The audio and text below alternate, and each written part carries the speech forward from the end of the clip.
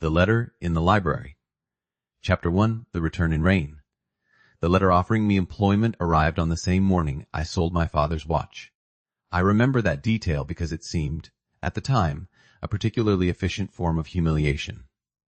One hand giving me survival, the other asking payment for memory. By noon I had parted with the watch, accepted the position, and discovered that Providence, when in a practical mood, rarely concerns itself with dignity. The position was at Vale Hall. I read the name 3 times before I trusted my own eyes. Not because the handwriting was poor. Mrs. Brierly's hand, I remembered well enough, had always been a model of orderly confidence. She had been housekeeper at the Hall for longer than most marriages survived, and no doubt remained exactly the sort of woman who could direct servants, sorrow, and silver with equal success. No, it was the name itself that made me read again. Vale Hall. There are houses one leaves behind in the body long after one has left them by road. I had not seen it in 6 years. I had not expected ever to see it again. My father had died 3 months before the letter came.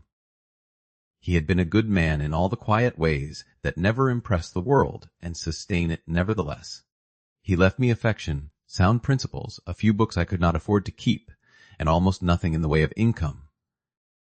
Our lodgings in Bath, modest even the best years, had become impossible by Christmas.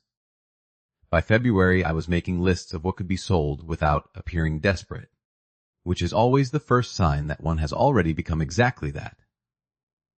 A gentlewoman in reduced circumstances is expected to look composed while descending. It is one of society's more ornamental cruelties. Mrs. Brierly's letter was brief. Lord Vale's young ward required a resident companion and a woman of education, calm temper, and discretion. My name had been proposed by an old connection. The salary was fair. The household settled. Immediate answer requested. There was one sentence, however, which told me more than the rest. His lordship is aware of your earlier association with the Hall and raises no objection. No objection. How generous of him. I sat with that line in my lap for nearly an hour and considered all the very respectable ways a woman may starve without returning to the place where she once made a fool of her heart. In the end, starvation lost. That, too, was practical. The journey from Bath took a full wet day and part of another. By the time the carriage turned off the main road toward the Vale lands, March had decided that rain was preferable to mercy. The windows were streaked gray. The hedgerows shone dark and soaked. My traveling cloak had taken in enough damp to feel like a personal reproach. I sat opposite my valise and watched the country arrange itself into memory. The lane narrowed first, just as I remembered. Then came the low stone bridge over the stream where the water ran quick after rain. Then the black line of cedars along the eastern boundary, tall as judgment and no more welcoming. Even before the Hall itself appeared, my heart had begun behaving in a manner entirely unfit for a woman coming to employment. I told myself I was anxious about position. This was true. I told myself I was anxious about money. Also true. I did not tell myself the third truth until it was much too late to matter. I was anxious because Nathaniel Vale lived here still. Lord Vale, I corrected myself at once, with all the force available to a woman who knows her own mind is becoming dangerous. Lord Vale. 6 years earlier he had not yet inherited. He had been Mr. Nathaniel Vale then, the younger son in practice if not in actual order, because his elder brother still lived and the future had not yet sharpened itself into grief and title. He had been too intelligent for comfort, too controlled for charm, and far too capable of making one feel seen without ever once saying anything society could condemn.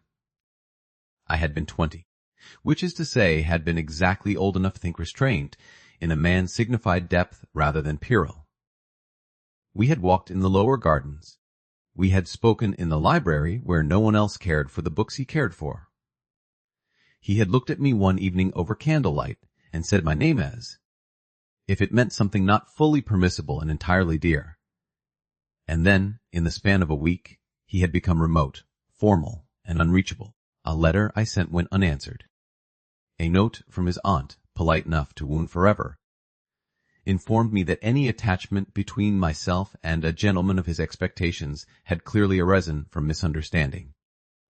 It advised distance before the matter became painful, as if it had not already done so. Within a month my father had accepted another position farther west. I left Vale Hall with what remained of my pride, and spent the next 6 years teaching myself not to imagine explanations kinder than the simplest one.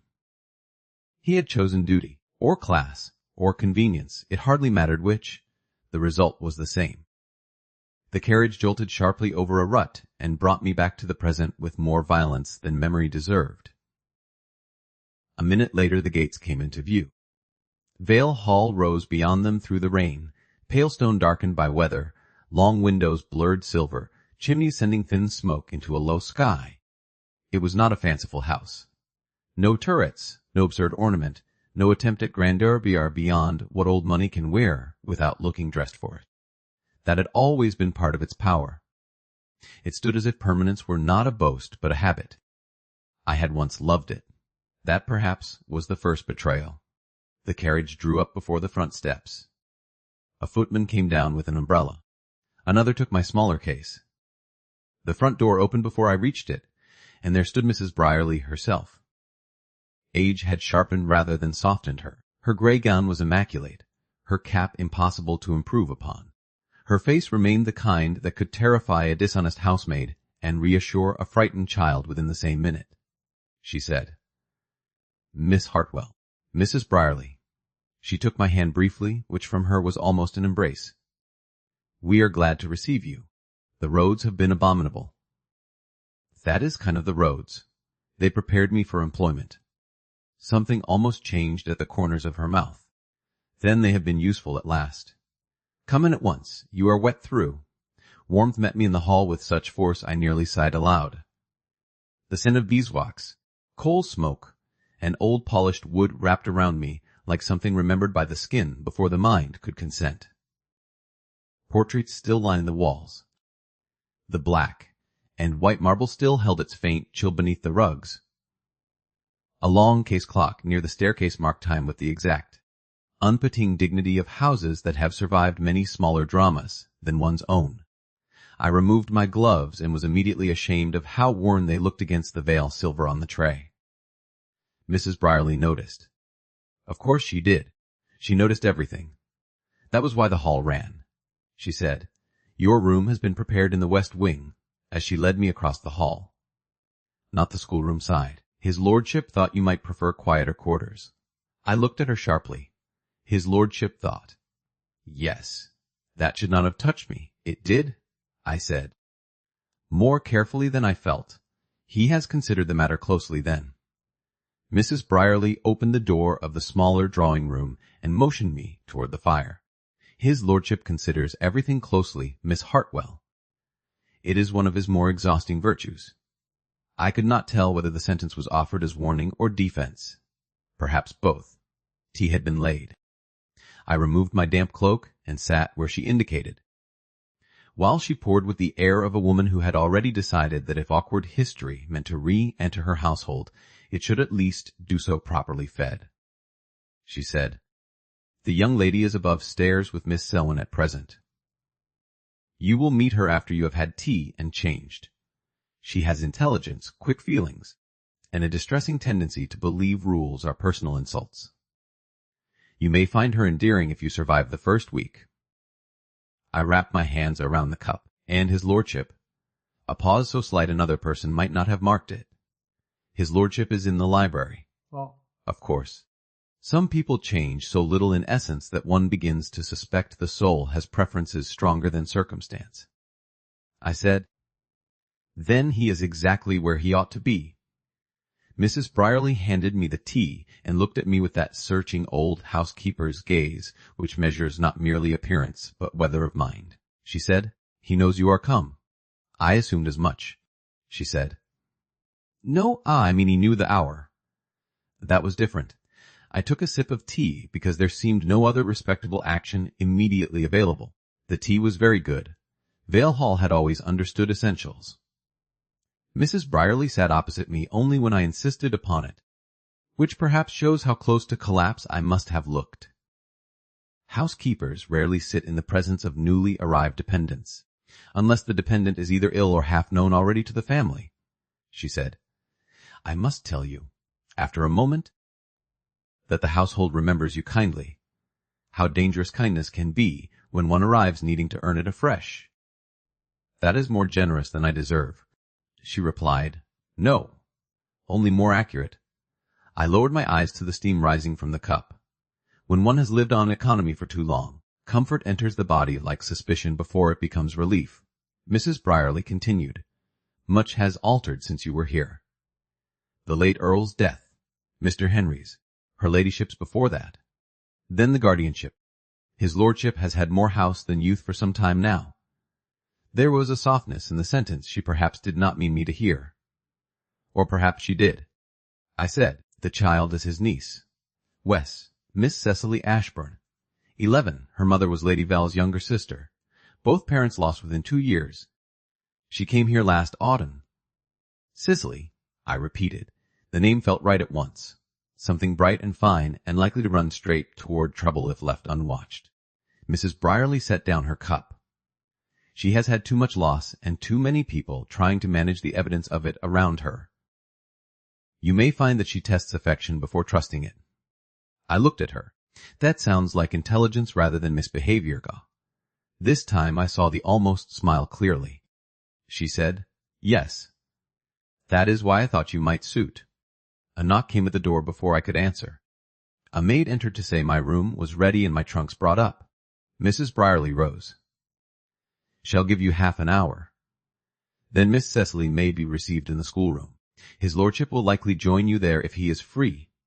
The sentence struck with absurd force despite its mildness. Likely join you. As if he were any ordinary gentleman master receiving a hired companion, rather than the man who had once looked at me in a garden as if I were the only honest thing in it. Very good, I said. Mrs. Brierly paused at the door. Miss Hartwell? Yes, if there is any part of your return that feels less easy than propriety would prefer. I trust you to remember that the hall is larger than one set of memories. I do not know whether she intended comfort. She gave it anyway. My room overlooked the west lawn. The rain had softened to a fine gray mist by the time I stood at the window, changed into dry merino and a fresh collar that did not quite hide how old the gown beneath it really was. The view remained much as I remembered the lower terrace, the line of dark yews, the beginning of the garden wall beyond which the rose beds lay still mostly bare this early in the year. I had once walked there with Nathaniel. Julian, I thought wildly, and corrected myself at once with almost physical force. No, not that name, not now. Lord Vale. I took off my bonnet, put it on again. Took it off once more because there was no earthly reason to wear it indoors except nerves, and I refused to be governed by ribbon. A mirror stood over the dressing table. I looked at myself in it and saw what I always saw these days, a face still serviceable, hair too plain for fashion and too well arranged for carelessness, eyes my father used to call candid and my mother once called dangerous in a woman without fortune. I looked older than 6 years should have made me. Then again, grief and pride are greedy companions. At the end of the half hour I followed the maid downstairs. The schoolroom had been shifted from its old place above the nursery to a brighter room overlooking the side gardens. Shelves held books and maps. Watercolors hung drying by the fire. A globe stood near the window with all Africa looking slightly offended by use. It was a room made not merely for instruction, but for occupation, for life continuing after sorrow. A girl sat on the rug by the fire with a dog, eared volume open across her knees, and a spaniel's head in her lap. She looked up as I entered. Cecily had dark hair, large grave eyes, and the sort of delicate face in which intelligence shows too quickly for easy management. She could not yet have grown into beauty, but one saw at once the shape of what years might make of her. There was also, unmistakably, watchfulness in her. Children who have lost too much often acquire adult expressions by theft. I curtsied lightly. Miss Cecily. She rose at once, properly enough to prove she had not been neglected in manners, and gave me an assessing look of such frank concentration that I liked her instantly. she said. "Miss Hartwell, Mrs. Brierly told me you once lived here before." "That is true." "Then you know where the staircase creaks and which windows rattle and how to keep Uncle Nathaniel from explaining things for too long." I stared at her. The spaniel sighed. Behind me, from the doorway, a man's voice said, I had not understood my faults were already being inventoried. I turned. He stood just inside the threshold, one hand still on the door, the gray afternoon light at his back. For one absurd second I thought the years had failed entirely, and that I had simply stepped into an older pain, still waiting politely where I left it. But no, time had done its work. Nathaniel Vale, Lord Vale, had changed in all the ways men do when responsibility hardens rather than ruins them. He was broader through the shoulders now, less boyish in face. The old restraint had not left him. It had deepened into something quieter and more dangerous, because it no longer belonged to youth, but to mastery. Grief had touched him too. One saw it not in softness, but in the severe steadiness of his mouth, the patience in his eyes, the look of a man who had long since stopped expecting life to consult him before imposing its terms. He was dressed simply. Dark coat, no extravagance, nothing in him that asked to be admired, which had always been part of the difficulty. For one long suspended moment we only looked at one another. Then he said, Miss Hartwell. And I, hearing all the years and none of them in the formality of it, answered, Lord Vale. The sound of his voice did what 6 years, several poor lodgings, one funeral, and an excellent deal of practiced pride had not entirely managed to do. It made me 20 again for one disgraceful instant. Not outwardly, I hope.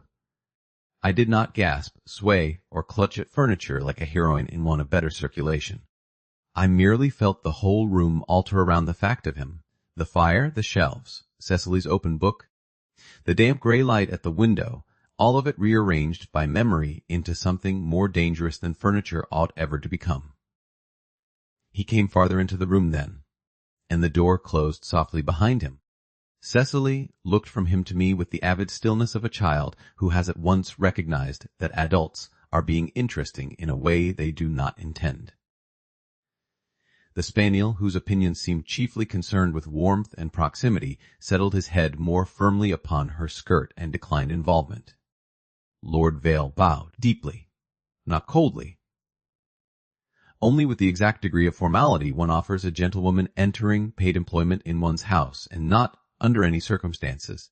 The woman one once nearly kissed under a cedar walk, and then lost with all the elegance of a man who preferred silence to explanation. He said, Miss Hartwell, again. Lord Vale. His gaze rested on me 1 second longer than courtesy demanded. Not because he had forgotten manners. Nathaniel had never forgotten anything so useful. No, the extra second was recognition. Measurement, perhaps. The quiet shock of finding a person from one's old life altered and unaltered at once. He looked older. So did I? The difference was that age in him had become authority, while in me it had become composure with less choice in it. Cecily, having waited precisely as long as patience and breeding required, said, You know one another. There are questions children ask which adults spend entire seasons pretending not to hear. This was one of them. Wes, Lord Vale answered before I could. Miss Hartwell was acquainted with the Hall some years ago. This, I thought, was a beautifully bloodless way of describing a history that had once ruined my appetite for a full month. Cecily absorbed the reply, decided it insufficient, and said, Acquainted sounds dull. I liked her more by the minute. He looked at his niece. Many true things sound dull if stated correctly. Then why state them correctly? So that later, when you are older, you may discover the interesting part without having been lied to first. The words were directed to Cecily. I felt them nevertheless. Perhaps he did too. His eyes came back to mine for a fleeting moment, and then away again. Cecily sighed in the dramatic manner of the very young, which is to say she had already discovered that grown people often hide the thing one most wishes to know behind vocabulary. Mrs. Selwyn, a pale, capable woman with ink on one finger, and the expression of a person who has long since accepted that other people's children will never become rational before noon, rose from the table near the window and came forward. She said, "My lord, Miss Hartwell." Lord Vale nodded to her, then addressed me with the same grave restraint. I hope the journey was not intolerable. It was English. That almost light touched his eyes. "I see travel has not improved your opinion of the country." "Travel has improved my opinions of very little." Cecily gave a delighted little breath, as if I had at last answered in a language worth learning. Lord Vale said, "Then perhaps the hall may eventually provide an exception." It was a harmless sentence. It irritated me immediately. The hall had already provided an exception once, and I had been fool enough to confuse that with permanence. Before I could answer, Cecily shut her book with a snap and said, "Miss Hartwell, do you read poetry badly on purpose or well by accident?" I stared at her. "That depends," I said at last. "Which would you prefer?" She replied, "Badly on purpose." Miss Selwyn reads everything properly, which is a kind of excellence, but not much companionship. And Mrs. Selwyn said, without visible offense, "That is because poetry deserves respect." "It deserves breath?" Cecily countered. Lord Vale's mouth changed by a fraction. "Not amusement exactly. Something warmer and more resigned than that," I said. "Then perhaps we must compromise. I shall read with enough respect to satisfy Miss Selwyn and enough breath to prevent despair." Cecily considered. "That may do." The spaniel wagged once, perhaps in ratification. Mrs. Selwyn looked at Lord Vale. "Shall Miss Hartwell begin with the afternoon reading, my lord?" He glanced at me. "Only if she has recovered from the road. I assure you," I said, "if I am to remain a gentlewoman in reduced circumstances, it will not be by fainting artistically at books." Cecily laughed outright. Lord Vale did not. But I saw, unmistakably, that he wanted to. That may be one of the more exasperating things about certain men, the way they render actual feeling more intimate by rarely showing it. He said, "Very well. Miss Hartwell, if you are willing, perhaps you might read the next chapter of the Arabian Nights. Cecily has strong opinions regarding the prince and weak discipline regarding patience." Cecily said, "I heard that. You were meant to." He crossed the room then and took up a paper from the table, not to inspect me more closely, I think, but to give the room space. That too. I noticed he had always known how to stand near without crowding. At 20 I mistook it for safety. At 6 and 20 I knew better. Distance may wound just as elegantly as pressure. I took the book from Cecily and began to read. For the first few minutes I was absurdly aware of him in the room, of where he stood, of the slight turn of his head when Cecily interrupted, of the silence with which he listened. Then the words themselves did what good words often do. They demanded use. The prince became foolish, the vizier useful, the adventure improbable, and Cecily's attention fixed itself upon the page with such fierce pleasure that I almost forgot to be guarded. Almost. Halfway through the chapter she interrupted me to say, "You do read with breath." So I was instructed. "By me?" "Yes." "Then you are manageable after all." At that, for one shocking instant, Lord Vale and I both laughed. Not loudly, not long. Yet enough that the sound of it seemed to startle the room. Cecily looked from one to the other of us and said, "Oh, that was real." Mrs. Selwyn coughed into her handkerchief. I looked down at the book because there are moments when a woman must either consult the print or risk consulting her own heart, and the print is generally safer. When the chapter ended, Cecily declared the prince vain, the princess correct, and the entire court insufficiently imaginative. Mrs. Selwyn announced that arithmetic must now follow, which produced from the child a look of such sincere martyrdom that even I felt pity.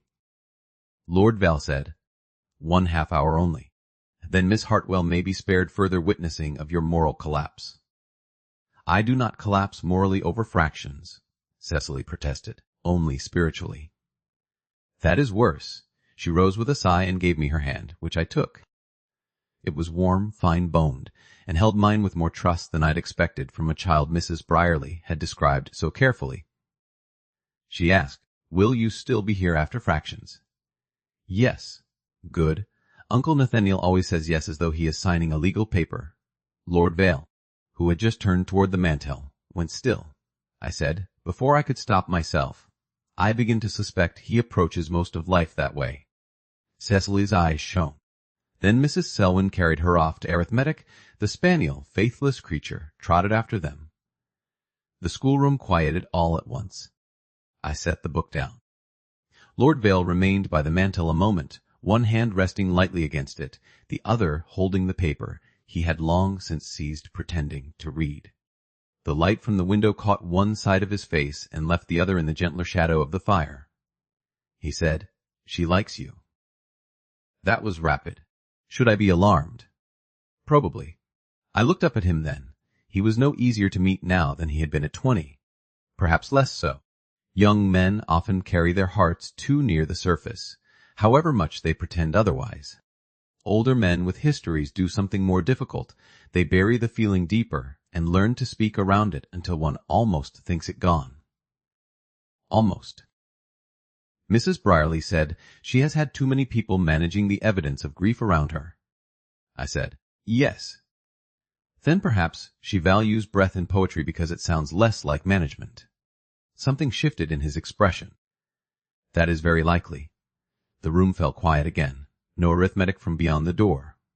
No servants in the hall. Only the fire, the faint weather at the windows, and the knowledge that we were alone for the first time in 6 years. It sat between us like another chair. He said at last, "There are practical matters I should explain concerning Cecily's routine and the household." I almost smiled. Of course there are. Nothing brings courage to English gentlemen so quickly as an excuse involving schedules. That time the almost light in his eyes remained long enough to become, very nearly, real amusement. "Miss Hartwell, my lord, I have not yet said anything deserving such hostility." "No," I said. "You have merely inherited it."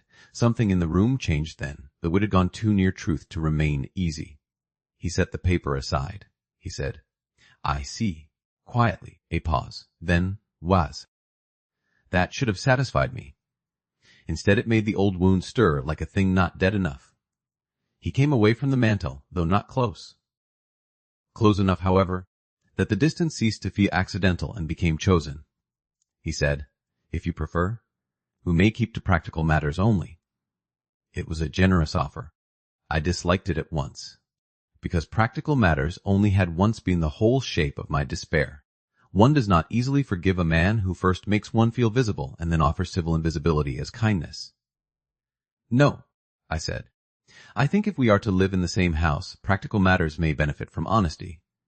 He absorbed that in silence.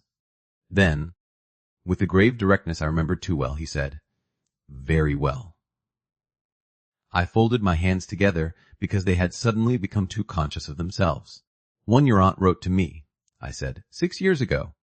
I was informed that any attachment between us had arisen from misunderstanding. The muscles along his jaw tightened by the smallest degree. I noticed. Of course I noticed. Once a woman has spent enough nights remembering a man's face, she does not stop being able to read it simply because years pass. He said, "Yes, you received my letter." He did not answer at once. There are pauses which themselves become answers. He said, "I did not receive it in time, at last." That was not what I had expected. Not because it was more flattering, because it was more complicated, and complication in an old injury is almost more offensive than pain. One can live with pain. Complication invites hope after burial, which is bad for the nerves. In time for what? His gaze held mine. To prevent what followed. I stared at him. No man ought to say such a thing calmly to a woman he once left to drown in formality. And yet it followed. Yes. The answer came like a stone. I laughed then, quietly and without any kind impulse in it. "You continue to improve nothing by agreeing with me," he said. "No. Only avoid insulting you." That silenced me more effectively than argument might have done. He went on after a moment, "Miss Hartwell, I know I have no claim upon your patience in this. I know also that any explanation given now risks sounding like convenience designed after the fact. That is a refreshing description of explanation. It is the accurate one." I looked away first. There is a peculiar exhaustion in being met always with truth just clean enough that one cannot reject it without lying to oneself. I said, Then let us not improve the past into romance. It failed under less pressure. Something passed through his face at that. Not anger. Something sadder and more contained. He said, "Wes," quietly. It did. We stood in the silence left behind by that sentence.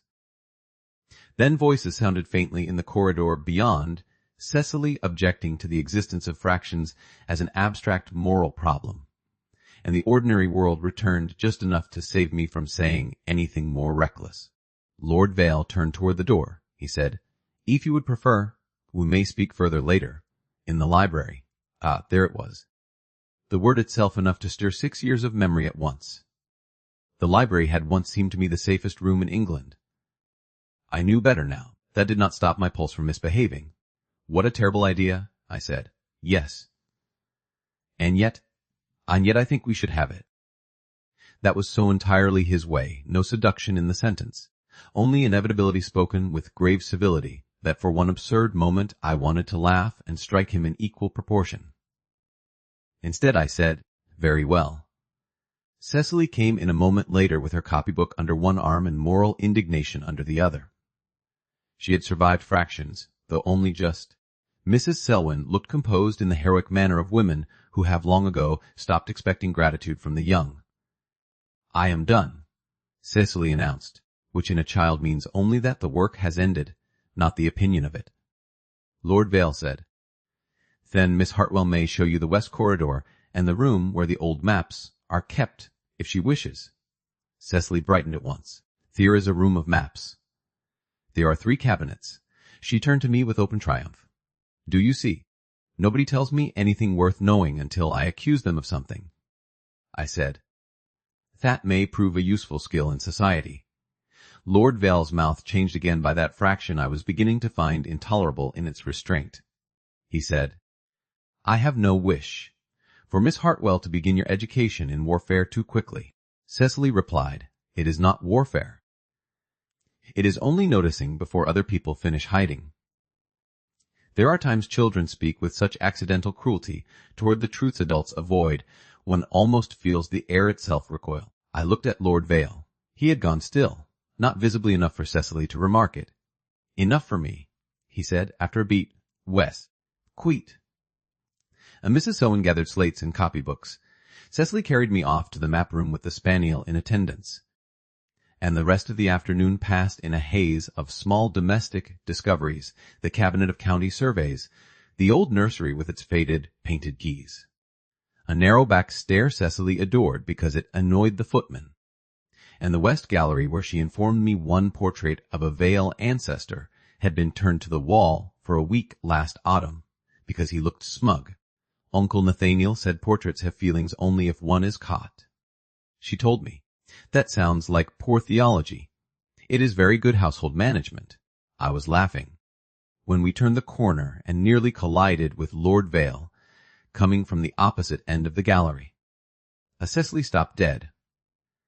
Then, because children possess no instinct for preserving adult dignity when amusement is available, she said, "Miss Hartwell was laughing." "Was she?" "Yes, properly." I said, "Thank you, Miss Cecily. I begin to understand that privacy is not among your moral interests." "It is when I am the one requiring it." A formidable principle. Lord Vale looked from her to me, and for the first time since I had arrived I saw something in his face not merely controlled, but briefly unguarded. Pleasure, perhaps. Or relief, the sight of his ward happy. The sound of me in his house again. The fact that not every old thing had returned in bitterness alone. It vanished quickly. Still, I had seen it. He said, "Cecily, Miss Hartwell has had enough of your education for one day. You are to take tea now." She sighed. "Tea is only useful if one is miserable." "Then you may regard it as preventative."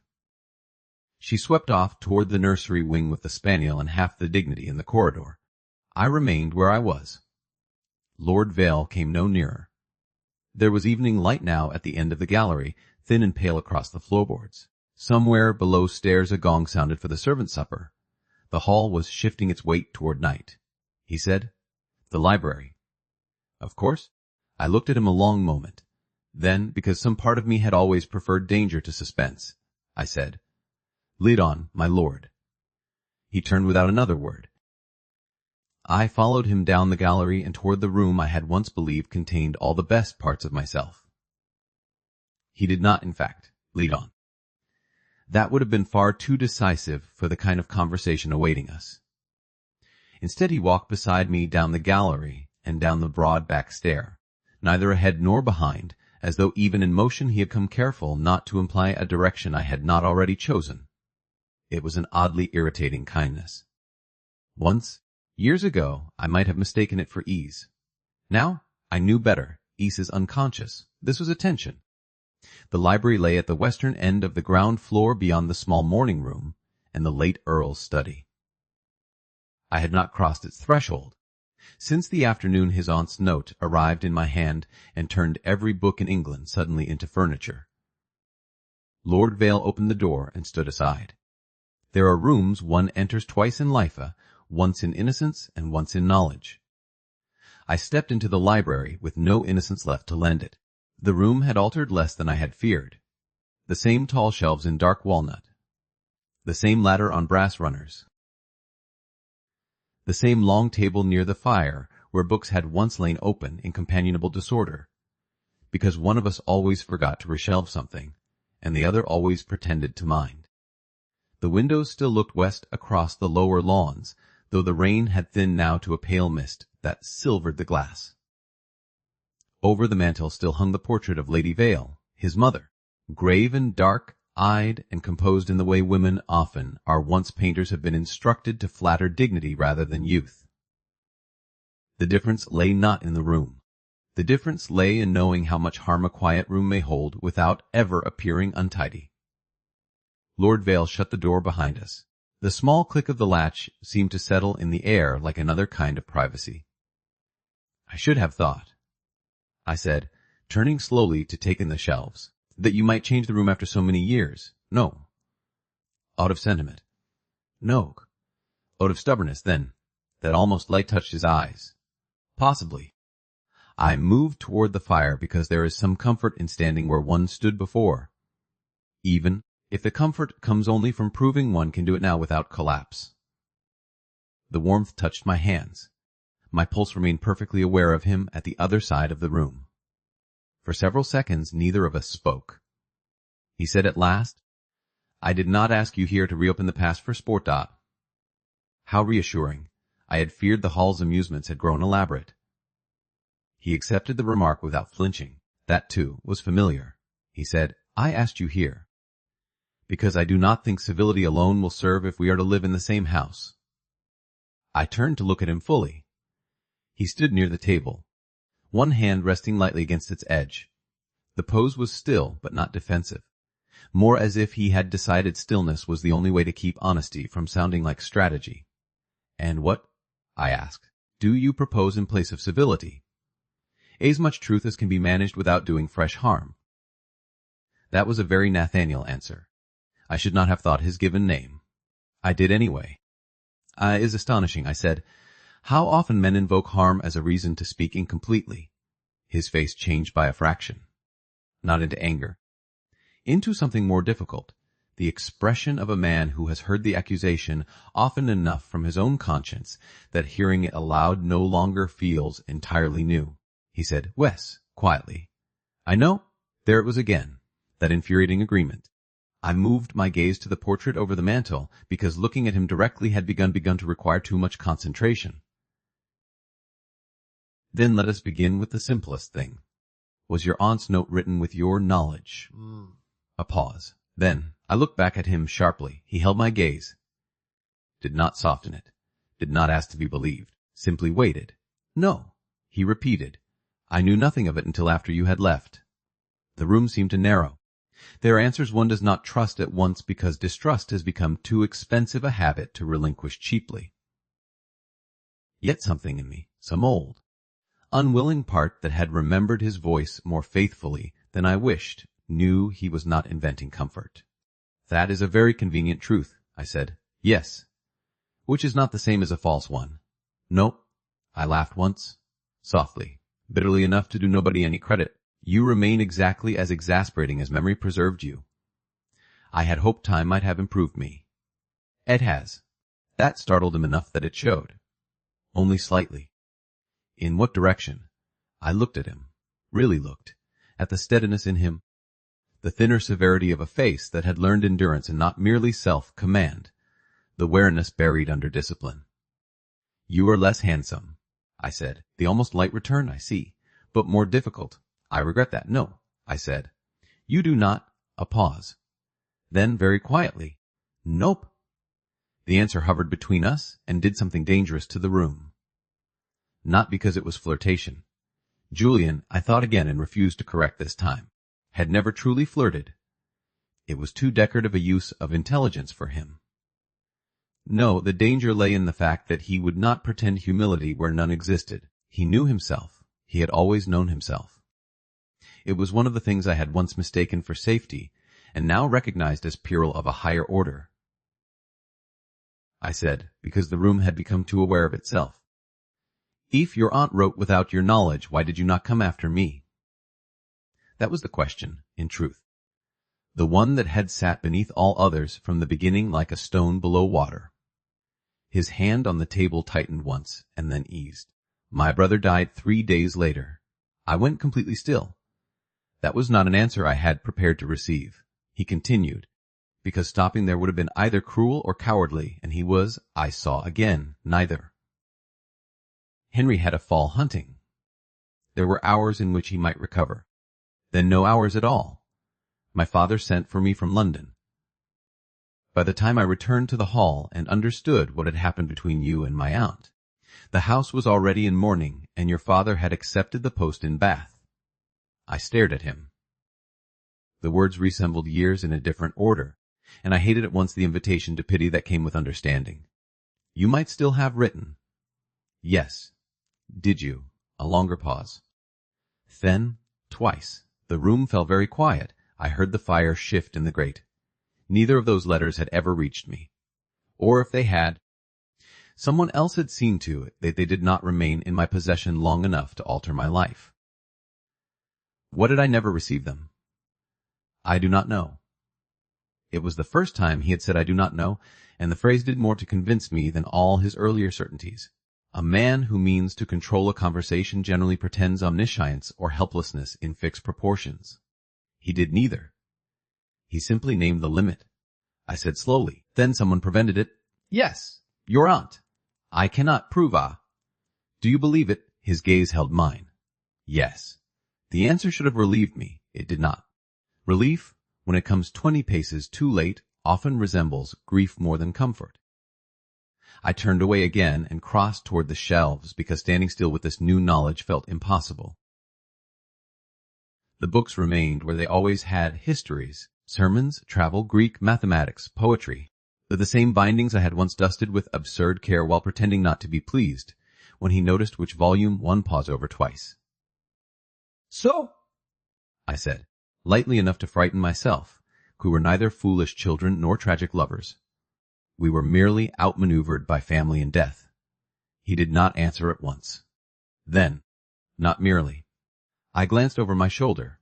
He had not moved closer, yet something in him felt nearer, all the same. What would you add? My silence afterward, there was no defense in it, only fact. Yes, I thought, there it was. The part that still belonged to him, even if the aunt, the dead brother, and a lost letter had all taken their own turn at rearranging the wreckage. Yes, I said, that remains your contribution. I know. This time I almost smiled despite myself. Do you say anything else? When accuracy requires it. I ran one finger along the spine of a book and then withdrew my hand. And what accuracy do you require now? He drew a breath. That I do not ask forgiveness. That stopped me completely. I turned. He went on, voice low and steady. Not now. Not because you have returned under my roof. Not because we have established that some part of what happened was not as you believed. Not because the past has suddenly become more complex and therefore easier. Complexity does not acquit me. The truth of that struck hard. Had he come to the room asking pardon, or worse, gratitude for long, lost explanation, I might have hardened at once and been done. Instead he offered nothing so convenient. I said, do you? The question came so softly that I knew at once it had slipped from him rather than been chosen. That, more than anything, unsettled me. "Wes," I answered. For one moment we stood inside a kind of dangerous quiet that felt less like argument than the edge of some other country. Then footsteps sounded in the hall beyond, and the spell, if that is not too foolish a word for two wounded adults with too much history, broke. He moved first, though only to the sideboard where the decanters stood. "Whoa. Tea. I am not ill, no, the almost light again, but you appear on the brink of becoming unreasonable. I am wounded by the charge. I am grateful to hear it." He rang. Within moments a tray appeared, as if summoned not by bell, but by the hall's instinctive distrust of unobserved feeling. A footman entered, set down tea, and withdrew without a flicker of curiosity visible above the neckcloth. Vale servants, I remembered, had always understood that discretion was a more stable form of superiority than gossip. I poured, because my hands wanted occupation, and because I refused to let him play host in a room where my own history had already once been mishandled by courtesy. He accepted the cup without comment. That too I noticed. We spoke then, if not easily, at least in smaller truths. Cecily's routine, her French, her alarming confidence in her own moral position, the household, Mrs. Selwyn, the neighboring families likely to call once they learned I had returned. Not because any of it mattered more than the past, because practical speech is sometimes the only bridge by which one may cross from one kind of intimacy to another without falling through the planks. He said, "Letty Ashburn's sister may come next week." I looked up. Cicely's great-aunt. "Yes." "Will she object to me?" "Probably." "How refreshing." "She objects to weather, reform, novels, dogs indoors, and any woman with opinions not acquired by marriage." "Then I am ruined already." That time he did smile, not broadly. That would have been too easy and perhaps unattractive in him. But enough? Enough that I saw at once the younger man inside the older one, the one who once read Milton aloud with too much gravity and then said unexpectedly wicked things about bishops. It vanished almost before I could be certain. Still, it had been there. The house settled gradually toward evening. Somewhere below stairs a door shut. A maid crossed the hall outside with folded linen. The rain thinned further until the windows held only the pearled light of a damp March dusk. When I rose at last to go, I found I was tired in a deeper way than travel alone could account for. He came around the table then. "Not too near. Near enough to matter," he said. "I will not press you further today." That was sensible. I disliked it immediately. Why not? The question escaped before I had decided whether it was wise. He seemed slightly taken aback by it.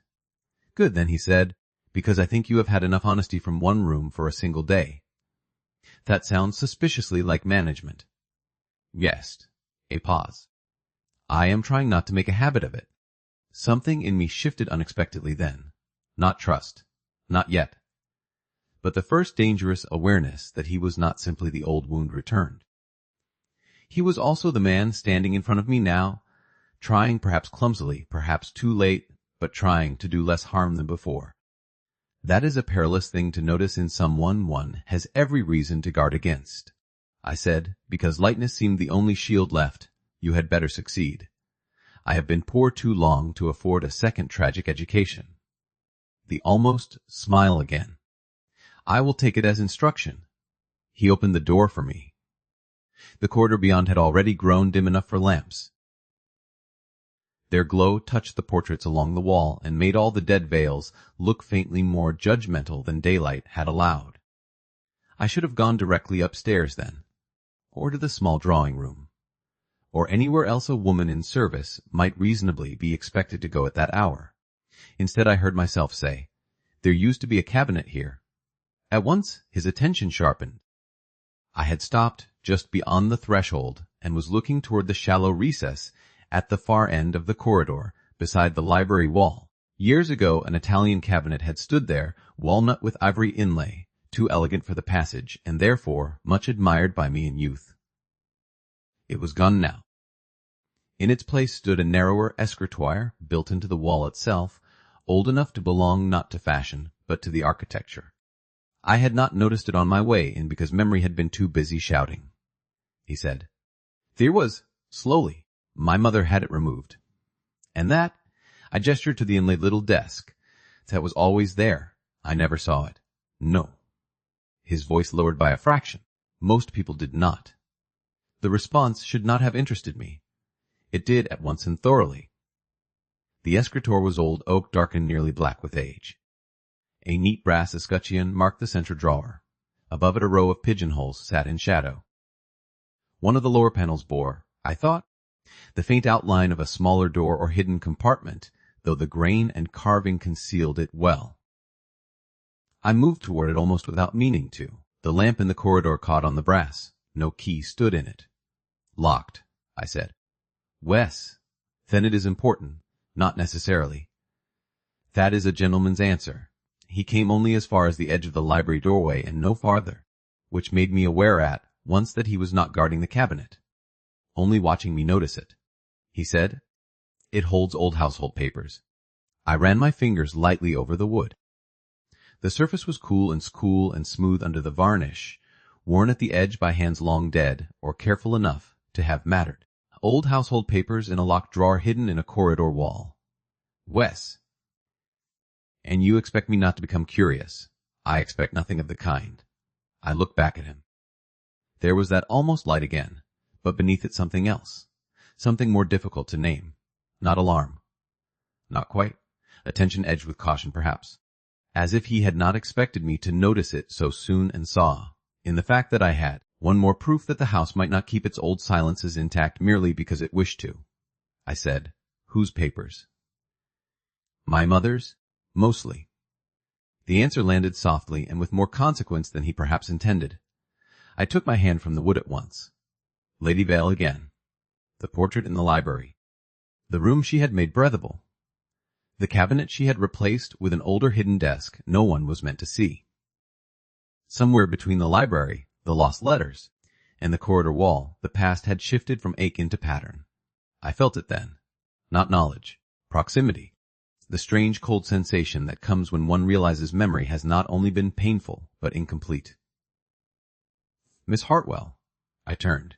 He was still in the doorway, one hand resting against the frame, the library light behind him now.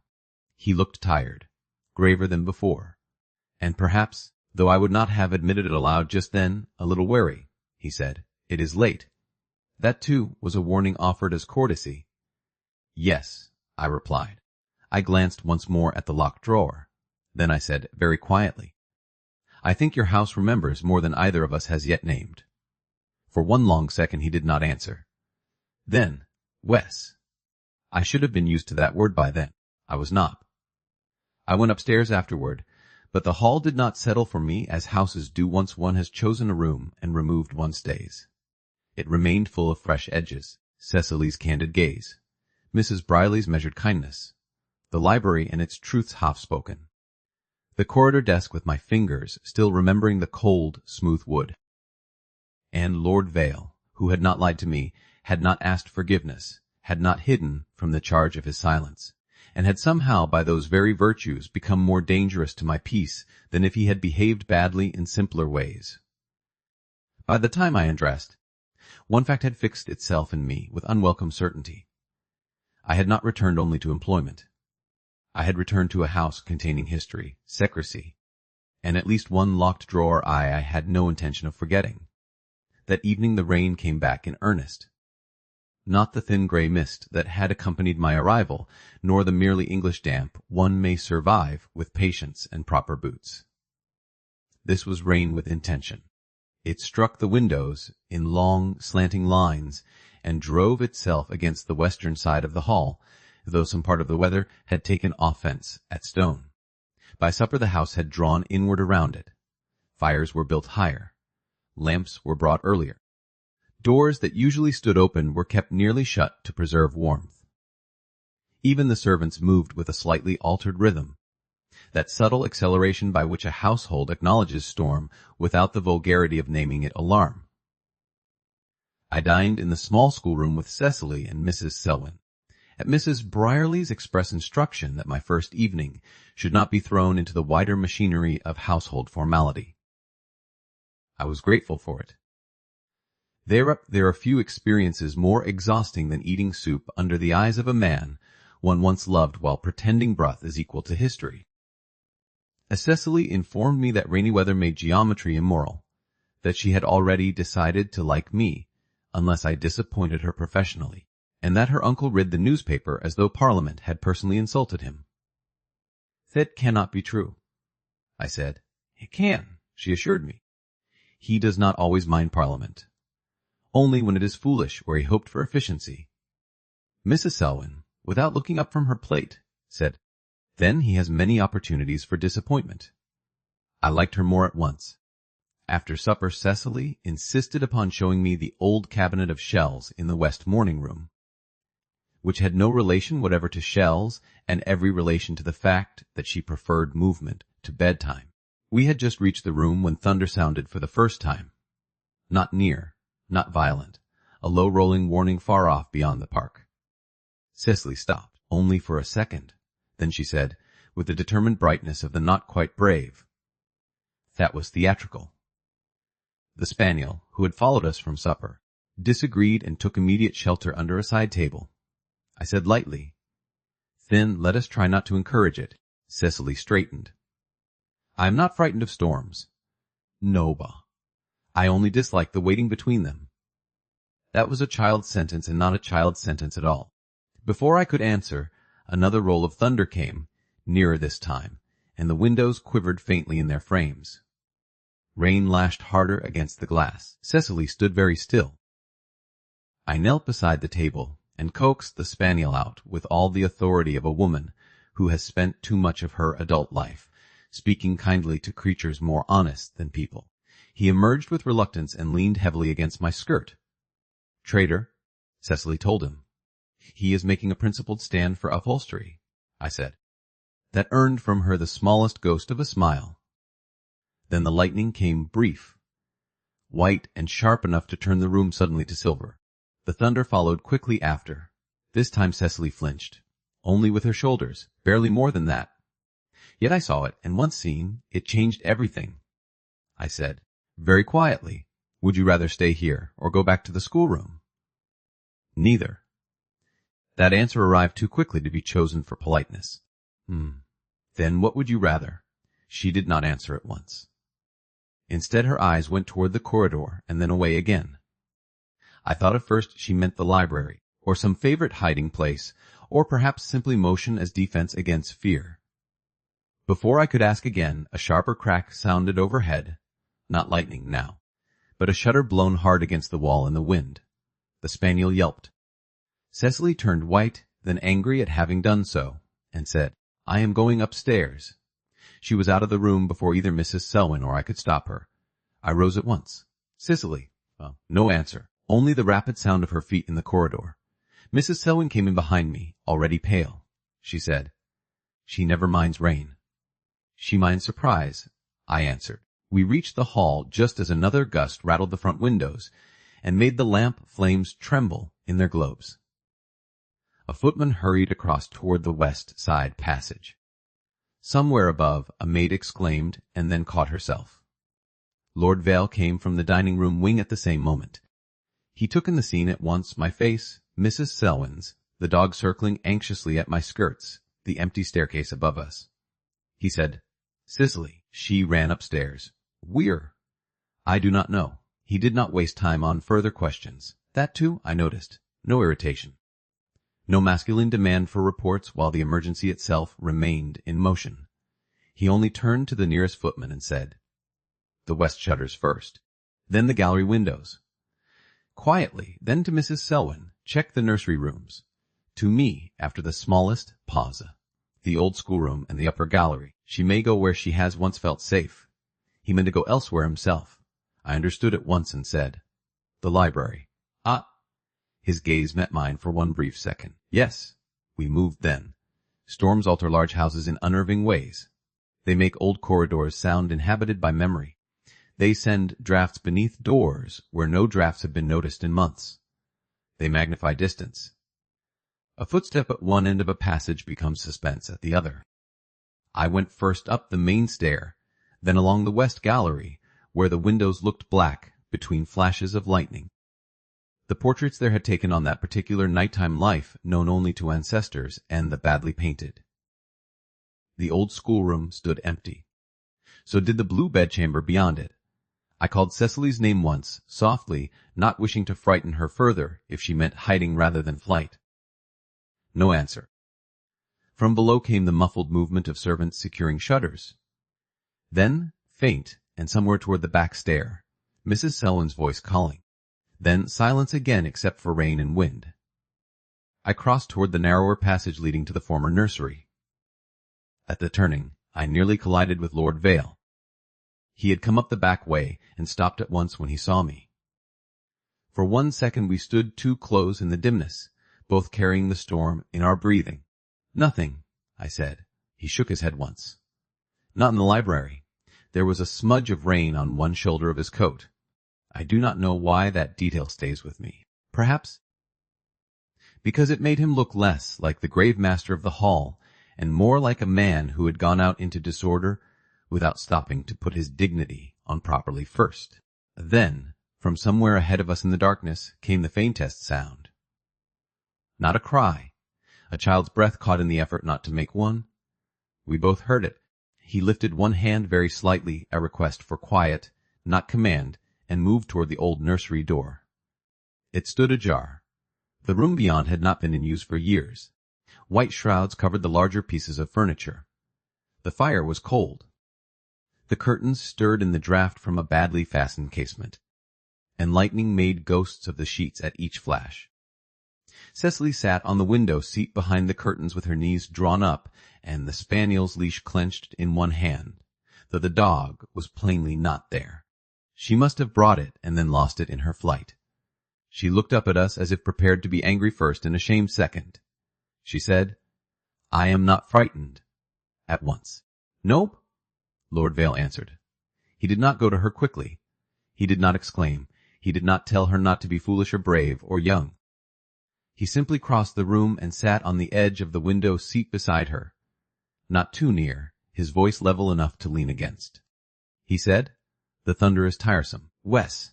And the shutter in the west passage sounds like a pistol. "Wes. The dog is under a table in the morning room." That startled her. "How do you know?" "Because he has no principles under strain." That did it? Not laughter exactly, but the beginning of it.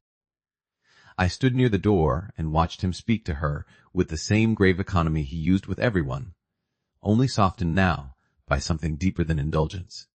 Respect, perhaps. The refusal to make fear smaller by talking above it. It was not what most people mean by tenderness. It was, I thought suddenly, a more difficult kind.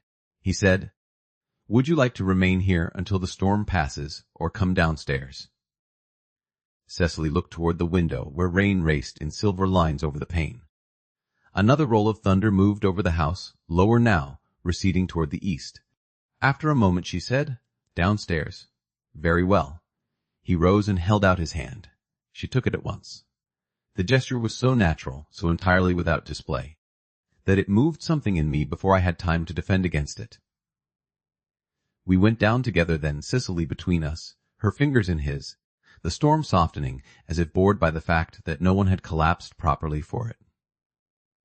In the morning room the spaniel was indeed under the table, proving Lord Vale either prophetic or experienced in cowardice. Cecily knelt to gather him up and then, perhaps embarrassed by rescue, announced that she was no longer at all distressed and would only like chocolate. Mrs. Brierly, who had appeared from nowhere as housekeepers do whenever weather or emotion threatens to make servants inefficient, said, "Naturally, Miss." She took in the scene with one glance, the child, the damp edge of Lord Val's sleeve, my presence beside them, and said no more than necessary. Yet I felt, unmistakably, that she had noted it all. Houses always do. Cecily's chocolate was brought in the schoolroom. Mrs. Selwyn settled with her there. The spaniel, restored to moral stability, slept upon the rug. The storm wore itself into common rain. Lord Vale and I were left in the hall. The lamps had been turned up. The air smelled of wet wool, extinguished draughts, and the faint hot metal scent that sometimes follows lightning. Somewhere above us a maid laughed in relief, and then hearing herself, stopped. He said, "Thank you." The words caught me off guard. For what? For going after her. I would have looked singularly decorative do anything else. The almost light again. Brief. Warmer than before, he said. Still? Thank you. There are sentences one would rather not receive from certain men because they reveal too much by simplicity. Gratitude from him felt more intimate than politeness had any right to permit. I said, because lightness was still the best defense I possessed. I hope you are not about to become earnest. The storm has done enough damage. No. Good. He glanced toward the schoolroom. Mrs. Brierly will keep them below another quarter hour. After that Cecily will insist she is old enough to command sleep and too young to obey it. That sounds probable. A silence followed. Not awkward. That was the danger. I looked toward the library door. It stood half open, dark beyond. Some ridiculous instinct in me thought of the old schoolroom, the window seat, the lost letters, the corridor desk, the whole house breathing around old and new concealments at once. I ought to go up, I said. He nodded. Yes. Neither of us moved. The hall clock marked 3 measured beats. Then, absurdly, it was I who said, "Your niece trusts you." He looked at me. The weight of his attention was unbearable when gentle. He said, "She trusts very little easily. All the more then." His mouth changed. Not smile, not sorrow, some mixture of both. I do not always know whether she trusts me or merely accepts that I remain. There are things one hears in another person's voice and understands at once not as information but as confession, I said, before I could stop myself. Sometimes remaining is the more difficult trust. His gaze held mine for a long moment. Then he said, quietly, "Yes." Again that word. Yet now it no longer felt like defense. Only truth meeting truth in the smallest available form. I should have gone. Instead I found myself moving toward the library door as if the storm had unsettled something in the hall that required witness. "I left a book in there," I said, though I had done no such thing. He did not call me a liar. Of course. The room was dim. Only the fire and one lamp near the table remained lit.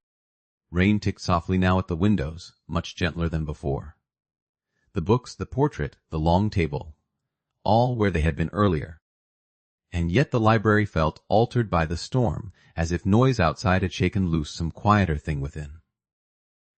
I moved toward the shelves along the west wall, where several volumes lay slightly out of order. "Cicely must have come in here," I said. "Yes. She uses the lower ladder as if it were a tree." There are worse uses for books. He remained near the door, not intruding upon my false search. Perhaps he knew it for false. Perhaps he merely understood that women sometimes require pretexts as men require schedules. I bent to straighten a stack of older quartos, and saw then that one had fallen partly behind the row of larger volumes beside it. When I drew it out, something slipped loose from inside and landed on the carpet at my feet. A letter. Sealed. The paper had yellowed at the edges. Not ancient. Only long kept. The seal itself was broken at one side as if it had once been handled too roughly, then pressed back into shape without ever being opened. For one suspended second I did not breathe at all, because I knew the hand. I knew it before I lifted the letter, before I read the direction, before the whole room seemed to fall away from me. The address on the front was written in a dark clear script I had last seen 6 years ago across books, calling cards, and one note on library paper so brief and so dear at the time that I had kept it for months like a fool. Miss Eliza Hartwell Bath,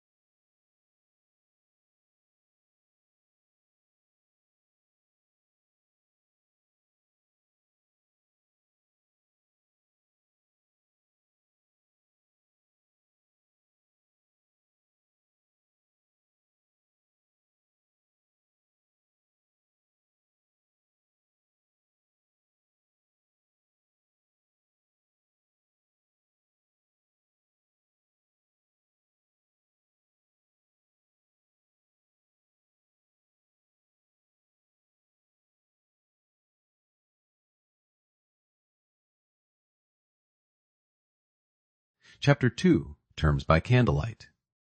For one suspended second neither of us moved. The letter lay in my hand with all the quiet force of a loaded pistol.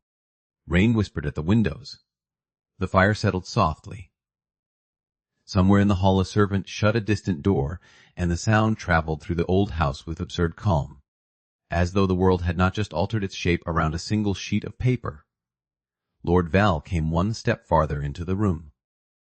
Not toward me exactly, toward the fact of it. His eyes had fixed on the letter and remained there with a concentration so complete it might have looked like stillness to anyone who did not know better. I did not know him well now, not in the ways that belonged to daily life. Yet I knew enough already that the restraint in him was not indifference. It was impact held under discipline. "You have seen it before," I said. The sentence was not a question. He answered in the same tone. "No." I looked at him sharply. "No?" he repeated. "I know what it is, or what I believe it must be, but I have not seen it." The distinction mattered. I hated that it mattered. I looked down at the envelope again. My own name written in the hand I had once thought grave and beautiful and impossible not to trust. Bath. He had written to Bath. Once. Perhaps more than once. And here one letter had remained all these years in a book one had touched by chance on my first evening back beneath this roof. Nothing in life is so exhausting as chance. It begins to look like design, I said. Then why is it in your library? His mouth changed by the smallest degree. I do not know. Another man might have reached for me then, or for the letter, or for some smoothing phrase intended to soften the violence of the moment into something bearable. He did none of those things. He only stood there while I held the paper between us and said, after a brief pause, "May I tell you what I think?" There was something so precise, so almost formal in the may that it struck me harder than if he had simply spoken. "Wes," I said. His gaze did not leave the letter. "I wrote to you twice after Henry's death. The first I handed to my aunt for dispatch, 'cause I was called away again before the morning post. The second I sent through a groom directly to Bath, but by then your father had already taken the new position farther west, and the lodgings were said to be closed. If this is addressed to Bath and never reached you, I think the first letter was intercepted before it left this house." The room seemed to lean inward around the words. Your aunt. The note I had received, her cold certainty, her skill in making contempt look like protection. I looked at the seal again. Broken at the edge, pressed back, not posted then, not lost in the road, handled, opened perhaps or nearly, hidden after, I said, and placed in a book. Yes, you still do not know how. No, Pa, my grip tightened. It is difficult to remain merely rational when standing inside old pain given a fresh doorway. I wanted suddenly, with childish force, to break the seal there and then. To read every word. To know at once whether my 20-year-old heart had been abandoned, delayed, or buried by female management in the name of family good sense. I also wanted, with equal force, not to let him see me do it. That second wish won. I slipped the letter into the pocket of my gown. His eyes followed the movement and then returned to my face. He said nothing. That, more than any plea, made me aware of the respect inside the silence. "You do not ask for it," I said. "No. Why?" "Because it is addressed to you." The answer came at once. I almost laughed from the sheer cruelty of decency arriving in the wrong century. "And if what is in it concerns you, it likely does. You are remarkably calm." "No, that stopped me." He stood exactly as before, yet something in the one word had gone rough beneath the control. He said, "I am not calm. I am trying not to make this worse by reaching for what is not mine to take first." The truth of that moved through me like a small clean blade. I looked at him a long moment. Then I said, because the whole room had become too intense for further honesty without collapse, "I think I shall go upstairs." He inclined his head once. "Very well." I took one step toward the door and then, against all wisdom, stopped. "If this letter says what I think it may say," I said without looking back, "then 6 years have been governed by very ugly hands." His voice, when it came, was low. "Yes. I went upstairs with the letter in my pocket and did not open it. Not that night." a wiser woman might have, or a less frightened one. But fear, once it has lived long enough in a person, does not always present itself as trembling. Sometimes it becomes postponement, a perfectly arranged refusal to know until one has gathered sufficient dignity to survive the knowledge. I placed the letter inside the drawer of my dressing table and locked it there with a key so small and ridiculous it seemed hardly equal to the task. Then I lay awake half the night listening to rain on the windows and the old house breathing around me. The next morning broke pale and damp, with one of those washed skies that seem determined to be innocent after weather has behaved badly. I dressed early and went down before breakfast because stillness in a strange room had become impossible. The hall at that hour was quieter than I remembered, though no less ordered. One footman crossing the hall with a coal scuttle, a maid opening shutters in the blue drawing-room, Mrs. Brierly already in command of trays, flowers, and the entire moral structure of breakfast. She looked up as I entered. "You are early, Miss Hartwell." Sleep was not. That is often the order of things in a new room. I accepted coffee in the smaller morning room and had just begun to convince myself that the day might proceed in some tolerable shape, when Cecily appeared in the doorway already dressed, hair only half pinned and curiosity fully alive. She said, "You are real. I had hoped soba. You might have been one of those temporary grown people who arrive with excellent intentions and disappear after deciding education is exhausting." That sounds personal. It is. She came in, sat opposite me without invitation, but with perfect natural right, and stole a piece of toast from the plate Mrs. Brierly had just set down. She said, "Uncle Nathaniel says you are to see the schoolroom accounts and the library lists after breakfast. This means he is trying to look practical about you." I nearly choked on the coffee. I am grateful for the translation. It is one of my better talents. Lord Vale entered a moment later, heard enough of that sentence to understand its direction, and said, "I am relieved to hear your talents continue to serve the household." Cecily looked at him with open pity. "You see. Practical." He took his seat at the head of the table. I noticed absurdly that he had not yet looked directly at me. Not avoidance, caution perhaps, or the same discipline I had spent half the night hating and relying upon in equal measure. At last he did look up. A Miss Hartwell. "Lord Vale. Did you sleep?" That was a question no man with yesterday's history between us had any right to make sound so grave and ordinary. Not especially. A pause. Then, "No." Cecily glanced between delight so bright it ought to have been taxed. Breakfast proceeded with deceptive calm. Cecily argued against the moral legitimacy of geography before 10. Mrs. Selwyn arrived and requested, with admirable firmness, that maps not be insulted before marmalade. Lord Vale read 2 notes, 1 estate account, and a letter from the steward while managing somehow to answer Cecily's questions and not once let the room slide into awkwardness. I watched him despite myself. There is a great deal to be learned about a man from breakfast. More perhaps than from grief. Grief distorts everyone into nobility or wreckage for a time. Breakfast is less forgiving. One sees habits there, the exact way he folded the newspaper after reading it, the attention he gave Cecily when she spoke, even nonsense, the fact that he asked Mrs. Selwyn's opinion on a Latin text, as if she were fully in possession of one, the manner in which servants approached him, without fear though with obvious respect. I had once loved the possibility of him. Now I was beginning to see the practice. That was worse, or better. I could not yet decide. After breakfast the day acquired shape quickly. Mrs. Selwyn took Cecily through French verbs. I reviewed the schoolroom books and discovered that the child had a gift for history, a prejudice against arithmetic, and a habit of sketching ships in the margins of sermons. Lord Vale sent down the library lists by Reeves with a note in his own hand. No immediate order is required. See only what is useful. No reference to the letter. No pressure disguised as courtesy. Only that.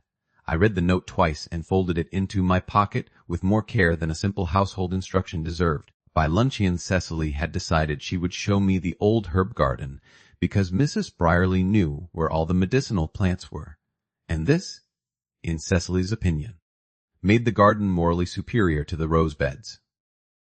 We went out wrapped in cloaks against the damp, Mrs. Selwyn following at sufficient distance to preserve either propriety or our illusions of it. The hall looked different by daylight after rain. Less severe. The stone warmed by weak sun. Water still stood in the tracks along the drive. Beyond the kitchen wing the herb garden lay enclosed by low brick walls, and winter, bare espaliers, with rosemary, sage, and lavender already beginning to show signs of life at their roots. Cecily touched everything. She said, "This is for headaches," pointing. "Mrs. Brierly says mint cures many things but not self-importance." That seems a narrow limitation. I asked whether it would help Lady Ashburn's cousin, and she said no, because that case had gone too far. I laughed. Cecily looked pleased with herself and then immediately turned solemn. "Miss Hartwell." "Yes." "Will you stay? Children do not always understand what they ask." "That does not make their questions lighter," I said carefully. "I intend to." But intend is weaker than promise. Mrs. Selwyn, behind us, pretended very hard not to hear. I knelt to her height because truth spoken down to children is a form of laziness. "You have had too many people leave," I said quietly, "so I will not promise beyond what I may honestly do. But I will tell you this. I did not come here lightly, and I will not go away lightly either." She searched my face with that grave intelligence of hers. Then she nodded once. "That is better than a promise." When we came back in, Lord Vale was in the hall speaking with the steward over estate maps spread on the long table beneath the staircase clock. They both looked up as Cecily came flying in with muddy hem and conviction. "We found mint," she announced. The steward, dry competent man with weather in his face and figures in his soul, stepped back at once. Lord Vale glanced at Cecily's boots, then at me, and said, "I see the garden has survived." "Barely," I said. "And Miss Hartwell tells the truth better than most people." That from Cecily, before either of us could stop her. The steward, being a man of real breeding, looked at the maps with astonishing devotion.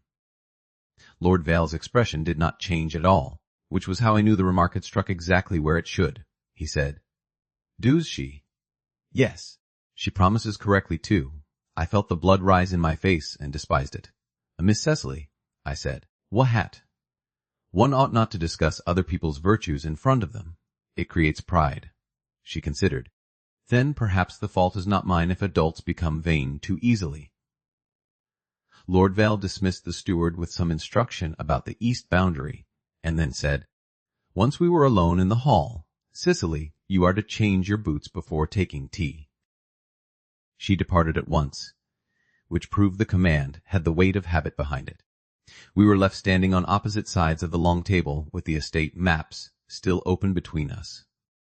I looked down at the papers, fields, boundary lines, the tenants' names written neatly in the margins, the practical shape of land. Not because I cared particularly for a creage, because looking at maps was easier than looking at him in open daylight, while the letter remained and opened upstairs. He said, "She trusts you. You said that yesterday. And has improved overnight. Children are capable of many rash judgments."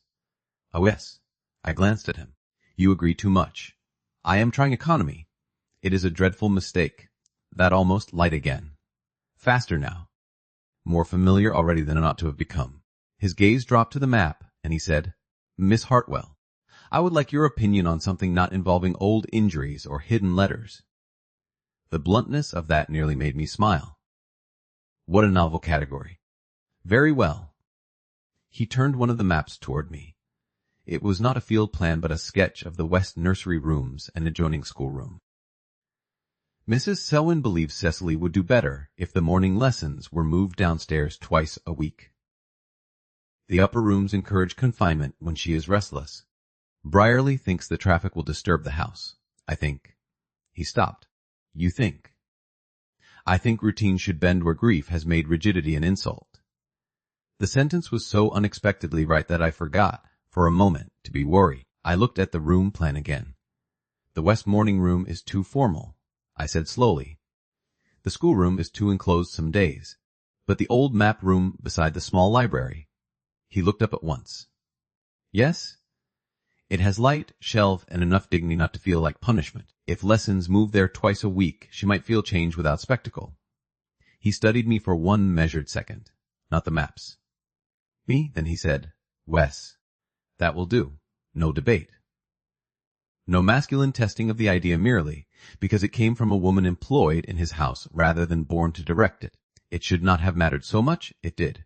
You accept counsel quickly. I asked for it. Again that simple and tolerable honesty. A pause followed. Then, because I needed something less dangerous to say than what had just passed between us, I asked, Does the house always rearrange itself around Cecily so readily? He said, No. Only where it should have done so sooner.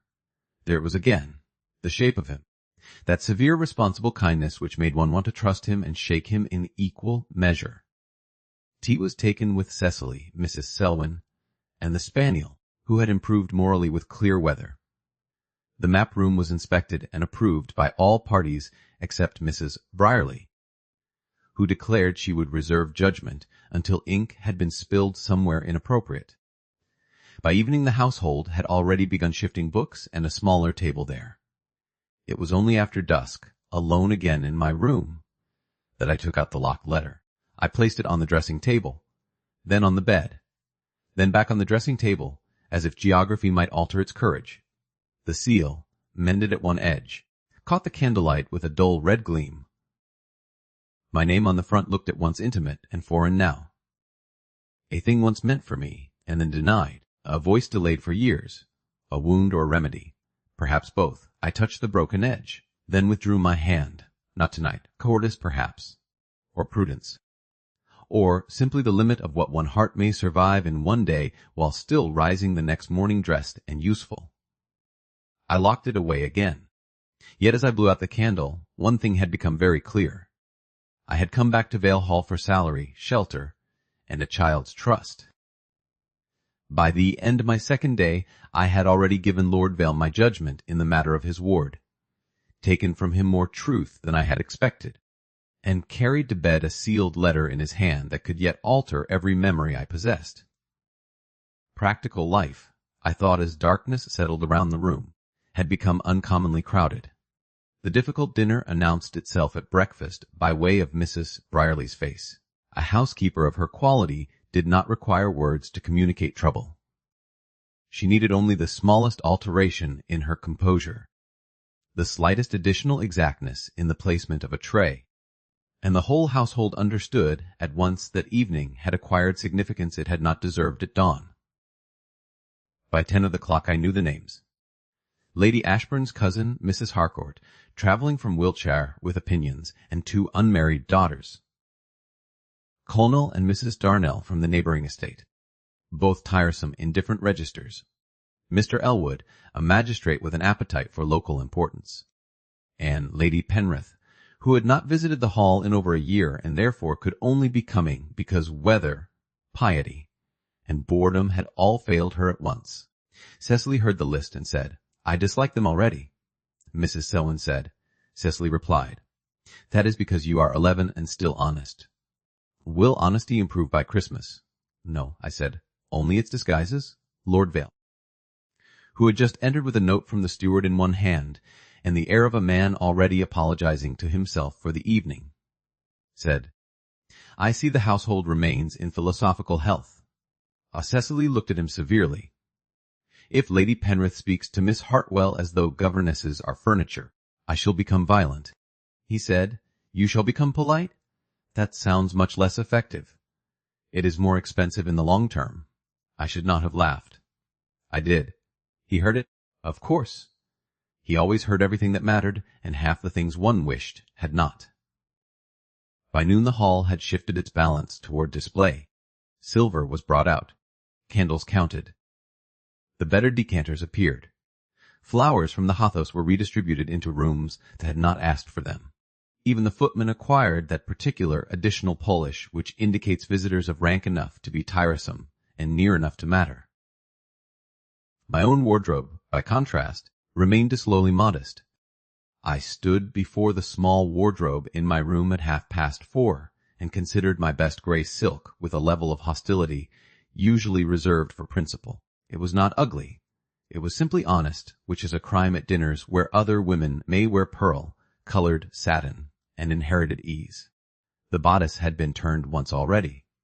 The lace at the cuffs was good but old. The whole gown said what I had spent years learning to let clothing say for me. I am respectable, educated, and not to be mistaken for a servant, but neither do I belong among those who never calculate what candle wax costs. That, naturally, was exactly the sort of thing people notice first. Alice fastened the last hook and stood back. She said, "It is very becoming, miss." That was kind. It was also the sort of sentence maids say when they have no intention of lying, but every understanding of rank. "Thank you." She adjusted one curl near my temple and added, with what I suspected was unusual boldness for her, "Her ladyship's grey pearls would suit it." I looked at her in surprise. "Lady Val's?" "Miss. Mrs. Brierly had them sent up in case you wished to borrow them for dinner." There are gifts which feel almost like accusation because of what they imply. Not Lady Penrith's jewels. Not display. Not some absurd magnificence meant to confuse station. Only Lady Vale's grey pearls, quiet, refined, proper to the house, proper to memory, and therefore somehow more intimate than rubies would have been. "I cannot wear her pearls." Ellis's expression did not alter. "Very good, miss?" Yet the words stayed with me. By the time I came downstairs, I had not changed my mind. The pearls remained upstairs in their box.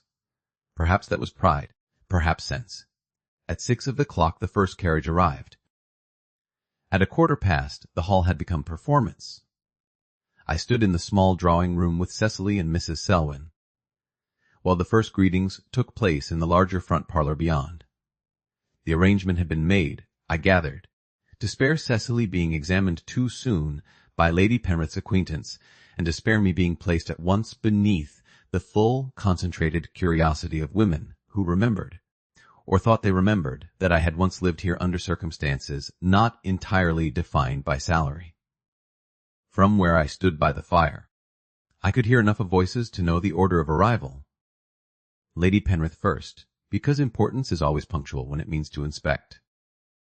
Mrs. Harcourt next, accompanied by daughters who sounded, even in the hallway, too symmetrically agreeable to be trusted. Then Colonel Darnell's louder certainty and Mrs. Darnell's softer cruelty, the latter wrapped in concern already warming itself for use. Cecily, perched in the chair nearest the door like a small bird ready to peck the hand of society, said, "If they ask whether I am improved by country discipline, may I say no?" "You may say," Mrs. Selwyn answered, "that you are grateful for their interest and have found the air strengthening." Cecily looked at me. "That is the sort of answer that creates murder in the soul." "Wes," I said. "But it does keep teacups intact." A footman appeared and announced that tea had been served and Miss Cecily might join the company if she pleased. Cecily looked as if pleasing was not the word she would have selected. Still, she rose. Mrs. Selwyn touched her sleeve lightly. "Remember, I shall try to be expensive in the long term," Cecily muttered. I bit the inside of my cheek to preserve dignity. We entered together. There are rooms one reads instantly like weather. The front parlor that evening was one of them. Lady Penrith sat nearest the fire in deep plum silk and controlled satisfaction. She was one of those women whose age had become not decline but institution. Her nose remained aristocratically sharp. Her eyes had the bright, dry keenness of someone who keeps her own disappointments polished and prefers other people's in draft form. Mrs. Harcourt, fair and elegant in a style too studied to be natural, sat beside her with the air of one prepared to be entertained if nothing disastrous occurred. Her daughters, Miss Harcourt and Miss Amelia, were decorative in contrasting shades of blue and uncertainty. Colonel Darnell occupied the best chair as if military service had conferred property rights upon upholstery in general. Mrs. Darnell looked like a woman who had never forgiven God for creating people richer or prettier than herself and had made it everyone's business since.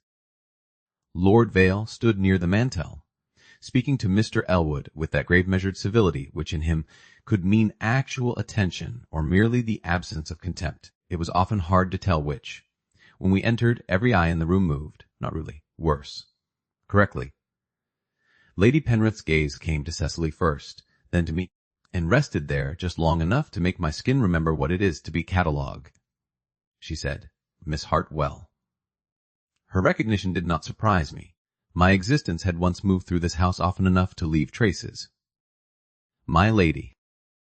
How very convenient that you should be here again. There are insults which arrive with such perfect smoothness, one almost admires the hand that sharpened them. Before I could answer, Lord Vale crossed the room. He said, Miss Hartwell has joined the household as companion to Cecily. We are fortunate she accepted the position. It was too late to spare me the sting. It was just in time to prevent it deepening. Lady Penrith turned her bright, dry smile toward him. You always were inclined to gratitude where usefulness appeared. I thought then, with some justice, that elderly women ought not to be permitted so much silk when they insist on being knives.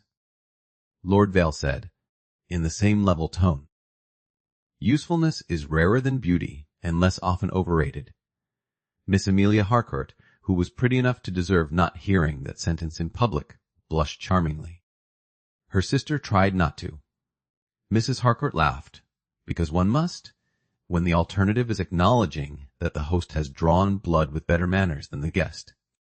Cecily came to my side and took my hand without looking up, the small gesture so swift and instinctive that no one but Lord Vale, and I saw it, that steadied me more than I wanted him to know.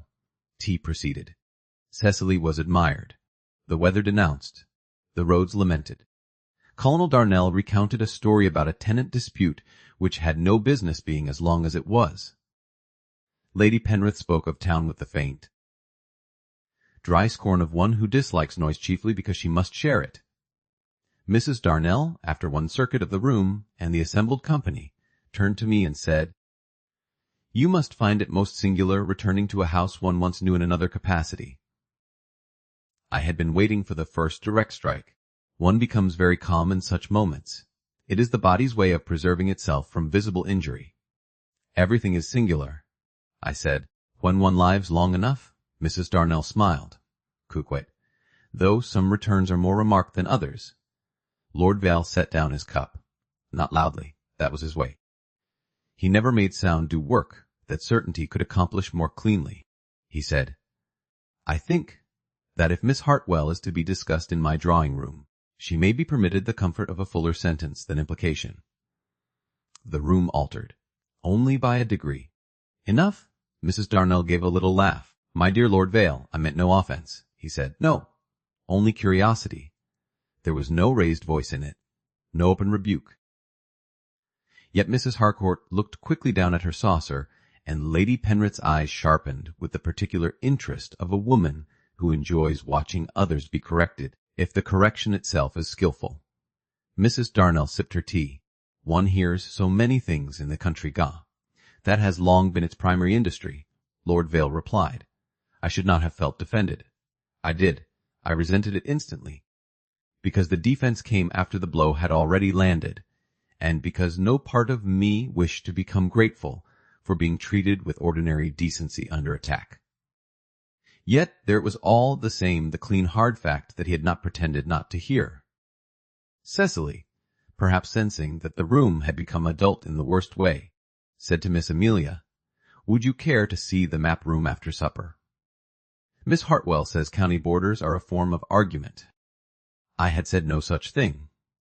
Miss Amelia, clearly startled and secretly relieved, said she would be delighted. This restored the surface of the room enough that dinner could be announced without anyone bleeding, visibly, over the carpet. We went in.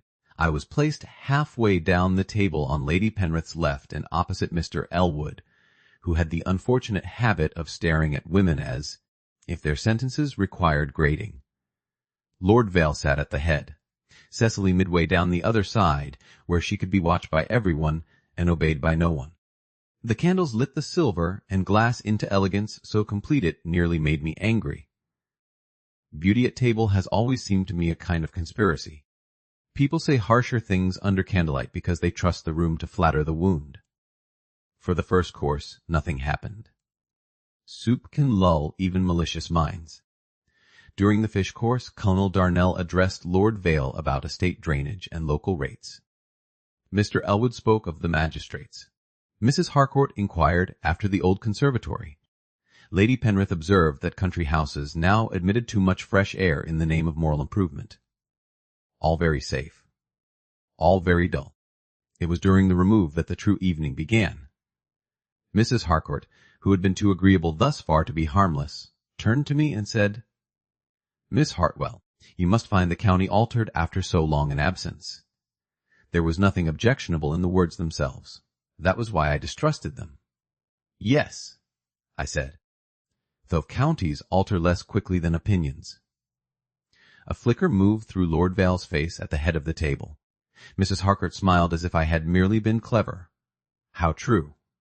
And yet one does remember people, especially in houses where there have been transitions. There it was, not gossip, not even open innuendo, only a little polished opening in the sentence through which the entire room was expected to crawl gladly toward speculation. Before I could answer, Cecily said, "I dislike the word transition. It means adults have been changing everything while hoping children will call it weather." Mrs. Selwyn nearly dropped her fork. Mr. Elwood caught. Lady Penrith looked as if Christmas had come early. Mrs. Harcourt laughed. "What a spirited child." Lord Vale did not smile. He said, "No, only an observant one." His gaze then came to me and remained there 1 second longer than the moment required. Not to rescue, not to pity, simply to acknowledge that he had heard the line hidden under Mrs. Harcourt's elegance, and had no intention of pretending otherwise. That should have steadied me. It did not. Because it also made the old question rise again with hateful force. If he could see me so clearly in public, why had he once left me to be unread in private? The main course arrived, and for a little while the room turned itself back toward safer vanities. Yet Lady Penrith, like all old hunters, knew when blood had already scented the air. When the servants withdrew from one side, and the conversation loosened into that dangerous stage where formality no longer entirely reins the table, she said, as if continuing a thought no one else had heard, "It is always a pity when excellent young women must begin life by dependence rather than establishment." I looked at my plate. Do not misunderstand me. I am not a coward. I have survived enough social condescension to answer most of it standing up and in one breath. But there are certain forms of classed pity which still strike not, because they are unexpected, but because they carry within them the whole shape of one's vulnerability and make it public under the pretense of sympathy. I have found, I said carefully, that dependence is rarely reserved to one sex or station, only named more honestly in some than others. Colonel Darnell looked interested in spite of himself. Mrs. Darnell looked annoyed that I had not simply bowed my head and improved the evening. Lady Penrith's smile became thinner. "A very modern sentiment," Lord Vale said. Before I could answer, "A very accurate one." There it was again, too late to prevent the first sting, early enough to keep it from becoming humiliation. Lady Penrith turned her gaze toward him. "My dear Lord Vale, I had almost forgotten you now collect truths the way your grandfather collected maps. Only the useful ones. How fortunate for Miss Hartwell." The words were shaped like praise and tasted like insult. I felt the whole table hear them. Useful. There it was again, the old division laid out neatly in silver and candlelight. Men may admire a woman's mind, provided the admiration remains safely adjacent to utility and never wanders too near desire, equality, or regret. Before I could choose between silence and violence, Julian, no, Lord Vale. I corrected inwardly with more effort than the correction deserved, set down his wine, and said, very evenly, "Lady Penrith, if Miss Hartwell's presence at my table troubles you, I must conclude the defect lies in the table's company rather than in hers." The room stopped. Not theatrically, more dangerously than that. Everything continued, candle flames, servants moving at the sideboard, the slight settling of a chair leg on carpet, and yet every person present knew the line had been crossed and cleanly answered. Lady Penrith looked at him. Really looked. "You are severe tonight," he said. "No." Only clear, bah. The silence afterward had weight in it. Mrs. Harcourt reached at once for safer weather. Colonel Darnell spoke too loudly about hunting. Mr. Elwood became suddenly fascinated by the claret. Cecily, dear and dreadful child, looked almost proud. I should have felt gratitude. Instead, I felt something worse. Heat. Not only because he had defended me, because he had done it as if no one in the room, including himself, had the right to question my standing there. Because he had said my presence at his table as though it were fact and value both, not concession. Because he had made it impossible for anyone to go on pretending the issue was my usefulness alone. And because part of me knew it had cost him something to speak that plainly before people who would remember and repeat. It is very inconvenient to be angry with a man who is behaving well in exactly the places one once needed him. After dinner the ladies withdrew. The drawing-room felt airless after the clarity of the dining-room. Mrs. Harcourt praised the arrangements.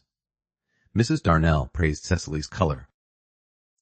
Lady Penrith, who had not recovered enough to forgive the correction and not enough pride to depart, spoke of London musicales with sharpened serenity. I answered where required and refused by heroic internal labor. To think about Julian in the dining-room saying my name to his company as if it had no debt attached to it. The gentleman joined us half an hour later. There are moments when a room shifts simply because one person enters it with unfinished force still about him. Julian had that effect now. Not because he looked angry. He did not. He had become composed again. But some part of the clarity from dinner remained in him, and I felt it before he crossed even half the room. He spoke first to Lady Penrith, because that was correct, then to Mrs. Harcourt, then to Cecily. Only after that did he come to where I stood near the mantel with Miss Amelia, who had spent 10 minutes admiring the shell cabinet with such anxious sincerity that I could not dislike her, though I suspected she had been raised on the hope of a title. He said, "Miss Hartwell, my lord, I am told you and Miss Amelia have found the conch superior to most county gentlemen." Miss Amelia blushed to the edge of her hairline and fled under cover of a summons from her mother. I watched her go with sympathy. "You rescue strangers very neatly," I said. "I am told practice improves the art." That ought to have been light. It was not. He knew what I meant, and I knew he knew. The room around us swelled and softened with other conversation. Lady Penrith was speaking to Mr. Elwood. Cecily had cornered Colonel Darnell into an account of cavalry which she plainly intended to improve later in memory. A maid replenished the tea tray and vanished. Julian said, quietly enough for me alone, I was too late. There it was. No pretense that his intervention at dinner had balanced the whole account. No wish to receive credit where he believed lateness had already constituted failure. I looked at him. You were. His face did not change. I know. I almost laughed then, not from amusement but from the sheer force of the old pattern between us. Always this with him. The intolerable refusal to make defense where another man would have made speeches. It left a woman nothing easy to resist.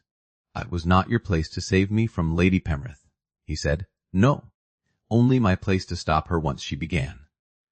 The quiet certainty of that sentence moved under my skin like fire in small clean lines. And did it satisfy your conscience? His gaze held mine. No, the answer came rougher than the others. There was feeling in it now. Not enough to display itself to the room. Enough for me. I turned my face slightly toward the fire because that was suddenly easier than continuing to meet him full on. You see, this is the difficulty with you. What? I should prefer you simpler. No, a pause. Then very softly. I know. The candlelight moved over the mantel behind him. From somewhere in the room came Lady Penrith's dry laugh, less comfortable now than before. The world remained perfectly polite and entirely altered, I said, because honesty in him had already made pretense impossible in me. One she spoke. I felt again what it was to be looked at as if one's dependence explained one's whole person. His face sharpened instantly. And when you answered her? He did not speak. I looked at him at last. I felt furious that it mattered. That, I think, struck him more deeply than if I had thanked him. Something in his eyes changed not into triumph, never that. Something more difficult. The knowledge that he had reached me where I most wished not to be reached. He said, "Eleanor." It was the first time he had used my name since I returned. Not Miss Hartwell, not some safer form. My name. I went completely still. The whole room seemed suddenly too bright. He must have seen it. Of course he did. He said nothing more. Did not build upon the intimacy. Did not force apology or memory into the opening he had made without intending to. He simply let my name remain between us, like something one might either pick up carefully or leave lying at danger. That restraint nearly undid me. Lady Penrith called to him from across the room. Something about county roads and parliamentary neglect. He looked away then, answered her with perfect civility, and the room rushed back to ordinary size around me. I stood very still and hated him a little for not being easier. Hated myself a little more for not wanting him to be. Later, much later, after the company had gone upstairs and the hall had exhaled all its borrowed elegance into darkness and coal smoke, I found myself unable to go directly to bed. My room felt too small for the evening. The letter still waited in the locked drawer, unopened. Lady Penrith's voice still rang somewhere in memory. Julian, no. Nathaniel had said my name with quiet force and not once afterward tried to use it against me. None of this was convenient for sleep, so I did what tired women with too much thought and too little peace often do. I went walking, not outside. I had no wish to reenact a Gothic novel in soaked slippers. Only along the upper corridor, then down the back stair, intending perhaps nothing more rebellious than one look into the dark hall, and then a return to bed with the idea of movement accomplished. The hall at night is not the hall by day. It becomes older. The corners deepen. Lamps catch polished wood into small pools of amber while leaving whole passages in shadow. The portraits look less judgmental and more secretive, as if they have agreed among themselves that scandal is better shared after midnight. I had just reached the west corridor beside the library wall when I heard voices. Not loud. Low enough to be private. One of them Nathaniel's, the other Mrs. Brierly's. Instinct sent me backward at once into the shallow recess beside the old corridor escritoire. I did not mean to listen. I meant only not to be seen like some wanderer from a bad conscience in my wrapper among the lamps. Then Mrs. Brierly said, "It cannot remain there forever.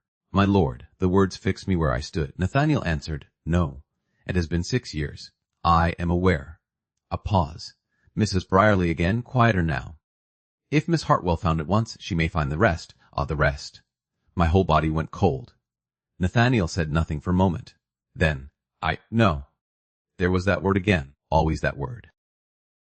I heard the slight sound of his step on the floorboards, nearer perhaps to the corridor wall where the hidden escritoire stood.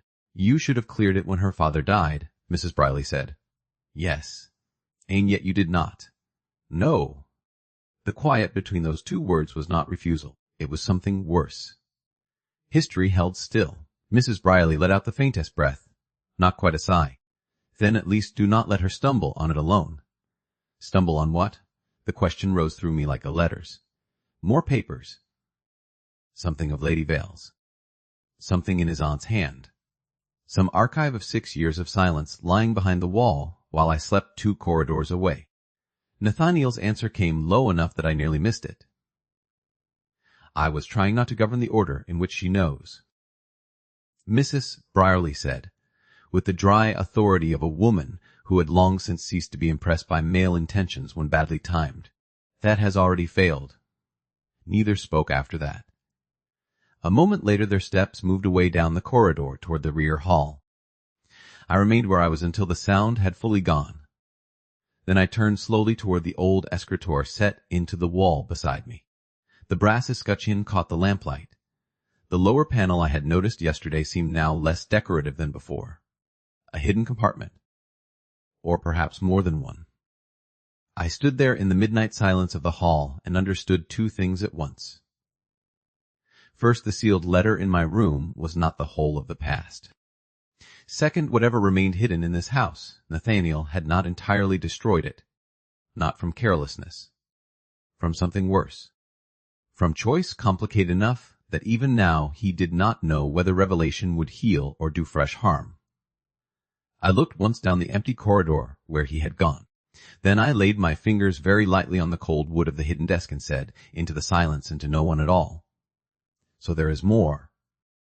The hall, naturally, gave no answer. I did not sleep at all. That is not a decorative way of speaking. I do not mean that I slept badly, or in fragments, or with uneasy dreams.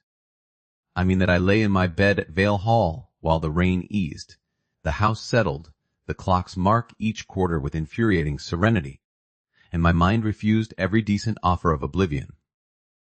The sealed letter remained in the locked drawer of my dressing table. The hidden escritoire remained in the corridor wall. Mrs. Brierly's words remained in my head. If Miss Hartwell found it once, she may find the rest. The rest. There are phrases which become more powerful by being imprecise. The rest could mean anything. Another letter.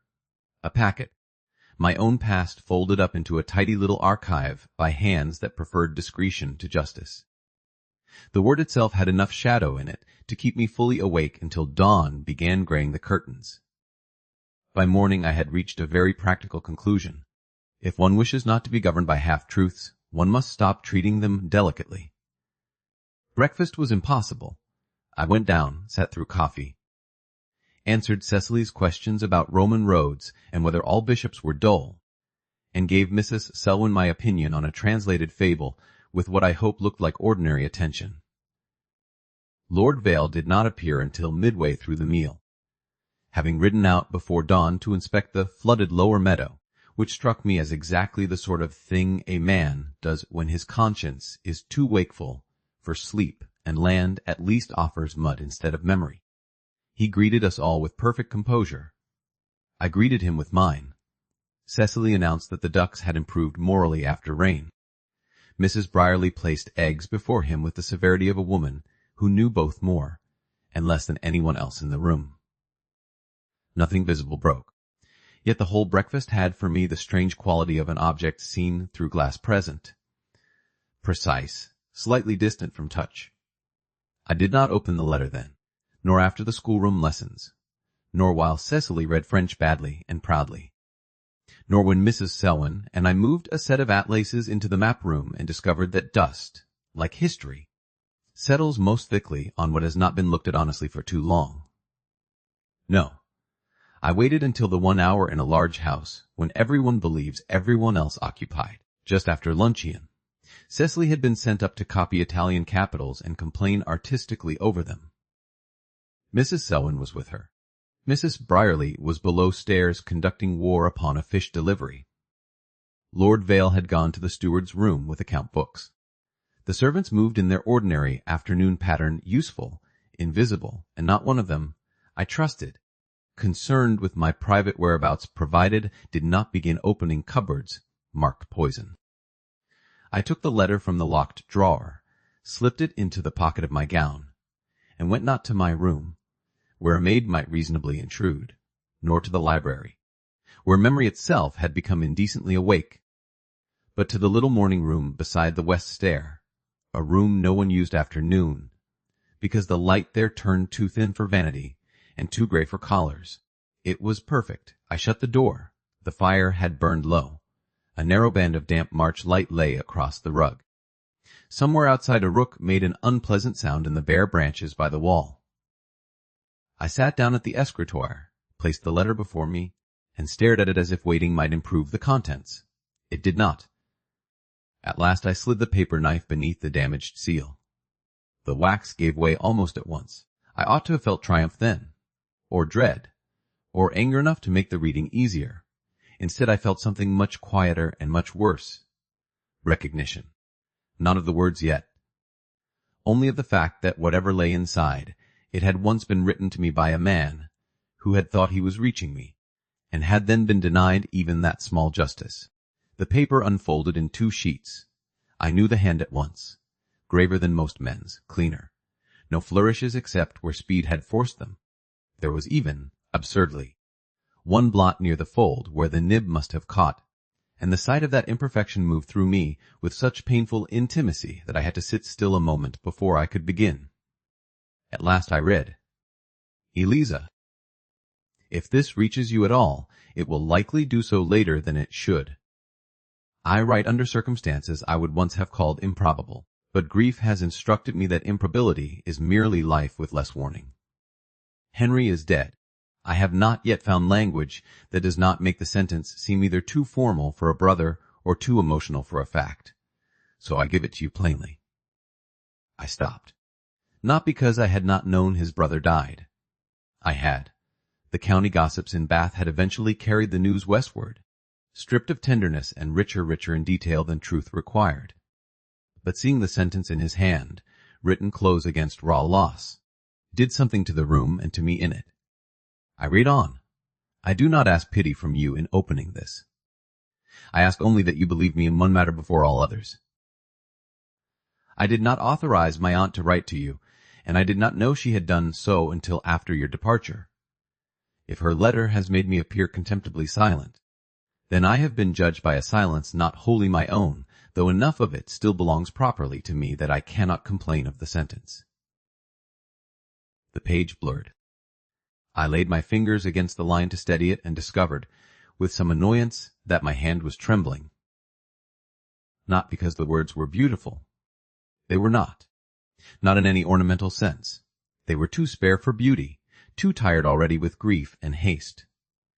That, perhaps, was why they went in so deeply. I did not authorize my aunt to write to you. There it was.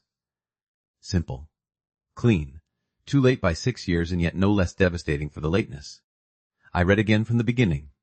Then further. When I first understood what had passed between us, I intended to come to you directly. Henry's accident prevented it. Since then the house has not belonged to mourning alone but to business, and business in grief is a vulgar thing. Still, none of that excuses my leaving you to understand me by another woman's interference. You once accused me, very justly, of believing silence more honorable than confusion. I fear I have proved you right in the worst possible way. I looked up from the page and stared at the dead gray window. So he had remembered that. Not only the gardens and the candlelight and whatever younger people imagine permanent. He had remembered the argument in the lower walk, the one where I told him that men call silence honorable, when in fact they merely fear the loss of control that comes with saying the thing plainly. It had happened only once. One brief bright quarrel before everything fell apart. I had nearly forgotten it, or thought I had. Memory is an arrogant housekeeper. It stores what one declares thrown away. I bent again over the letter. If you think me changed toward you, then I have failed by omission more completely than I thought a man could fail without speaking false. I am not changed where you are concerned. What has changed is the shape of the world around me, and I am trying, badly and later than I should, to prevent its uglier parts from falling first on you. The word sat there and refused to be merely read. I am not changed where you are concerned. I had once waited a full month in Bath for something like that. Waited and not received it. Waited until hope became absurd, and then vulgar, and then too humiliating to let remain alive. And here it was, years too late, folded quietly into the life I had since built around the belief that I had been dropped for sense, class, and family strategy. I read on, heart beating in that hard, unpleasant way which belongs not only to emotion but to reorientation, to the body's protest. When a story it has carried too long begins suddenly to shift under its hands. There are matters in this house and among my family which I cannot yet set down fully without risking other names than ours. I ask you to trust, not my discretion, for I know how little that must recommend itself to you now, but my intention, if I can put right what has been done by speed, clarity, and some part of my own stubbornness, I will come to Bath and tell you everything not already spoiled by interference. If you cannot wait upon that, I shall not blame you. I have forfeited the right to ask ease of your judgment. But do not, I beg you, believe that I dismissed you from my regard or surrendered you lightly to my aunt's notions of fitness. I sat back. The room remained exactly as it had been, the little fire, the gray light, the faint smell of ink and old wood. Yet I felt as though the floor itself had moved an inch beneath me. Not because all was now explained. It was not. The letter was still maddeningly partial. There are matters in this house and among my family. Of course there were. Men never announce complexity unless they hope complexity will behave like absolution if given enough time. Still, he had not dismissed me lightly. The phrase had no right to hurt as much as it did. I had spent 6 years building myself against the cleanest interpretation. It was the only one a woman can safely survive. He chose class, or convenience, or duty, and in doing so chose not me. One may hate it. One may even grieve it. But one can live on it because it has edges. This was something worse. This had blood and delay and family interference and unfinished explanation and the possibility, the monstrous, exhausting possibility, that our earlier ending had not been simple enough to bury neatly. I looked again at the page. The final lines had been written faster, as if time or distress had shortened his patience with perfection. I do not know whether this will be placed honestly into the post.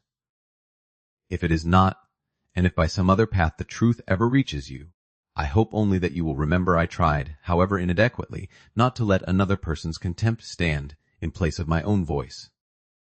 N. Vale. That was all. No flourish.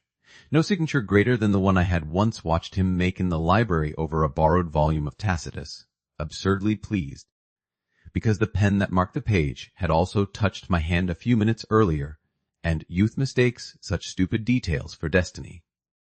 I folded the letter slowly and then unfolded it again. Read the first lines once more, then the middle, then the end. By the third reading I had moved beyond tears, which I resented anyway, and into something more difficult thought. He had written.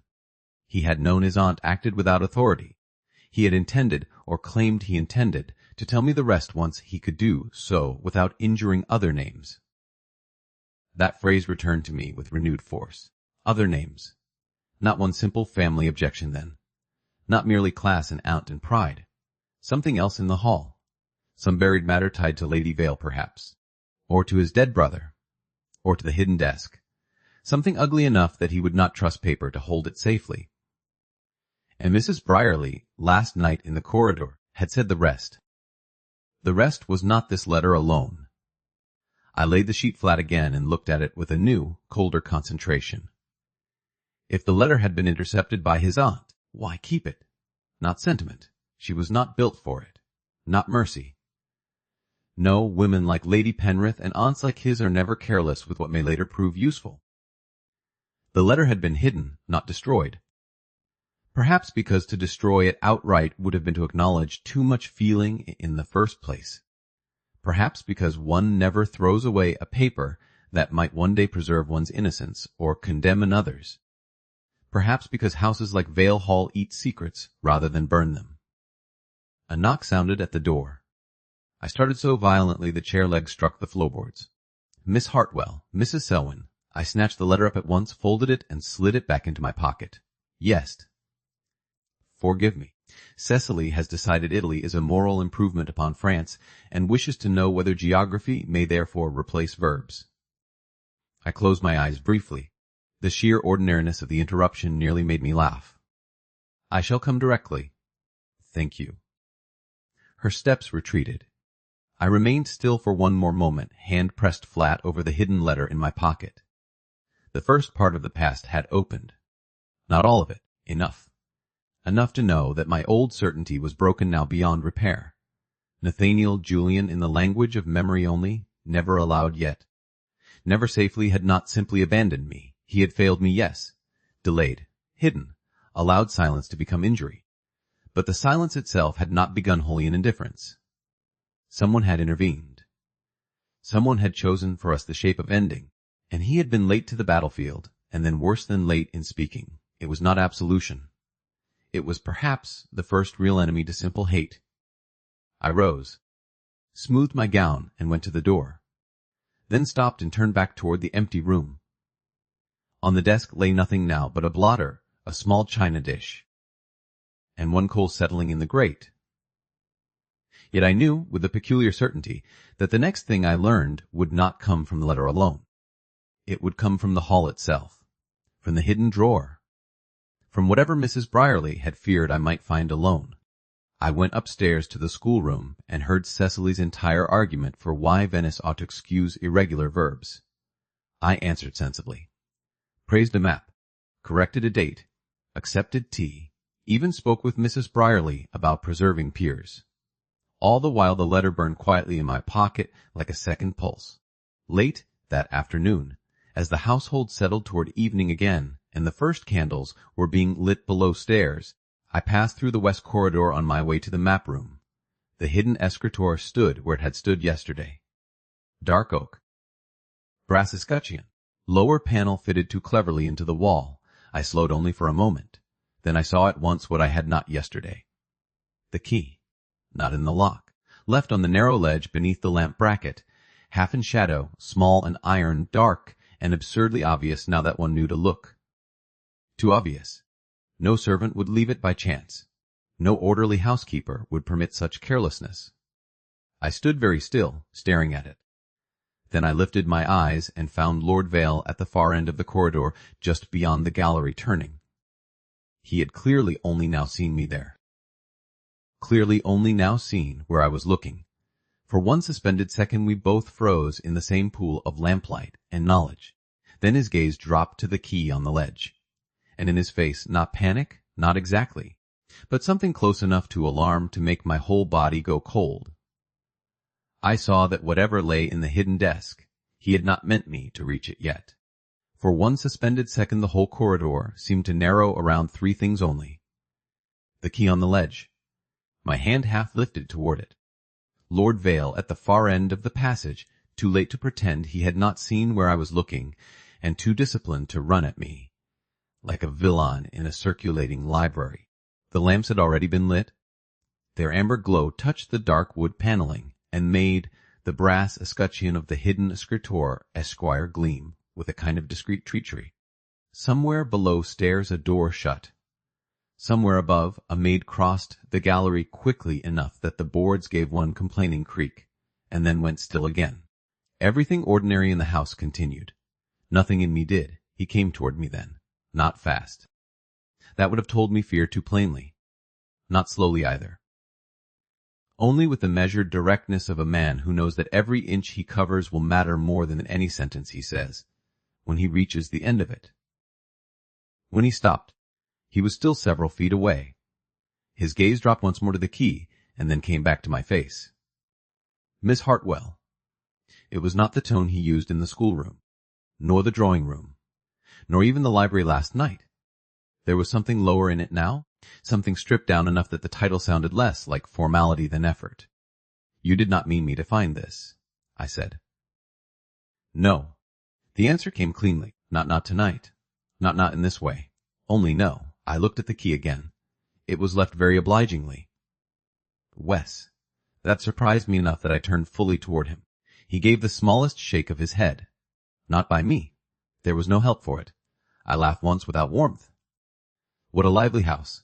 Letters hidden in books, keys appearing by themselves. I begin to suspect the hall has developed a moral imagination in my absence. His mouth changed by a fraction. Not amusement. Something closer to regret. Miss Hartwell? I looked at him. Do not open it here. There are requests which reveal too much by calmness alone. That was one of them. I said, that sounds very like an instruction. It is not meant as one. No. I lifted the key from the ledge. The metal was cold. Small. Entirely real. Only as another gentleman's arrangement for what a woman should know and in what room. His gaze held mine. No. Again that word. Again the infuriating quiet accuracy of it. I turned the key over once between my fingers. Its stem had been darkened by long use. The teeth were worn in one place as if the lock had once resisted and then learned obedience. What is in it? A pause. Then, papers. I am shattered by the originality. Miss Hartwell. What kind of papers? He drew a breath, not for patience, for precision. My mother's. Some old family correspondence. Some documents connected with the guardianship. A few other things that were not meant to be found by accident in a corridor. There it was. A few other things. Men never more obviously conceal what matters than when they tuck it modestly into the back half of a sentence. And the rest? I said quietly. Something changed in his face then. not enough for anyone else. Enough for me. So Mrs. Brierly had not lied, or at least not entirely, he said, after a brief pause. Wes. The key sat in my palm with all the compact weight of decision.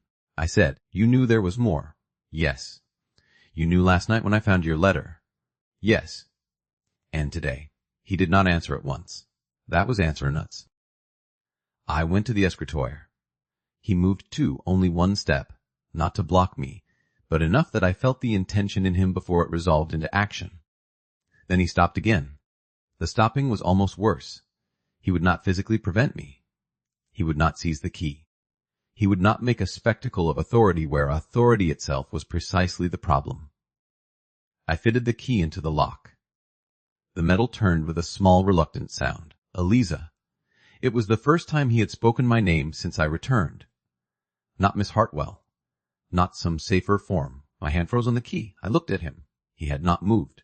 Yet the use of my name had altered the whole corridor more than if he had come close enough to touch me. He said, do not. Quietly. Open it standing here before anyone might come upon us, and before I can tell you what part of it concerns more than our own injury.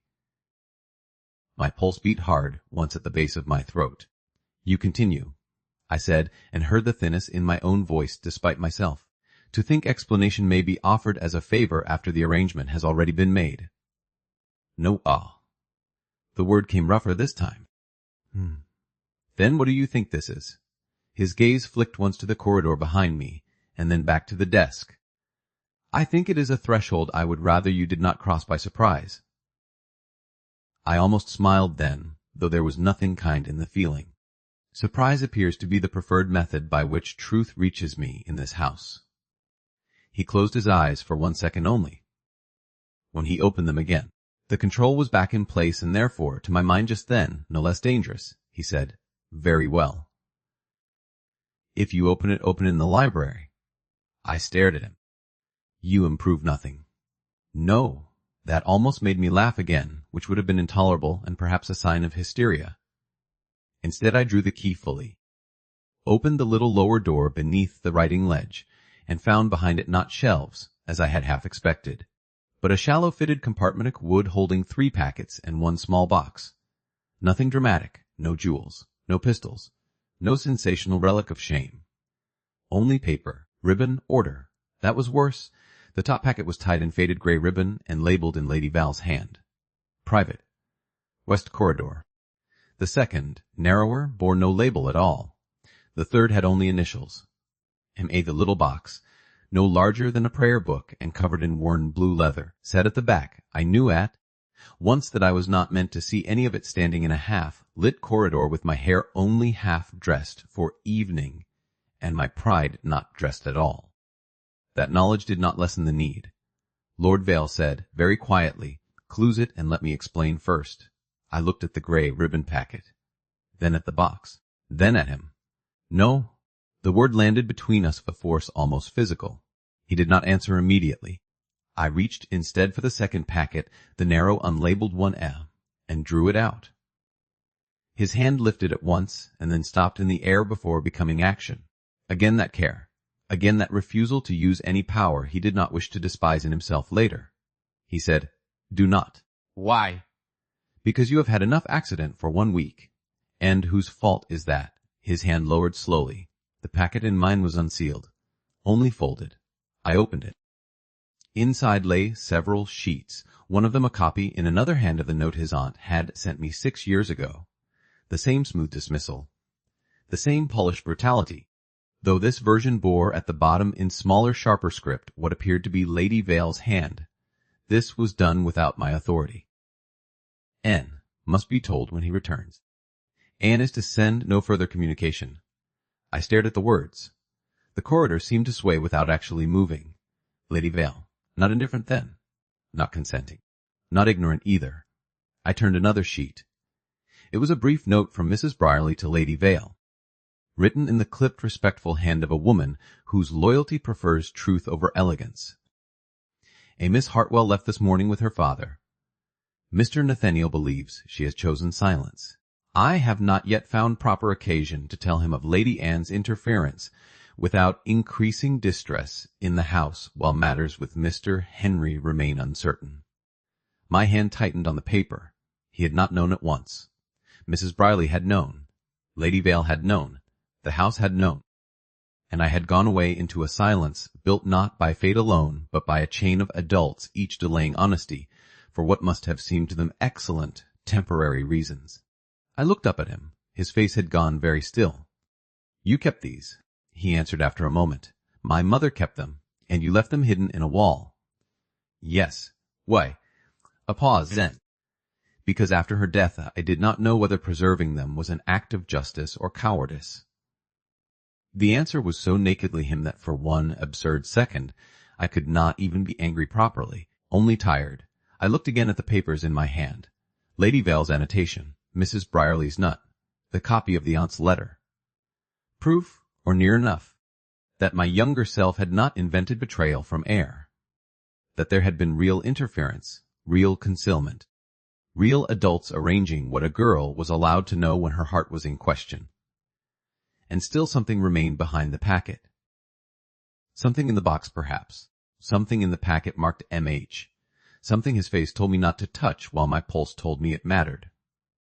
I said, "Who is M.H.?" His gaze dropped to the hidden compartment and then away. "Here it is," I said softly. The next silence. "It is not mine alone." Ah, that stopped me. Not because it satisfied. Because it was so plainly true that satisfaction would have been cheap. I looked down at the initials again. M.H., a former employer, perhaps.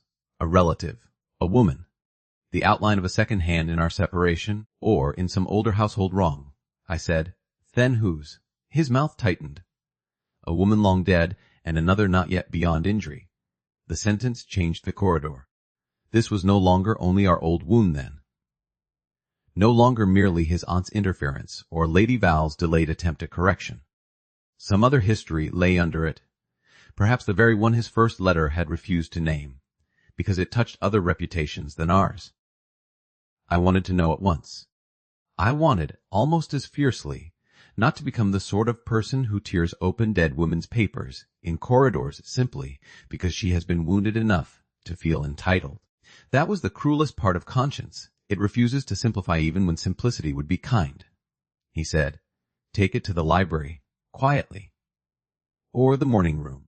Anywhere with a door and a chair and enough dignity that you need not discover the worst standing up." I looked at him. "You speak as though the worst remains." Yes. That word again. I could have flung it at the wall. Instead I placed the loose papers back into their fold, though I did not return them to the compartment. Those I kept in my hand. Then I lifted the blue leather box. At once he said, "No." Not loudly, not sharply. Worse than sharpness, there was something in it I had not yet heard from him since my return. Not authority. Fear. My fingers stilled on the worn leather. That matters then. His jaw tightened. "Yes. And you would still rather I waited." "Yes. Because. He looked at me fully now. And in his face I saw the whole exhausting struggle that had begun to define him in my mind. The instinct to protect, pulling against the equally fierce instinct not to govern. The habit of carrying too much alone meeting at last the knowledge that carrying alone had already done enough damage between us. He said, "Because." Slowly. "What is in that box may change not only what you think of me, but what you think of my mother. And I would rather you heard that history from my mouth before you read it in hers." The corridor went very quiet. I looked down at Lady Val's packet, at the blue box, at the initials, at the papers in my own hand, then back at him. That sounds very like trust requested under partial light. Yes. No defense. No attempt to perfume the truth. Just yes. I almost admired him for it, which I considered a lapse in self-preservation. A maid's step sounded distantly at the far end of the gallery above. Not near enough to endanger us. Near enough to remind me that corridors are poor allies to revelation. I closed the compartment gently, but did not lock it. The key remained in my hand. "I will not surrender these," I said, lifting the loose papers slightly. "Know the letter?" "I did not ask you to." "No." I looked at him steadily. "You asked me, in another shape, to wait upon your explanation before finishing my judgment." A pause. Then, very quietly, yes. I slid the key from the lock and held it a moment longer. His eyes dropped once to my fingers and then back to my face, not asking. Waiting. Again? That endless, infuriating, dangerous waiting of his which left me no one easy to defy but myself. At last I placed the key on the closed writing ledge of the hidden desk, not the ledge where I had found it. Closer to me. Closer to the middle between us. I am willing to hear you, I said. I am not willing to trust blindly. Not again. Not because your voice is grave, nor because your aunt was cruel, nor because your mother may prove more complicated than my anger had room to account for. If there is more, my lord, then speak it in daylight and whole enough that I need not be escorted toward it like a patient. Something moved through his face then. Not relief. Not wound exactly. Recognition, perhaps, and the knowledge that the answer was no better than he deserved and much kinder than he had any right to expect. He said, Very well. I gathered the papers into a neater fold. And until then, I went on, I keep my own letter, these copies, and my judgment. The almost light that sometimes touched his eyes did not appear now. Only the grave endurance of a man hearing terms and knowing they are just, Wes, again that word. This time I let it stand. I stepped away from the hidden desk. He moved too, not to block the corridor now, but aside, leaving me the clear passage back toward the stair and the map room and the rest of the hall where Cecily would shortly demand some ordinary answer about tea or ships, or whether geography had yet mended itself morally. At the edge of the lamplight I stopped and turned back once. He still stood beside the closed hidden compartment, not touching it, not claiming the key, not even looking at the papers in my hand, only watching me with that terrible exactness of his, as if trying to learn in one glance what the sight of the copies and the box in his dead mother's hand had done to me. What time tomorrow? I said. His expression changed by the smallest degree. For what? For daylight, a beat of silence, then 11. In the library, if you can bear the room. What a singularly cheerful invitation. He said, No. Only the most private room that is not hidden in a wall. That was almost wit. I hated that it nearly steadied me. Very well. I turned then and left him there with the closed compartment, the untouched key, and whatever remained inside the blue leather box waiting like another wound for proper mourning. By the time I reached the map room, Cecily had already decided I was late enough to require interrogation. She said, Miss Hartwell.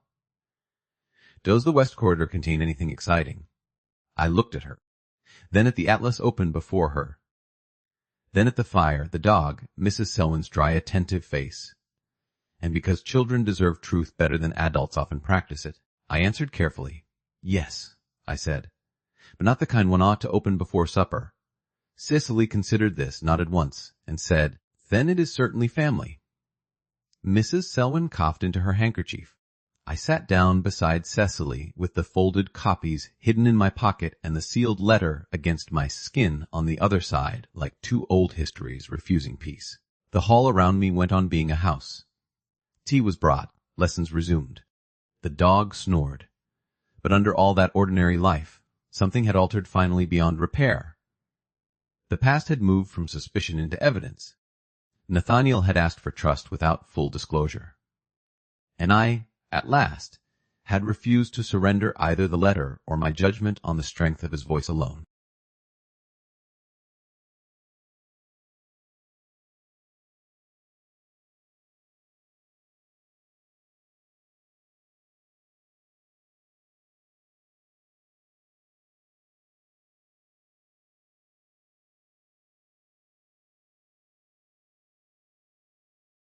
Chapter 3. Promises in the Garden. The next morning at 11 I went to the library with the sealed letter in one pocket, the copied notes from the hidden desk in the other, and enough determination to convict a government. I had not slept much better than the night before, not because fear had grown. Fear, once properly named, often becomes almost restful beside uncertainty. No, what kept me wakeful now was the harder labor of ordering thought. Nathaniel had not lied. That, inconveniently, remained true. He had also not trusted me with enough truth soon enough. That too remained true. Between those two facts stretched the whole intolerable territory of feeling, where anger could not walk upright without stumbling over pity, and pity could not advance without tripping over old injury. By 10:45 I was in the west corridor. The hidden escritoire stood silent in the wall, the key no longer visible. That was proper. That was also aggravating. I reached the library door exactly at 11 and found it already open. Nathaniel stood by the table near the fire with several papers laid out before him. Though from the way his hand rested idle on the wood, I suspected he had not read a line of them for the last quarter hour. Morning light filled the room more generously than the night before. The west windows, still faintly streaked from rain, looked out over a washed lawn and a sky not yet decided whether to clear. He looked up as I entered. Miss Hartwell, my lord. The old formality now had a curious quality to it, less shield than structure. We both knew too much for it to deceive either of us.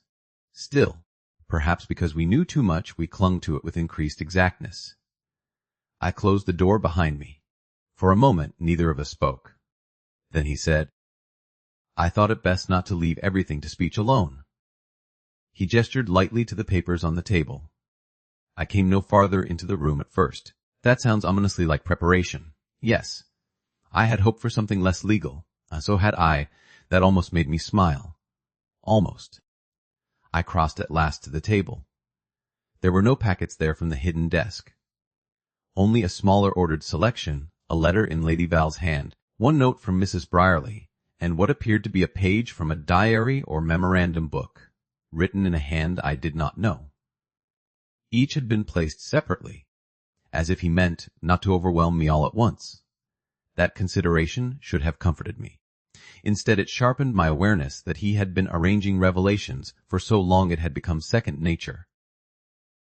I looked at him. You are still doing it. His gaze met mine at once. Yes. There it was again. That word. That infuriatingly honest little word which made resistance less clean than it ought to have been. He said, I am trying to do it with your knowledge now rather than without it. The sentence reached me whether I wished it to or not. I said after a brief pause, Very well. Then begin. He drew a breath, not deeply enough to qualify as visible difficulty, but enough for me to know the beginning cost him something. He said, The packet marked M.H. belongs to my mother. The initials are not hers. They stand for Mrs. Marian Harwood. The name meant nothing to me. He seemed to read that at once. She was companion to my mother for nearly a decade, he continued. Older than she by some years. Trusted. Sharp-minded. Better at seeing the moral shape of a room than almost anyone I have known since. When my father's habits, outside his accounts, outside the simpler forms of carelessness, became impossible to ignore, it was Mrs. Harwood who first understood how much of the house had begun arranging itself around concealment. I looked down at the papers. A woman's initials then. Another woman near the center of whatever old damage the hall had carried. You said yesterday, I replied quietly, that the contents of the blue box might change what I think of your mother. Yes, because his eyes moved once to the folded page in Lady Val's hand, and then back to me, because she was not entirely innocent in what happened to you. The room went still, not dramatically, no thunder, no gust at the windows, only that terrible clean stillness in which a fact enters and everything else must adjust its breathing around it. I said nothing. He continued, because there is a point at which silence becomes not care but cowardice, and he knew it. My aunt's letter to you was written without her authority. That much remains true. But my mother knew, sooner than she should have allowed, that Anne meant to interfere. She believed she could restrain the interference without exposing the deeper household scandal already in motion. She chose delay. She chose containment. She chose, in effect, to govern the pace of harm rather than stop it at once. I looked at him. The portrait over the mantel came back to me with cruel clarity. The grave, beautiful face. The woman who had altered the house to make people breathe more easily. The woman I had already begun, absurdly, to admire without knowledge enough to deserve it. And she failed. West. Because by the time she meant to correct it, I had gone west. Again that word. Again the truth stripped too bare to flatter anyone. I looked down at Lady Vale's letter on the table. May. You need not ask me that. No, I said. Perhaps not. But it seems we are both learning new habits. Something moved through his expression then, not warmth precisely, but the recognition of fairness offered where he would not have blamed me for sharpness. It made the room more difficult, not easier. I took up the sheet in Lady Vale's hand. It was written not to me, but to Mrs. Harwood. If Anne has already written, then the damage is done sooner than I feared. I do not defend her. I only ask that Nathaniel not be told while Henry lies between life and death unless the necessity becomes absolute. He will go to Miss Hartwell at once and thereby drag into daylight matters which, if forced too abruptly, may yet injure more women than one. I think delay wrong, and yet immediate speech may prove worse. I am ashamed that this is now the arithmetic before us. I read the paragraph twice. Then once more. I think delay wrong, and yet immediate speech may prove worse. How tired I had become of other people's arithmetic. I set the letter down very carefully. She knew enough to understand her own cowardice.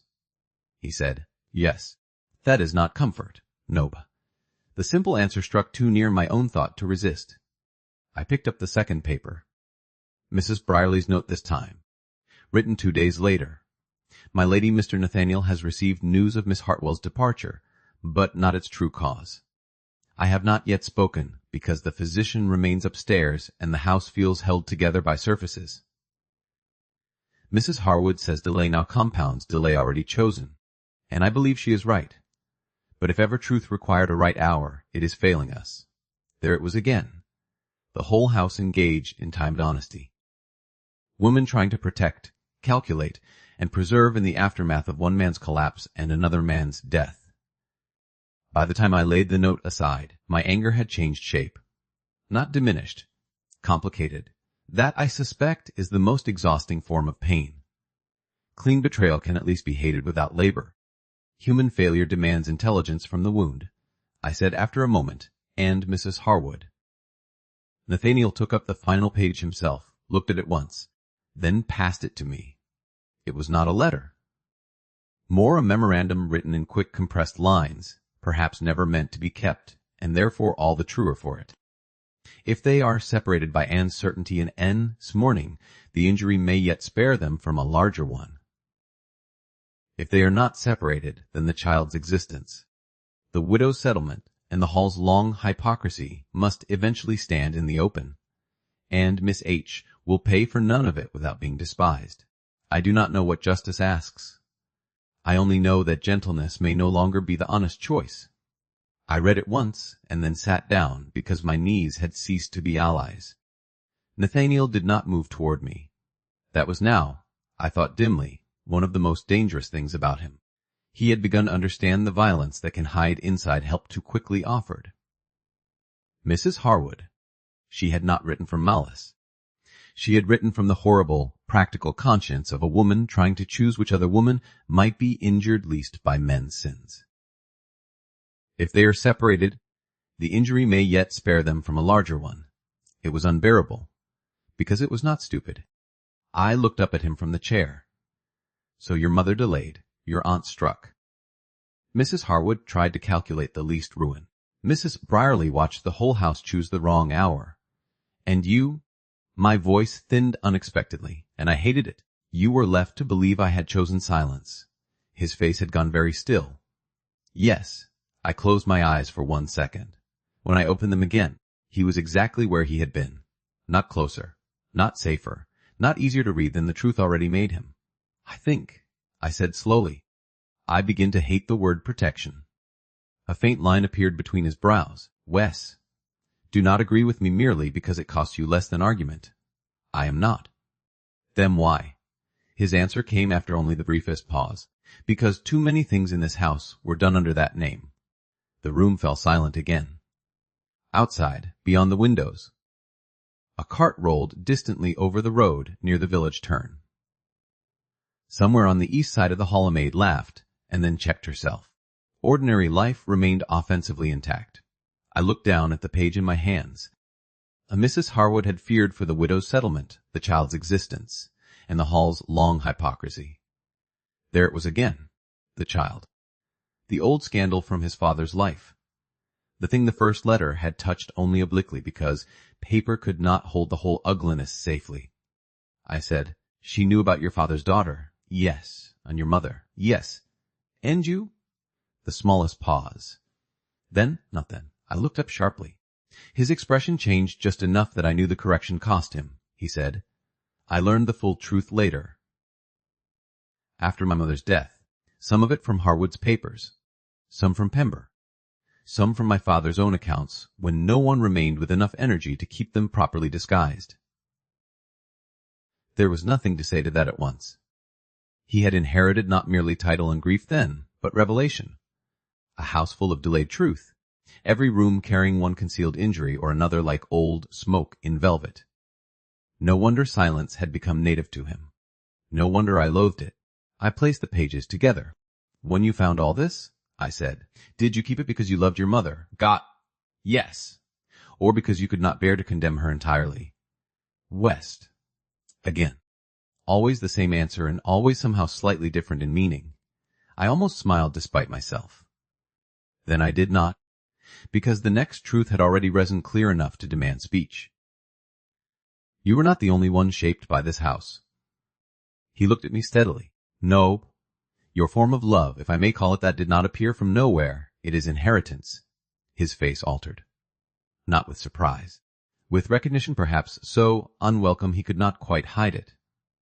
I went on, because once one begins saying the true thing there is rarely help for it. "Your mother delayed truth to protect. Mrs. Harwood delayed it to protect. Mrs. Brierly delayed it because the right hour would not come cleanly enough. You grew up in rooms where concealment was never called deception if the motive sounded grave enough. You learned?" I stopped. Not because I did not know the end. Because saying it while looking at him seemed suddenly far more intimate than I had intended to become before noon. He did not spare me the difficulty. What did I learn? His voice was low, not pressing, worse, inviting completion. I held his gaze. "You learned," I said quietly, "that love justifies management if the danger seems severe enough." The words lay between us with astonishing force. He did not answer at once. The fire settled in the grate. The west light moved another inch across the carpet.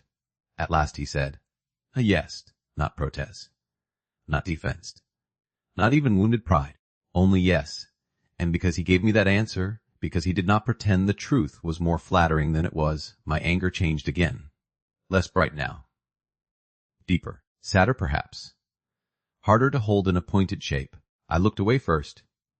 "The worst of it is," I said, staring at the window rather than at him. He said, "that I understand your mother a little. Nothing. Perhaps that was wise. Perhaps it was merely all he had left." I went on. "If she believed exposing everything at once would destroy a child, a widow, and every woman touched by the scandal, then of course she delayed. And if Mrs. Harwood believed separating us might spare me a larger ruin, I cannot call her stupid, only terrible in her own way." "Wes?" I let out a breath. How I hate complexity. "I know." This time I did smile, though only with one side of my mouth and no kindness worth praising. "You are becoming repetitive, my lord. I am trying not to improve upon fact. Under other circumstances that might almost have been wit. In that room at that hour, it was simply him, which perhaps amounted to the same thing. A sharp knock sounded at the library door. Neither of us moved. Then Reeves entered, carrying not only his usual perfect discretion but a visible disturbance beneath it. "My lord, Miss Hartwell. Forgive the interruption." Nathaniel turned at once. "What is it?" "Miss Cecily is unwell, my lord. Mrs. Selwyn asks whether Miss Hartwell may come directly." Everything in the room altered. Not the past. Not the letters. Not the whole intricate, painful moral architecture of silence and protection we had just been standing in. Something more immediate. We were both on our feet before Reeves had finished the sentence. "What sort of unwell?" I asked. "Feverish, miss. She took cold in the night, perhaps. Mrs. Brierly is with her." Nathaniel was already at the door. He looked back once at the papers on the table, then at me. Not because he meant to hide them now, because a practical question still remained and habit made him ask it without thinking. "May I?" He stopped himself. The gesture was so swift I might have missed it 6 years ago. "Not now." He began again. "Will you bring them?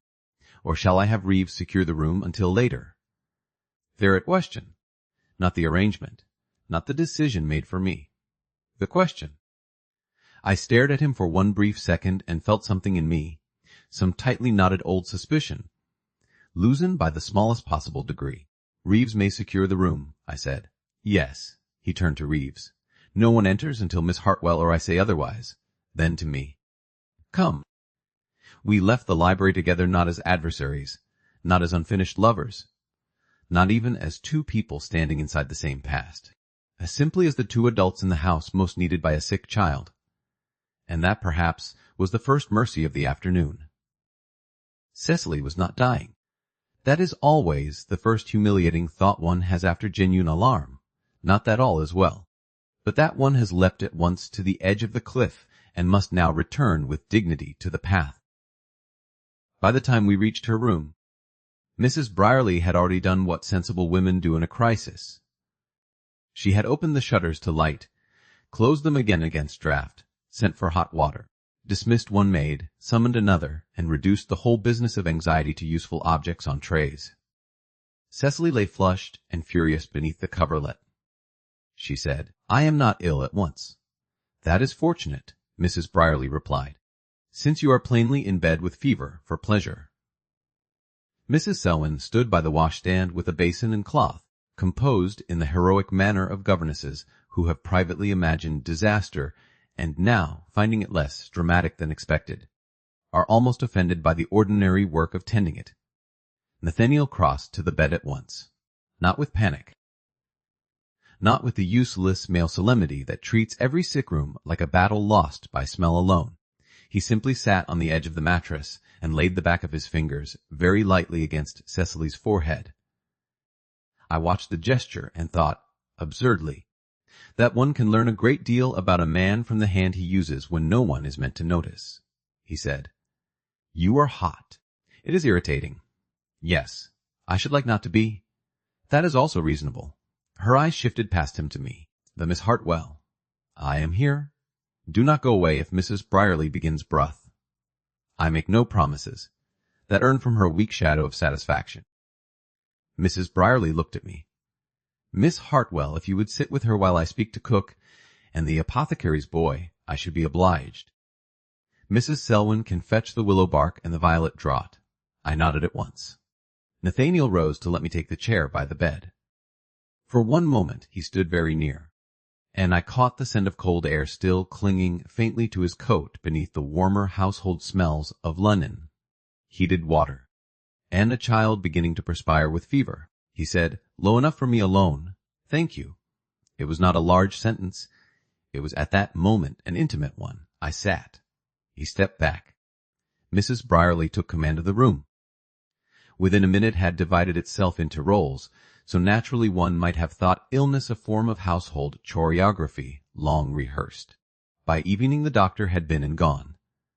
"Nothing grave," he said. "A chill taken on damp stone perhaps, too much excitement in bad weather, the ordinary fever of a child not yet robust enough to treat rain as philosophy. Rest, quiet, broth, a careful night. No alarm unless the pulse worsened or the cough deepened. No alarm, as if the instruction could govern feeling as easily as servants." By 8 of the clock Mrs. Selwyn had been persuaded to eat something. Mrs. Brierly had forced the whole household into lower tones, and Nathaniel and I found ourselves at opposite sides of Cecily's bed in the half, dark of the nursery room while she slept in uneasy fragments between draughts and dreams. A shaded lamp burned low. The rain had returned softly, without threat now, a mere persistent whisper at the windows.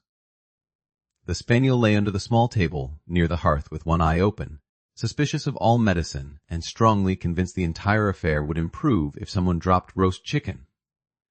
For nearly half an hour no one spoke. Cecily slept. I changed the folded cloth at her wrist because it had cooled. Nathaniel turned a page of the book in his hands and did not read it. There are silences which strain. This one did not, perhaps because fear, once made practical, leaves very little room for vanity. We had no leisure in that room for performance. Only presence. At last Cecily stirred and said something indistinct. Nathaniel was at her side before I had fully caught the sound. "It is nothing," he murmured. "Only a bad night, pretending importance." She opened her eyes halfway. "Uncle." "Yes." "I dreamed the map room was underwater and France had floated away." That sounds beneficial in places. She gave the faintest breath that might have become a laugh in health, and then looked at me. "Miss Hartwell." "Yes." "If France drowns, must I still learn the verbs?" I fear the French would insist on them even from the sea. "Barbaric," she whispered, and slept again. Nathaniel sat back. I had been watching him without meaning to. He looked up and caught me at it. Something in me should have looked away at once. Pride, modesty, self-preservation, any of the virtues society teaches girls in order to improve the lives of men. Instead I said quietly, "She trusts your voice." His gaze rested on Cecily's face before coming back to mine. "She trusts that it remains." There was again the strange humility in him. Not ornamental, not false. He never seemed to assume he was loved merely because he was constant. He only hoped constancy might, over time, become something a frightened child could lean against. I said, "That sounds lonely." He did not answer at once. The little lamp made one side of his face amber and left the other in shadow. He looked older in such light, not less handsome. I had long since abandoned the pretense that he was less, only more evidently made by burdens than by ease. He said, "Wes," after a moment. "Sometimes." The answer entered the room as softly as the rain. I changed the cloth again, though it did not yet need changing. I had not thought men in your position were permitted loneliness. That almost light touched his eyes and was gone. He said, "We are permitted most things. Only not always the language to admit them without appearing ungrateful. There are sentences which reveal a whole education. That was one." I looked at him, not because I meant to, because he had just shown me, briefly and without ceremony, the shape of the cage rank can build around a conscience already inclined toward imprisonment. Before I could answer, Mrs. Brierly came in with broth, took one look at us, and said, "Good, you have not yet become sentimental. There may be hope for the night." It is impossible to be dramatic in the presence of a woman like Mrs. Brierly unless one wishes to look ridiculous. The hours between 9 and midnight passed in practical fragments. Mrs. Selwyn returned and was sent to rest for 2 hours by Mrs. Brierly's decree, which no one in the hall was fool enough to resist. Cecily woke enough to take broth and declare it villainous. Nathaniel read to her from a travel account until she objected that mountains were monotonous and drifted again into sleep. I measured powders under Mrs. Brierly's eye and discovered that in illness, as in everything else, houses reveal their moral center by the quality of their linen and the steadiness of the women who fold it. By midnight the fever had begun to ease. Not broken yet, but changed. Less fierce, more ordinary. Mrs. Brierly finally allowed herself to sit. She said, "You may both leave her to me for an hour, unless either of you intends to grow roots beside the bed." Nathaniel looked toward Cecily. "Will you wake me if the cough changes?" "I shall wake the household if the cough changes." That, from her, was promise enough. He rose. I did the same. Perhaps because we had sat in the same quiet too long to step instantly back into distance.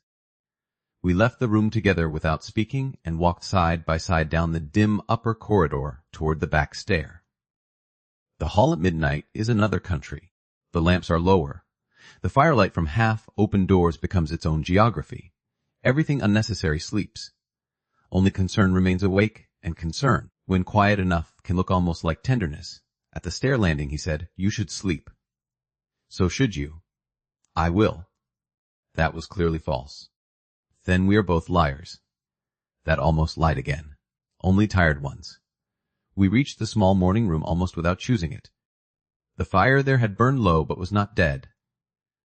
Someone, probably Mrs. Brierly, who believed in soft furnishings and hard souls, had left a tray with coffee, bread, and a bottle of claret no one would admit to needing.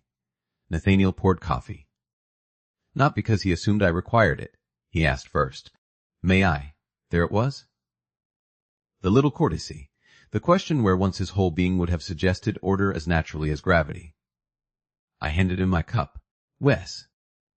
We sat opposite one another in the near dark and drank coffee far stronger than comfort, while the house slept around us.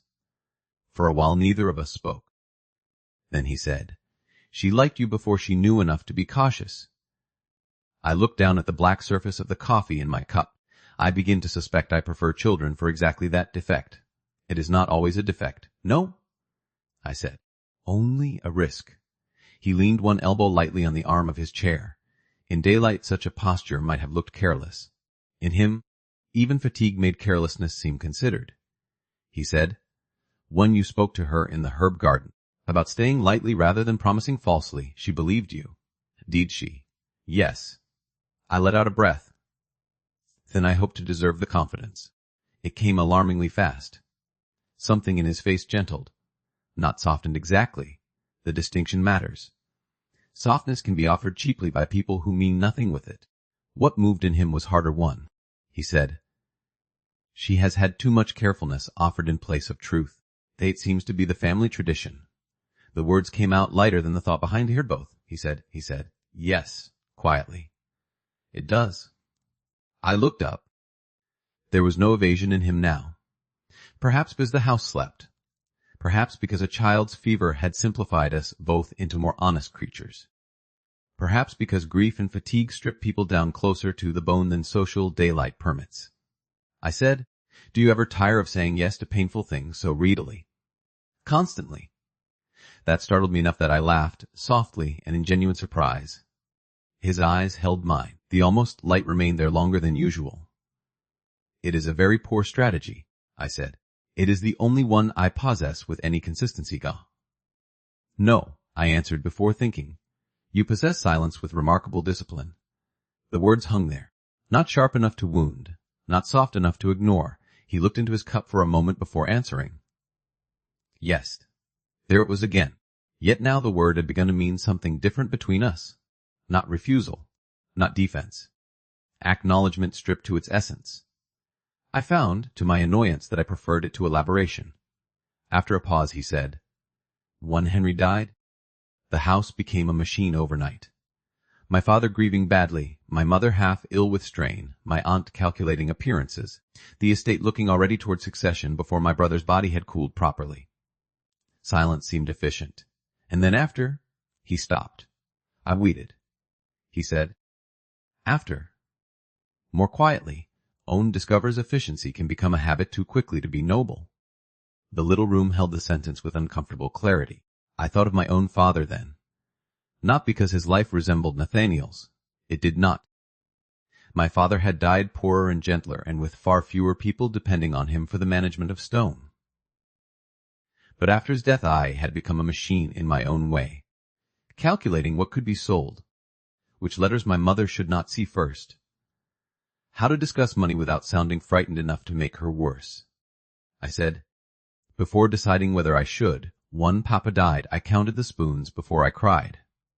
He looked up at once. I kept my eyes on the fire, because looking directly at him, while saying such a thing, would have made it feel too intimate to bear.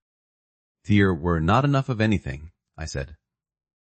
"Not enough cash, not enough certainty, not enough respectable ways to descend in the world without admitting it."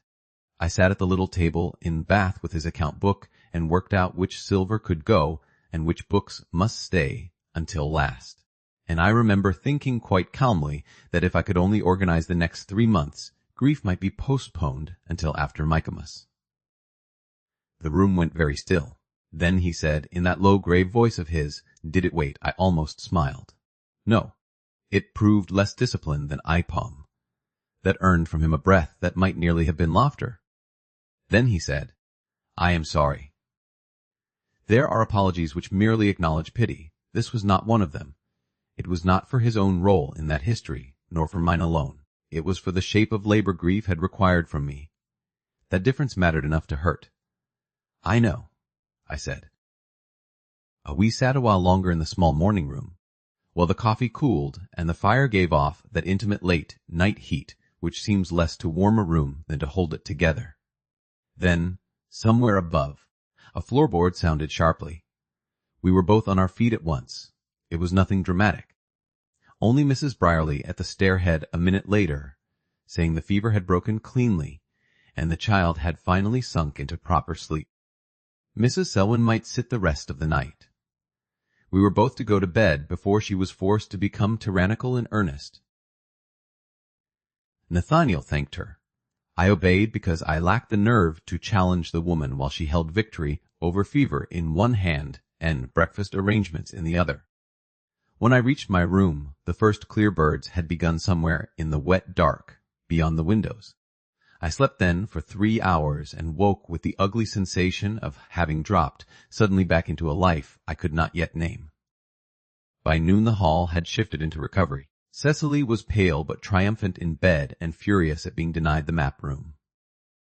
Mrs. Selwyn had the look of a woman held upright only by tea and principle. Nathaniel had gone out after all to see to some tenant matter, because country estates, like armies and infants, do not pause for private emotion unless forced under oath. I spent the afternoon with Cecily. She improved by complaining, which I took as excellent sign. We read. She denounced broth. The spaniel climbed onto the bed in direct violation of Mrs. Brierly's moral order and was removed with great reluctance. By 4 of the clock the child slept again, this time naturally, and I found myself released into the early spring brightness that had followed the rain. The lower garden drew me, not because I sought sentiment, because after sick rooms and sleeplessness the body wants air the way lungs want reason.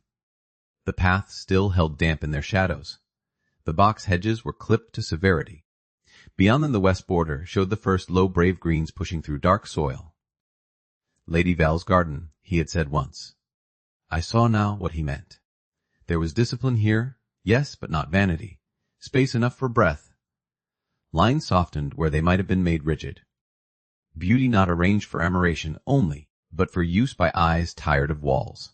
I had gone no farther than the stone bench near the yew walk when I heard his step behind me on the gravel. Not loud. Never loud. I turned. He had removed his coat and carried it over one arm. The late afternoon lay pale along one side of him. There was a looseness in his posture I had not yet seen fully in daylight, perhaps fatigue. After the night, or perhaps the simple effect of being outdoors, where rank sits a little less heavily on the shoulders. He said, I was told you had escaped. Briefly got. I am glad of it, but it was such a simple sentence. I had no defense ready for it. I thought you had gone to the East Farms. I did. And they remain irreligiously damp. That seems a failing of the count again. Yes. We had reached the bench without deciding it. I sat. After the briefest pause, he sat beside me, not too close. The yews on either side made the path feel half enclosed. Beyond them the garden opened toward the west lawns, where the soaked grass had begun catching the light. A rook crossed overhead and complained into the sky.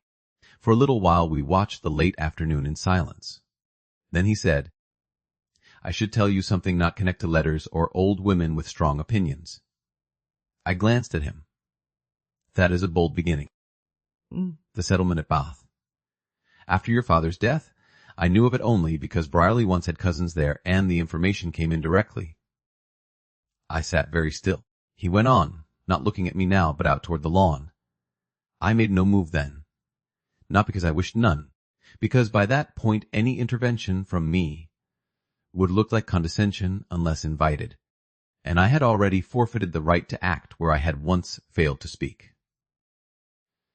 The words passed through me with a strange mixed pain and respect. I know, I said. No, you might have. Yes, you did not, but you did not. Again. Always the same brutal little accuracy. I looked down at my gloved hands in my lap. There are moments, I said quietly, when I think you and I have spent 6 years being noble in the least useful ways possible.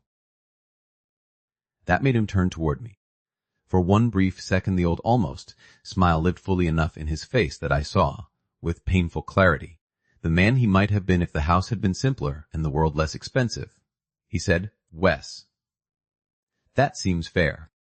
The bench between us narrow enough to be conscious of, held all the quiet weight of the afternoon. Then he said, more softly, "What was it like?" I knew at once what he meant. Bath after my father, not as spectacle, not as misery to be admired, simply as life. The question no one of gentility had asked me directly, because gentility prefers reduced women to speak either bravely or not at all.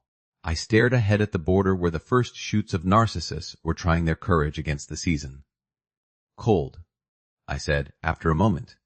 He said, not the rooms, though those were bad enough. Cold in the mind, the sort that comes when every object begins to have two identities at once. A cup and what it will fetch. A shawl and how long it may be made to last, a friendship and whether it can survive the knowledge that you now require employment. Nothing. That helped. I went on. My father had always been careful, but not with the imagination of disaster. He believed decency and moderate means would continue to know one another. When he died, I discovered decency does not pay bills and moderate means vanish with remarkable speed when accompanied by grief. I let out a breath.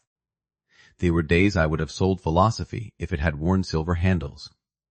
The almost light touched his eyes. I suspect philosophy rarely appreciates the exchange. No, it remains ruinously self-important. The smile did not fully arrive, but enough of it did to change the air. Then I said, because there seemed no point in stopping halfway now. The worst part was not poverty itself. It was watching every small dependency become visible. Landlords kinder when they need not be. Shopkeepers patient once and then not. Acquaintances becoming warmer or cooler according to where they think you may soon ask something of them. His face had gone very still. He said, and your reputation, quietly, there it was, the other half, not poverty alone, the old story of the hall, the vanished attachment, the possibility of gossip following a woman farther than money does. I answered with equal quiet. Yes. He looked at me then. Properly. I said. Nothing explicit reached Bath. No one was vulgar enough for that.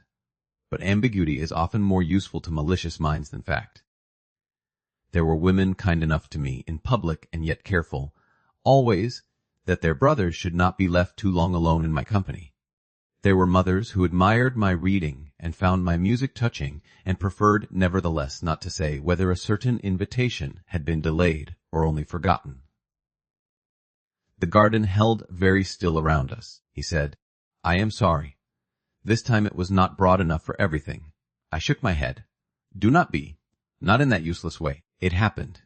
Because of me. The words were not dramatic. That made them heavier. Because of many things, I answered. You. Your house. My house. Society's appetite. My own refusal to explain what I did not understand myself. I turned toward him fully. But yes, partly because of you. He received that without movement. I think there are moments when a man may be measured not by whether he suffers accusation, but by whether he asks the woman before him to lessen it for the comfort of his conscience. He did not. That more than anything kept me speaking.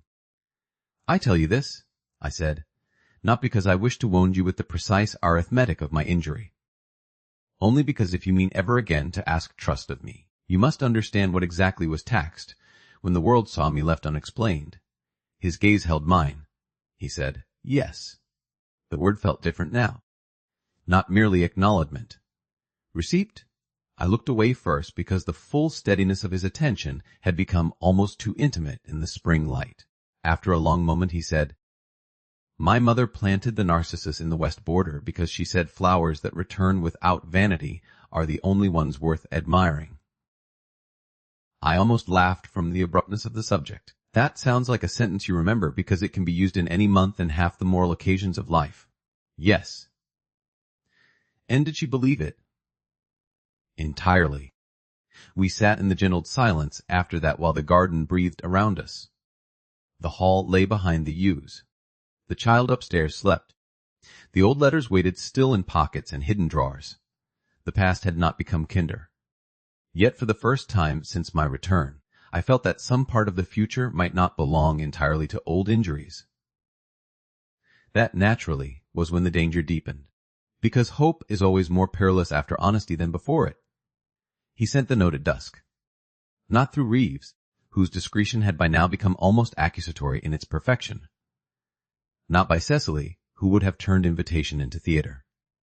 Only by Ellis, who came to the schoolroom while Cecily was occupied in drawing a Roman road with more imagination than accuracy, and placed the folded paper beside my hand as if notes from gentlemen arrived every day, and ought therefore to provoke no comment at all. They do not notes written in his hand. I waited until Cecily had decided the Romans were morally improved by Bridges, and Miss Selwyn had rescued the ink bottle from her reach before unfolding it.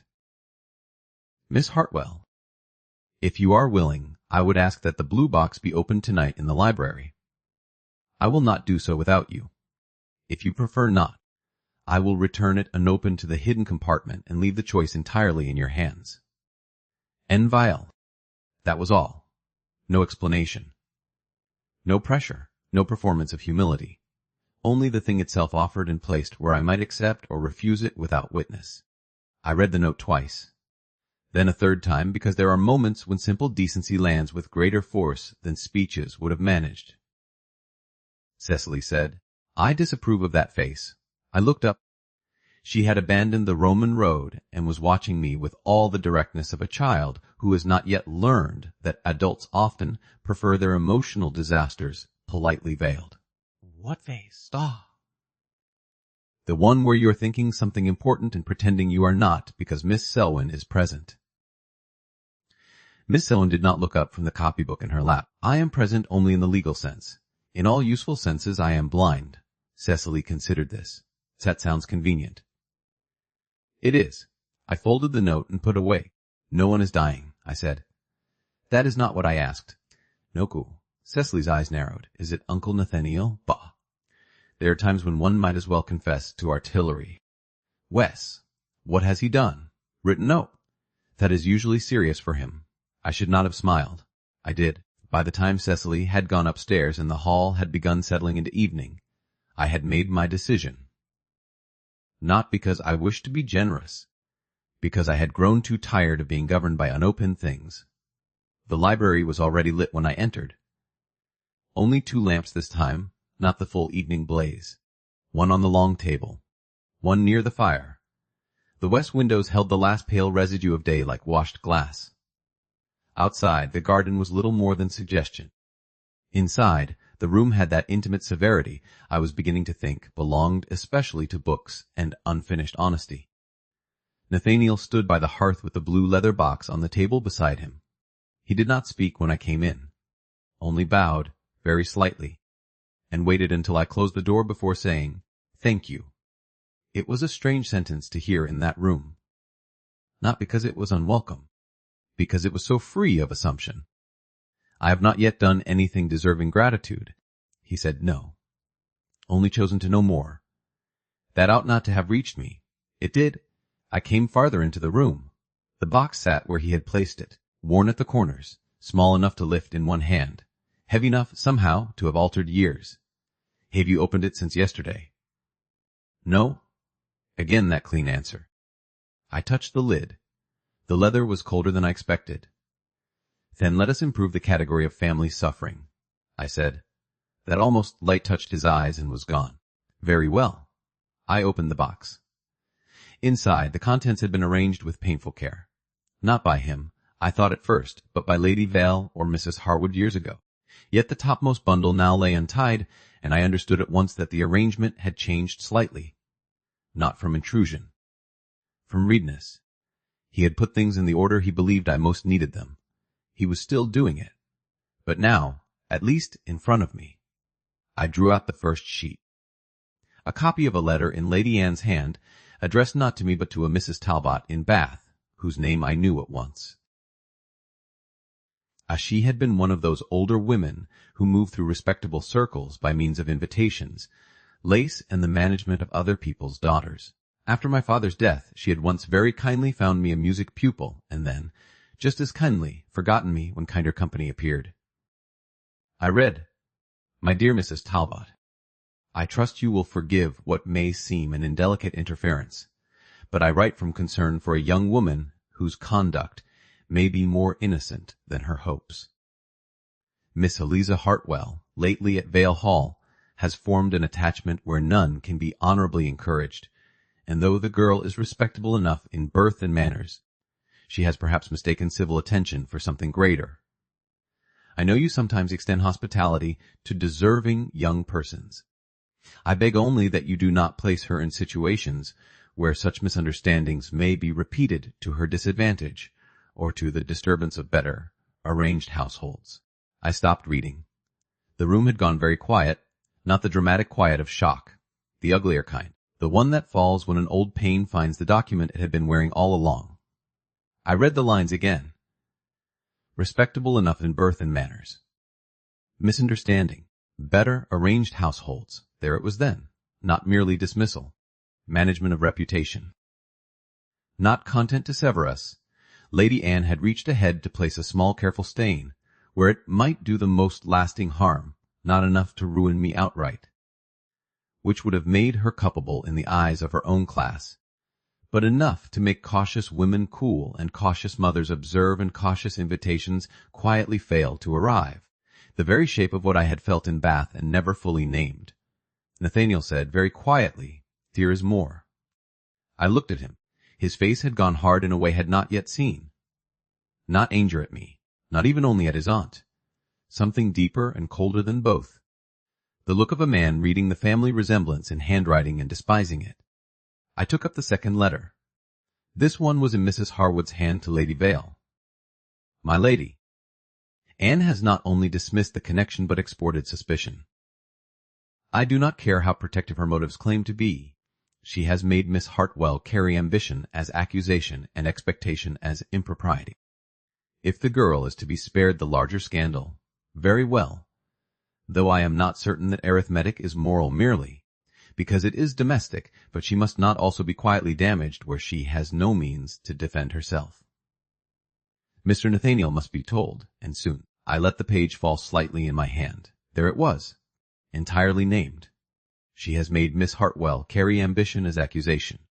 The sentence struck with the force of something I had known in the body for years, and only now heard spoken aloud by another mouth. I said, because silence had become impossible, so I was right. His eyes came to mine. Wes, not about everything. No, but about that? Yes. I put the letter down and turned away from the table, not because I meant to dramatize, but because my body had made the decision before my mind could organize it. I went to the hearth and stood looking into the low fire while the whole ugly little architecture of Bath rearranged itself behind my eyes. The invitations that cooled. The patronesses who remained kind but never intimate. The brothers who were never left too long in the room. The small careful exclusions I had taught myself to bear as weather, because the alternative was admitting they had been made by design. Nathaniel did not follow me at once. That too I noticed. After a moment he said, "I should have found out sooner." I laughed once. Not with humor. That is becoming almost ceremonial between us. I know, of course. I looked back at him then. He had come one pace nearer the table, no farther. There were two silences, I said. And theirs? Yes. Yours may have been grief and delay and the vulgar machinery of inheritance. Theirs was judgment. Yes. And I lived under both without knowing which was which. The words hung there. He did not flinch from them. He said, "No," quietly. You lived under all of it without enough truth. I went back to the table because anger, once it has been given paper, wants the rest of the file. The next document was in Lady Vala's hand again, unsent by the look of it. A draft addressed to Mrs. Talbot, never folded, never sealed. Mrs. Talbot. Any impression conveyed to you that Miss Hartwell behaved with presumption at Vale Hall is false and must not be repeated. If there has been injury, it has been done more by family interference and household grief than by any fault of hers. I ask this correction in justice. I must also ask discretion, as there are matters in the hall not hers to carry and not fit for public handling. The draft ended there, broken off mid-thought. No signature. No conclusion. No proof it had ever been sent because it had not. She meant to correct it. Yes. Did not. Did no? I set the page down very carefully. I had thought before that Lady Vale might prove difficult. regretful, constrained, complicit by delay. But seeing the unfinished correction in her hand made something in me soften unwillingly toward the dead woman. Not enough to absolve her. Enough to understand the room she had stood in, husband corrupt, son in grief, scandal half hidden, and an innocent girl already sent away under a cloud she had not deserved. Understanding, I have found, is often an unkind burden. It does not release pain. It only refuses to let pain remain simple. I said, more quietly now, she was trying to stop 3 disasters with one hand. Yes, and failed all 3. A pause, then Wes. I looked down into the box again. At the bottom lay one final folded sheet, much smaller than the rest. I took it out. It was Nathaniel's hand. Not a letter to me. A note to Mrs. Harwood. If Miss Hartwell has already gone, then no explanation sent now will reach her unpoisoned. My mother says delay, my aunt says silence, my father says nothing useful. I think all of them wrong, and yet have not found the courage to act rightly at once. If there is any decent thing still possible, tell me what it is before another day makes me more of a coward than I already seem. No date. No answer attached. I read it twice before lifting my eyes. He had gone white. Not dramatically, the way some men do when private shame is suddenly spoken in their own hand, before the one person from whom they most wished it hidden. So, I said, the word came out softer than I intended. You knew. Wes. He said, no. Not only that you knew about the letter, you knew what your inaction was becoming even then. Nothing. That was enough. I look back at the page. Before another day makes me more of a coward than I already seem. There are moments when one discovers not that a person has misjudged himself, but that he has judged himself with exactness for years and simply carried the sentence longer than anyone else knew. I folded the note. My anger did not vanish. It changed. That was worse. I do not know what to do with this, I said. His voice, when it came, was low. No, did I? No. I turned the note over once in my fingers. That is half the trouble. He came closer then. Only one step. Still not enough to touch. Enough to make the room acknowledge that something between us had shifted again, and neither of us could honestly pretend otherwise. He said, what I did was not only silence. It was also consent by failure. I know that. The candor of it struck too deep for easy reply. I lily looked. The fatigue under the control. The severity grown out of grief and habit. The intelligence that had always been his, and the new awareness that had made it heavier. You should have come. Yes. Even after Henry died. Yes. Even if the hall was collapsing under your father and your mother and whatever ugliness the house carried. Yes. My mouth changed despite myself. There is that word again. It remains accurate. That was nearly wit. In another hour I might have laughed. Instead I said, do not become easy because I am too tired to be furious correctly. Something almost like warmth moved through his face. Fate would be a dangerous misunderstanding. I set the last note back in the box. Then closed the lid. The library seemed fuller now, as if the ghosts of all those women, Lady Vale, Mrs. Harwood, his aunt in her poisonous certainty, the widow somewhere behind old scandal, and my younger self in Bath, had taken seats around the room and were listening to see what would be done with the truth now that it had finally arrived in usable form. It was not only class then, I said after a moment. No. No only grief. No gaw. Nor only your weakness. He went still at that. No. It was a whole household of women and men deciding what injury I might best survive. Yes. I looked toward the fire. That is almost worse. I know. This time I did laugh only once. Tired, sharp, and entirely real. He looked at me as if the sound had startled him. What? You cannot possibly understand how maddening it is that your honesty continues to improve your case. My case is poor enough not to benefit much. That, too, was nearly wit. I turned to him fully then. The truth stripped bitterness of half its certainty. I said, do not mistake that for pardon. Do not. I am still angry. You should be. Hate you? Yes. Your aunt. Yes. At your mother, though perhaps less cleanly than before. He accepted that in silence.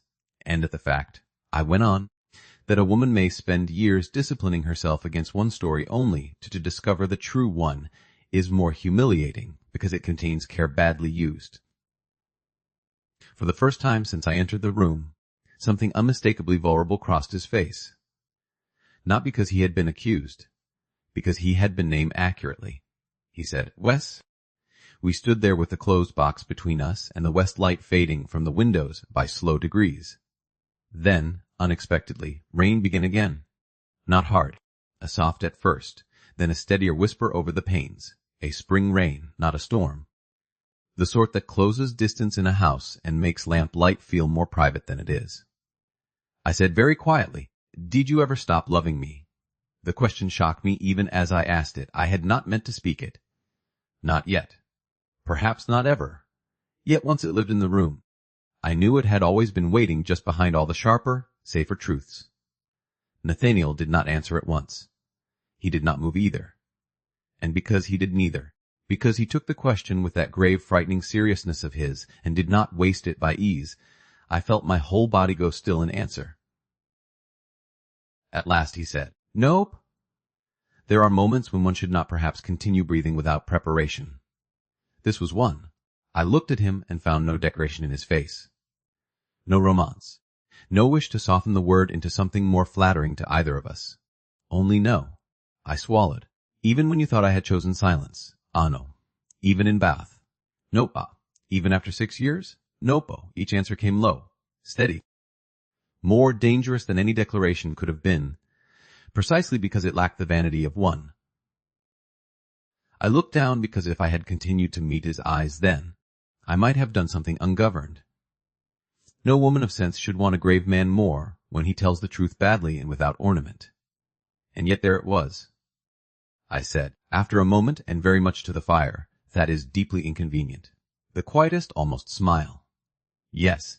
I shut my eyes for 1 second, then opened them and turned back toward him.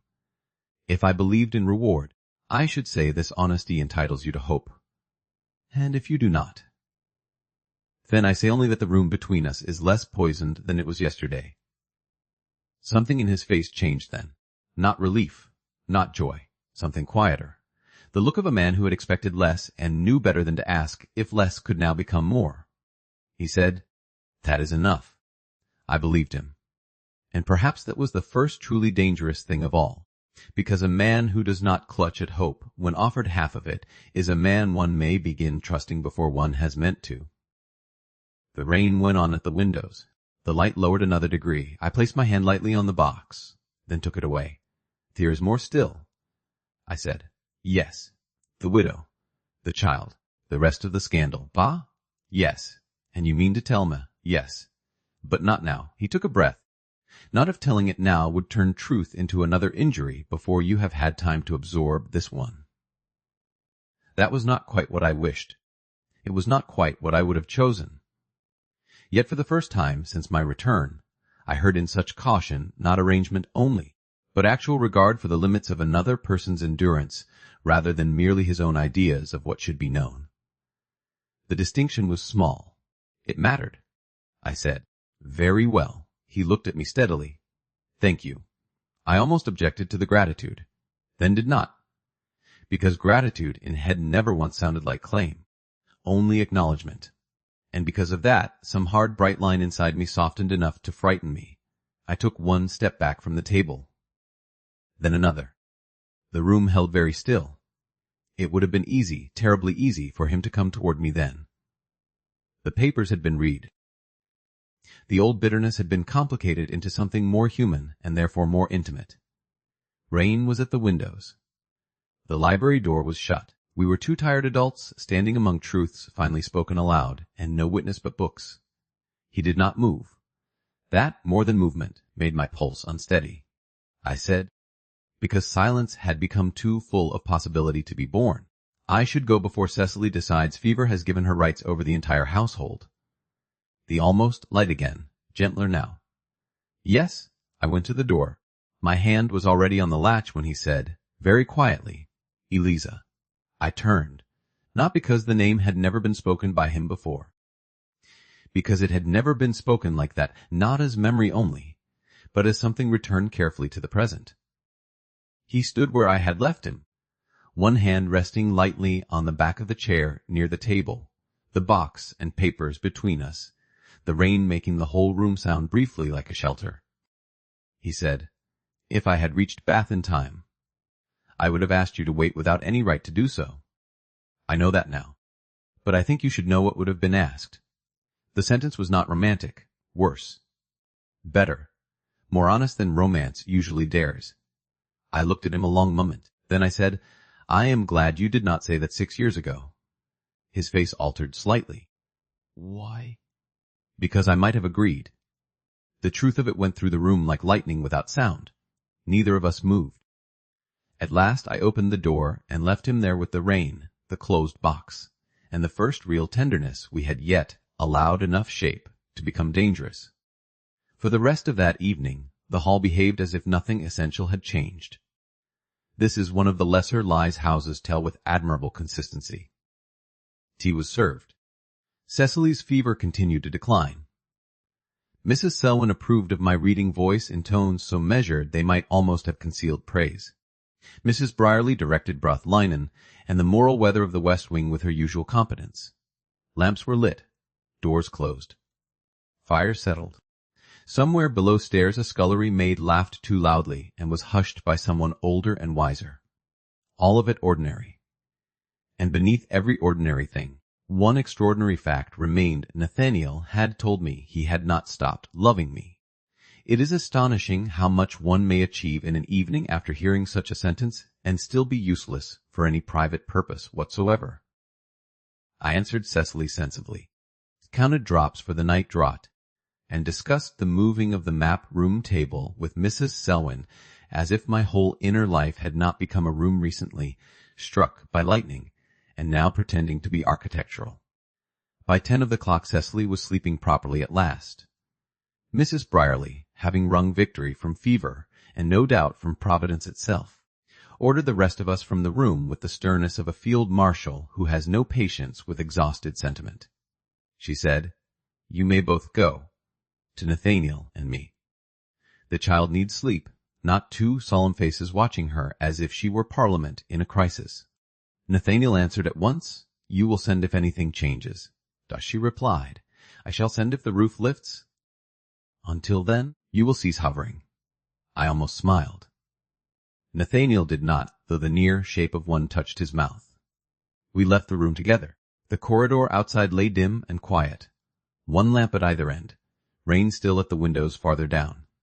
The old carpet soft beneath our steps. We might have gone at once in separate directions, as prudence and common sense would both have recommended. Instead, we reached the stair landing and stopped. "Not close, not far enough either," he said. "You should sleep. I think that recommendation has become habitual in you. That remains sound. And rarely effective. That almost light in his eyes again. I was beginning to fear it. Because I had also begun to want it." He glanced toward the lower hall, where a lamp still burned near the west passage. "The rain has eased." I followed his gaze. The windows beyond the stair turned silver, black in the dark. "That sounds like information offered with an ulterior motive." "Yes, there is that word again. Yes." I shook my head. "One day, my lord, I shall find you less infuriating. I hope not soon." The answer came so quietly that for a second I thought I had imagined it. Then I looked at him and knew I had not. That was the trouble. Every true thing in him made the room between us smaller. I said, because I was suddenly too aware of my own pulse to remain standing sensibly in the corridor any longer. "What is the motive?" He paused just long enough for the answer to feel chosen, not accidental. He said, "The lower garden will smell of rain.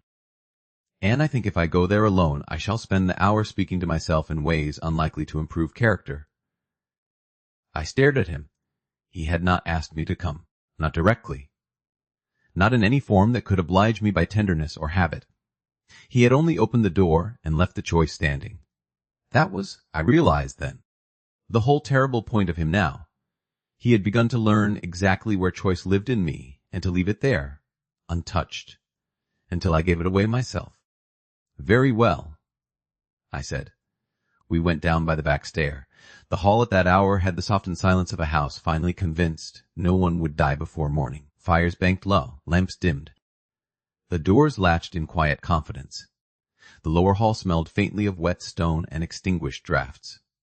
When Nathaniel opened the terrace door, cool, damp air entered at once and wrapped around us with the clean, dark scent of earth after rain. The garden beyond was not black, as I had expected, but washed with pale moonlight filtering through torn cloud. The paths glistened faintly. The yews stood like darker shadows among shadow. Water still clung to the clipped box and the bare branches of the espaliered piers. Somewhere beyond the wall, a late cart rattled over the village road and faded into distance. We walked without speaking at first.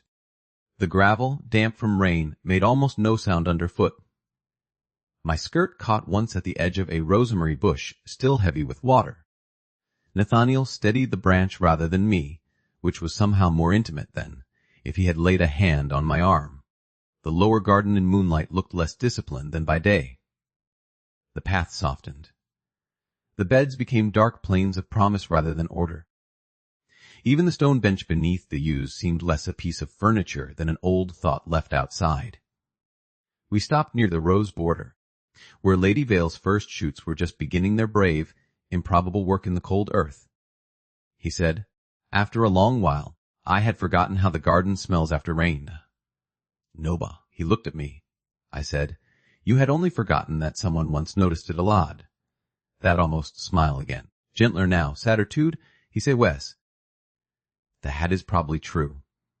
The moon came free of cloud for a few moments then and laid enough light across the path that I could see his face clearly, the gravity in it. The fatigue from the night's vigil, the deeper lines time and inheritance had carved there. He looked less like the younger man I had once loved and more like the person that younger man had always been moving toward. I was beginning to think that was more dangerous than memory. "I should not have asked you that question," I said. "Which, whether you had stopped loving me. Why not? Because now I must either believe you or think you theatrical, and you have never once made theatrics an available refuge." His gaze held mine. "I meant it." "I know. There was no point pretending otherwise." We began walking again. At the turn near the herb wall, he said, "I do not know whether it is worse that I failed you once from silence or that the failure was never only mine." I looked down at the wet gravel. Worse for whom? For judgment. That was so exactly him that despite the H of the night I nearly smiled. "Must everything with you become a matter of moral bookkeeping?" He said, "No. Only the things I most regret." The answer settled over me with the cool damp air. After a moment he said, "Then let me save you some labor. I do not know how to divide it either." "Nothing." I went on because the rain, dark garden had become somehow easier than rooms for truth. "If you had simply abandoned me, I could despise you cleanly. If your aunt alone had destroyed it, I could hate her and pity our younger selves. If your mother and Mrs. Harwood had acted from pure malice, I could condemn them and be done." I let out a breath. Instead, every part of it is mixed. Pride and grief, concern and control, love and management. It is very tiresome. That earned from him the quietest breath of laughter. Not because the thing was amusing, because I had spoken it exactly, and because tired truth often stands absurdly close to wit. He said, "Yes, it is." We had reached the small wrought iron gate leading toward the orchard walk. It stood half open, left unlatched after the day. Nathaniel held it for me. I passed through, and he followed. The orchard beyond was narrower, less formal, the grass longer there and silvered at the tips by rain. The old stone wall held the damp and gave it back as chill. He said more quietly, "May I tell you what I feared most?" The question itself made me turn toward him. "Not I will tell you."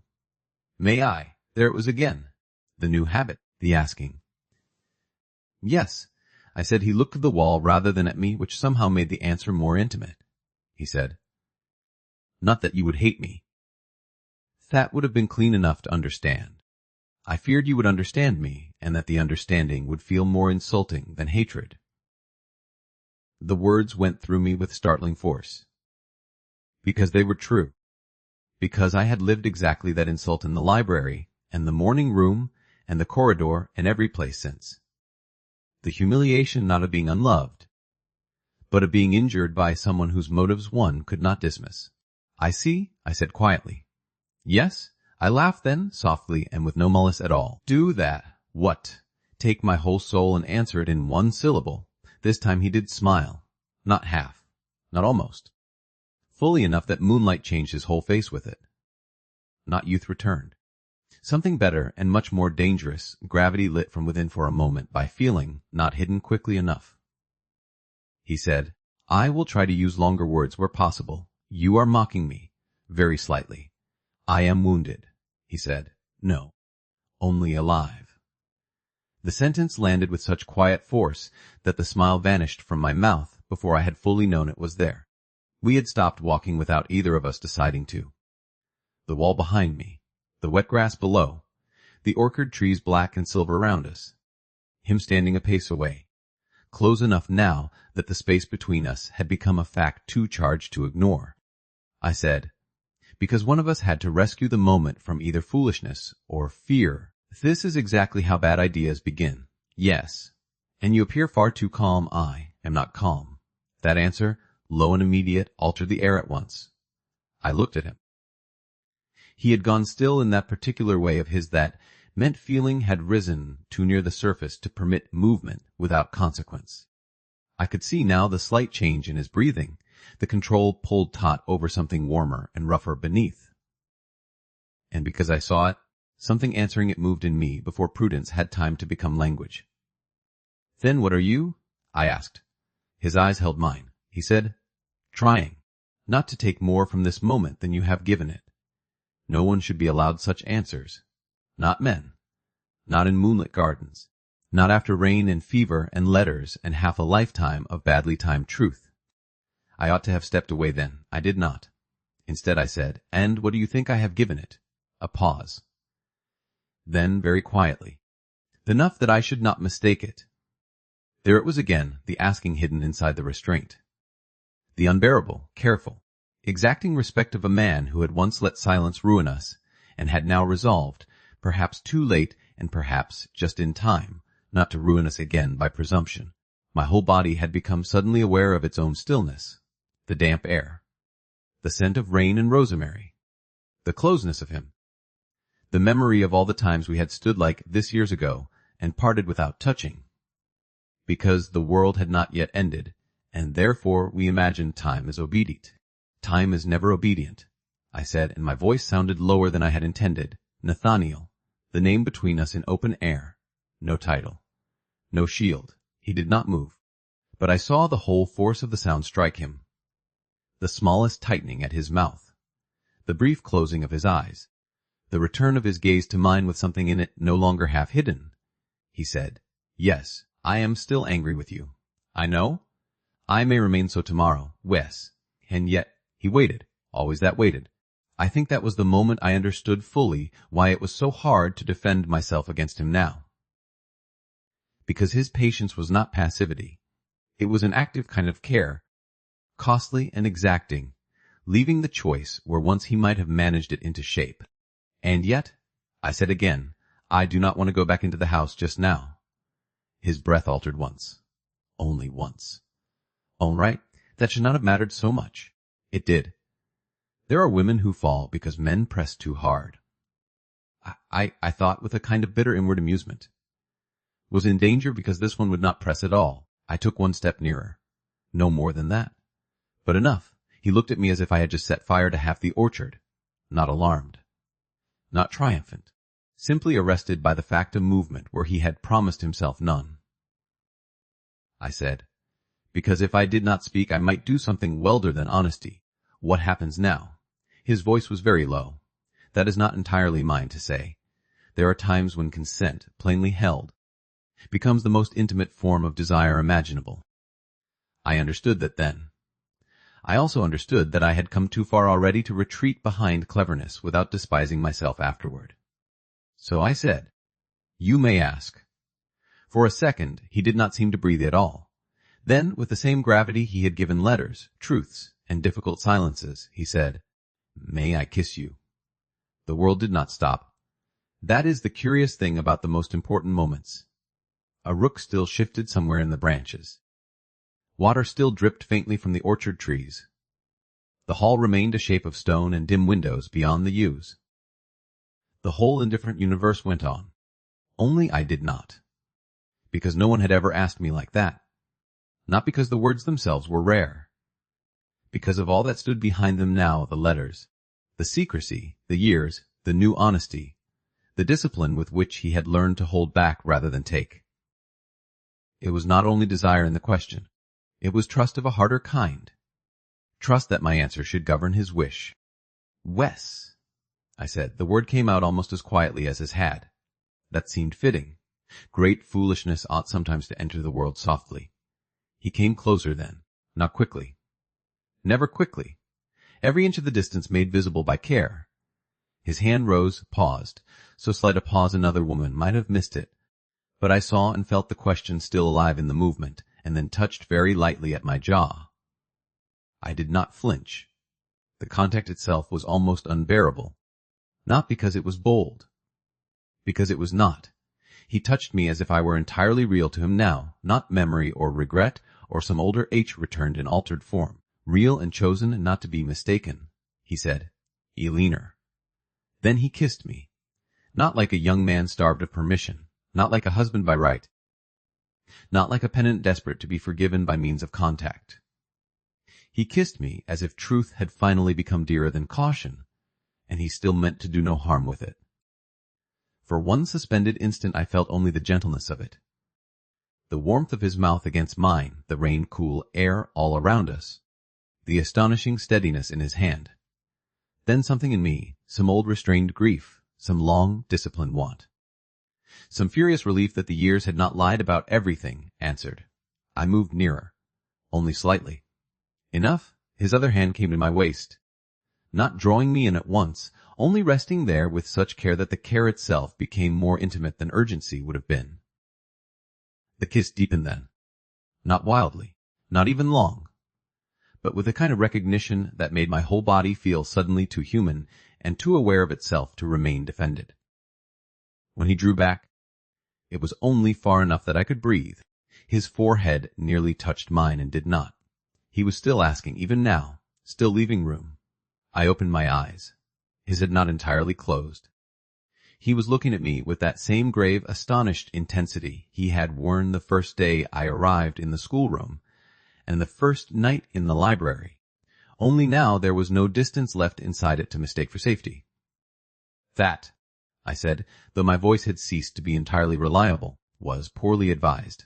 The almost smile returned, transformed now by the nearness of his mouth to mine. Yes, I laughed then, breathless enough to make the sound unfamiliar. He looked as though the laugh had struck him as deeply as the kiss. I said, Do not say yes to that. Why? Because it makes me want to do something equally imprudent. There was no help for it.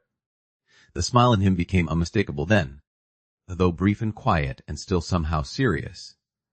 Only Nathaniel could look more dangerous when actually smiling than when entirely stern. What? I should have said nothing.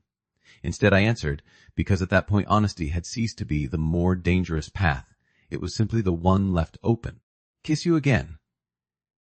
The effect of that confession on him was so immediate and so carefully controlled that it nearly undid me.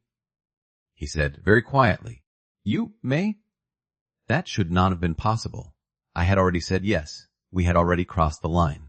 Yet he gave it back to me all the same. The choice. The next step. Mine if I wanted it. So I took it. The second kiss was less careful only because the first had taught me I need not fear his haste. His hand at my waist held me more surely. Mine, without asking my better judgment, found the front of his coat and stayed there. Rain breathed all around us. Somewhere far beyond the garden wall a carriage passed and was gone.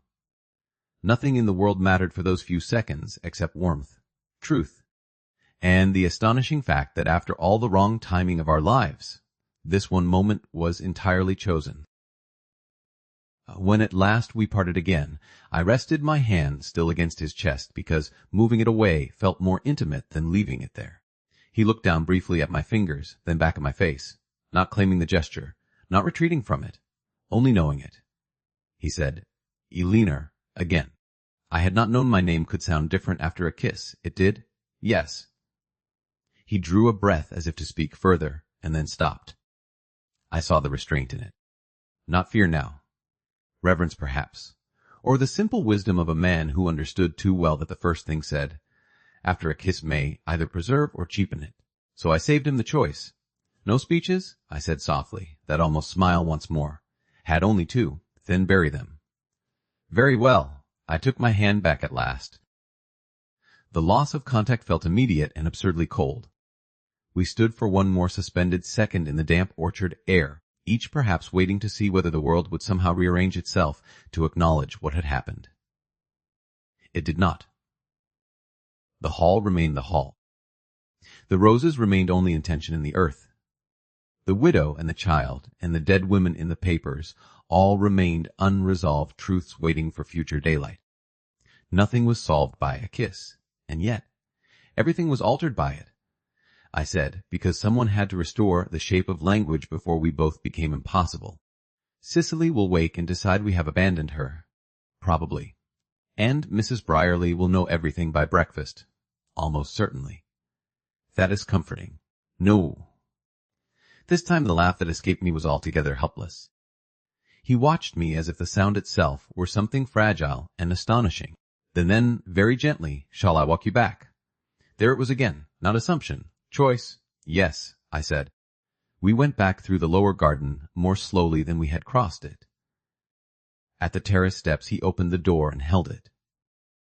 The warmth of the hall met us at once, carrying with it lamplight, polished linen, and all the ordered life of the place. We stood there one instant longer on the threshold between rain and room. Then we entered. No one met us in the hall. No servant appeared. No portrait cuffed. Yet the house felt newly aware of us, as if stone itself had heard something spoken in the garden and would now be impossible to deceive entirely. At the staircase we stopped. He said, very quietly, good night. It was absurdly formal after all that had passed. That, perhaps, was why I loved it. Good night. He did not reach for me again. Thank heaven. Or perhaps not. I went upstairs with the taste of rain and truth, and him still unreal enough on my mouth that I touched my lips once in the darkness of the corridor like a fool in a novel and despised myself only moderately for it. In my room the letter lay where I had left it folded back into the drawer. The copies remained hidden. The past was no less complicated than before. The future perhaps more so. I undressed by candlelight with hands less steady than they ought to have been and sat for a long time at the dressing table, looking at my own face in the glass as if it might know what to make of me now. It did not. But it looked different all the same, not happier. Happiness was too blunt a word. More awake, perhaps, more endangered, more honest. When at last I went to bed, I found that sleep came at once. Not because peace had been made. Because the war had changed, and just before I drifted fully under. One thought moved through me with terrible perfect clarity. The past had finally surrendered enough truth to let the heart begin again. Which meant that from now on, whatever hurt me next would do so not through ignorance, but through hope.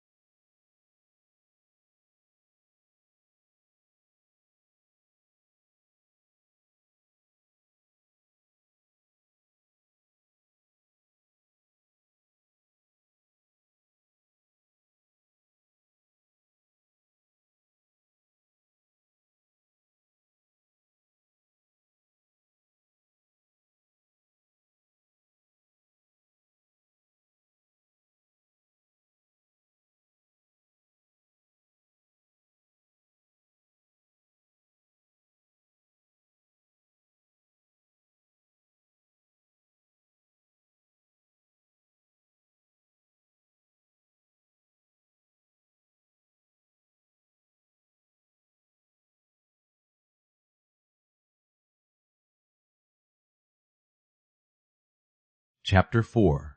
The Cost of Witnesses. For 3 days after the kiss in the orchard, I made the mistake of believing that truth, once properly spoken, might behave itself. Not perfectly. I was not romantic enough for that any longer. I did not imagine the house transformed, or my own heart suddenly cured of injury by moonlight and good manners. But I did begin, quite foolishly, to think that honesty might grant a period of grace. A little time in which the old wrongs, now named, would remain still long enough for the new tenderness between us to learn its footing. It was a very English hope, and like many English hopes, it collapsed under the arrival of a relation. The first signs were small. Too small, had I been less used to the moral weather of houses, for immediate alarm. Mrs. Brierly became more exact than usual over flowers in the front rooms. Reeves spent a quarter-hour supervising the placement of coal scuttles in a manner suggesting not domestic need, but anticipated inspection. 2 maids were sent to air the south guest chambers, though no one, to my knowledge, had yet announced a visitor. Nathaniel disappeared for an hour into the study with a letter and came out with the look of a man who has just been reminded that blood relations remain the most expensive of all habits. By luncheon I knew something had shifted. By 2 of the clock Cecily knew it too. She came into the map room with an atlas under one arm and said, "Someone is coming whom no one wishes to receive." "That is a very large category." "Ah," she replied, "Wes." But this one has caused Brierly to speak to the footman as though she were sharpening them. I looked up from the tray of pressed plants Mrs. Selwyn had abandoned on the table. "How do you know it is a sheep?" Cecily considered. "Because if it were a gentleman, Uncle Nathaniel would be worse tempered and less silent." I should not have laughed. I did. Miss Selwyn, who was sorting copybooks with the grave patience of a woman whose truest loyalties belong to order rather than optimism, said, "Miss Cecily, if the household is expecting company, that is no reason to abandon your Italian." "I do not abandon it. I merely wish to know whether I ought to despise the visitor in advance." "That will depend on the visitor." Cecily looked at me. "Miss Hartwell?" "Yes. If it is Lady Anne, I shall despise her in advance." That seems efficient. There are moments when a child names a room before the adults have admitted they are standing in it. I said nothing at all.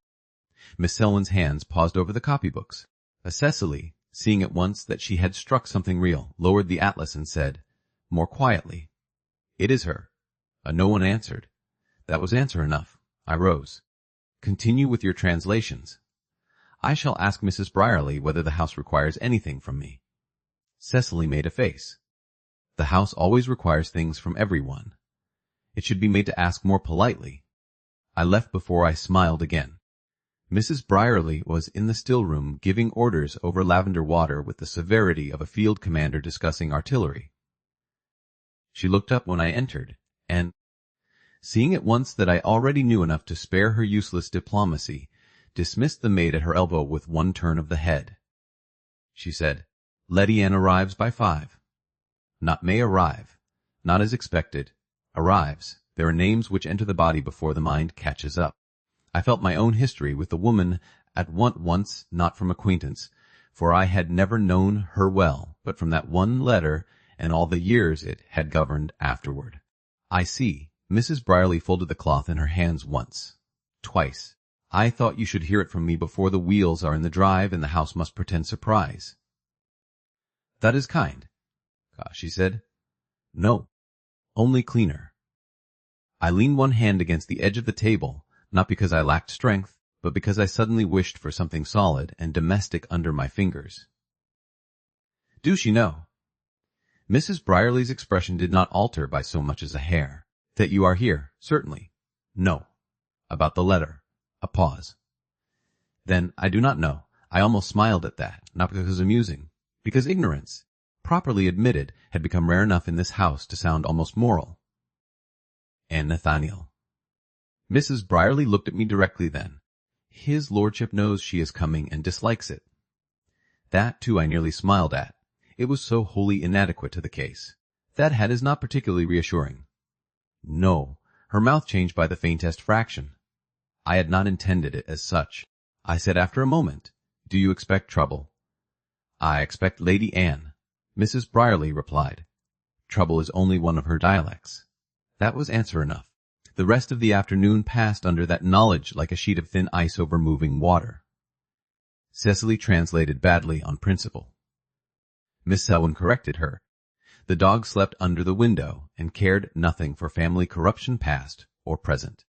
The hall continued at its ordinary occupations while adjusting itself around the impending arrival of a woman who had once altered the course of my life by means of ink and rank in the old female right to call cruelty prudence if done for the family.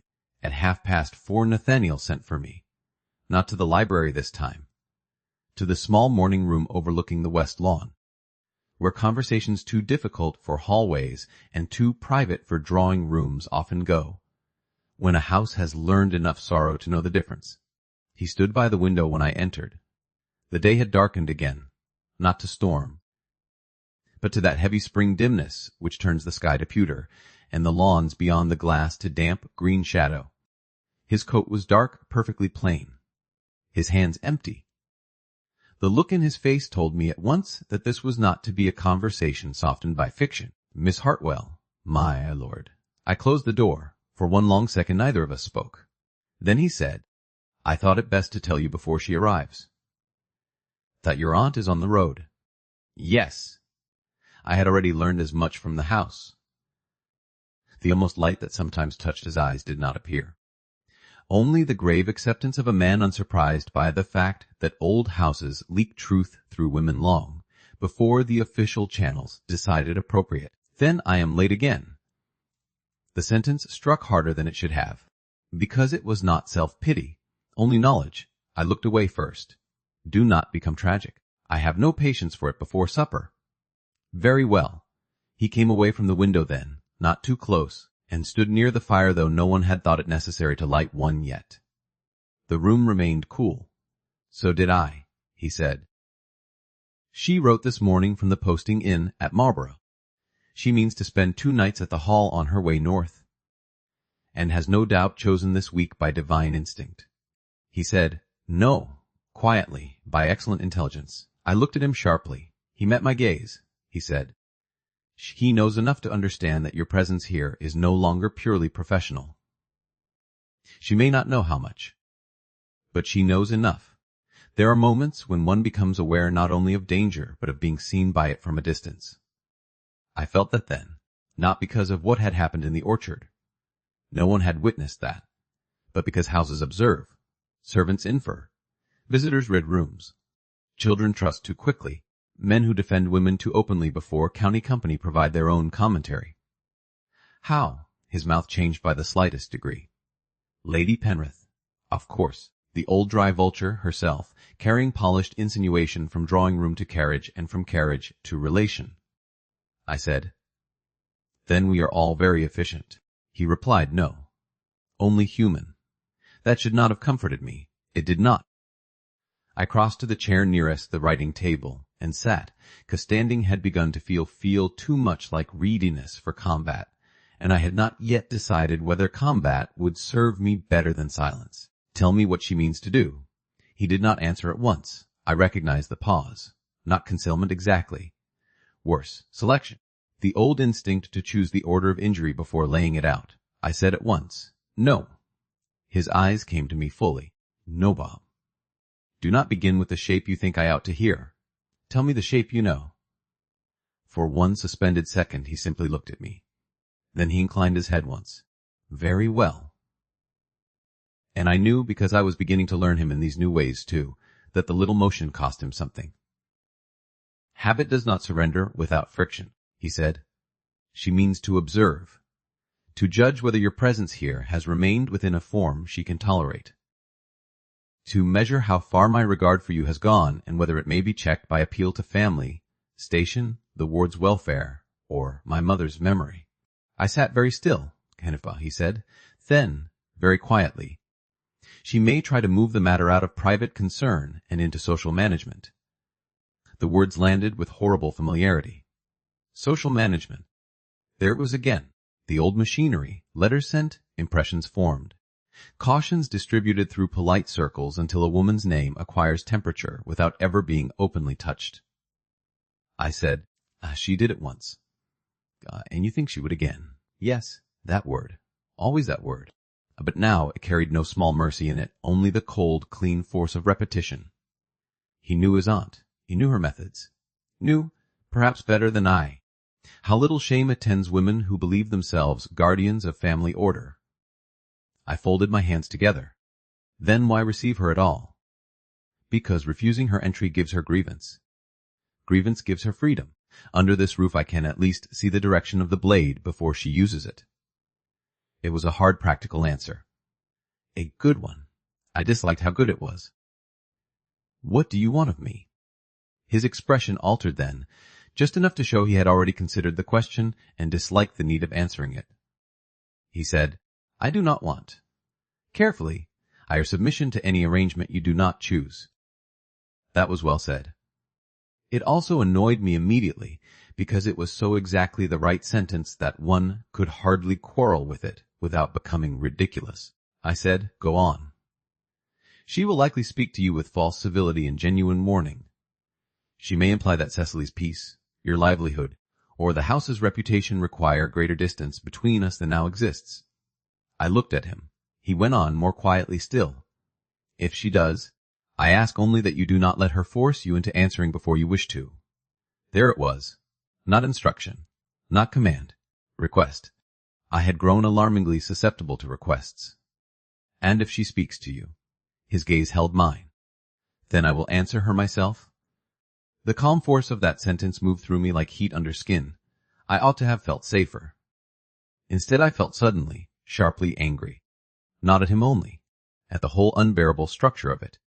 That our first clear honest steps toward one another should now be inspected by the woman who had once ruined the last attempt, and still believed herself entitled to do so. I will not be handled out of my own life by her again, I said. His face sharpened at once. No. And if she means to look at me as she looked before, as if affection in a dependent woman is always 1 degree from appetite and 1 from calculation. He interrupted then, not sharply, with force. No, the word struck the room into stillness. For one moment I could only look at him. There was anger in him now, real anger. Controlled, yes, because all things in Nathaniel passed through control before reaching daylight. But unmistakable. He took one breath and then said lower, no, she will not be permitted that in this house. There are sentences which should sound protective and instead make one aware of how much one wants them to be true. I stood. Not because I meant to leave, because remaining seated under that look of his had become impossible. And if she tries outside it. His jaw tightened once. Then I stop her where I can and name her where I cannot. The room held us there. Not close. Too close anyway, I said, because honesty has become a cruel habit between us. You speak as if the matter were already chosen. What matter? Use. The single syllable seemed somehow larger in the little room than in the orchard or the library. He did not answer at once. That frightened me more than if he had spoken immediately. At last he said, no. My heart sank in one ugly, useless motion. Then he went on.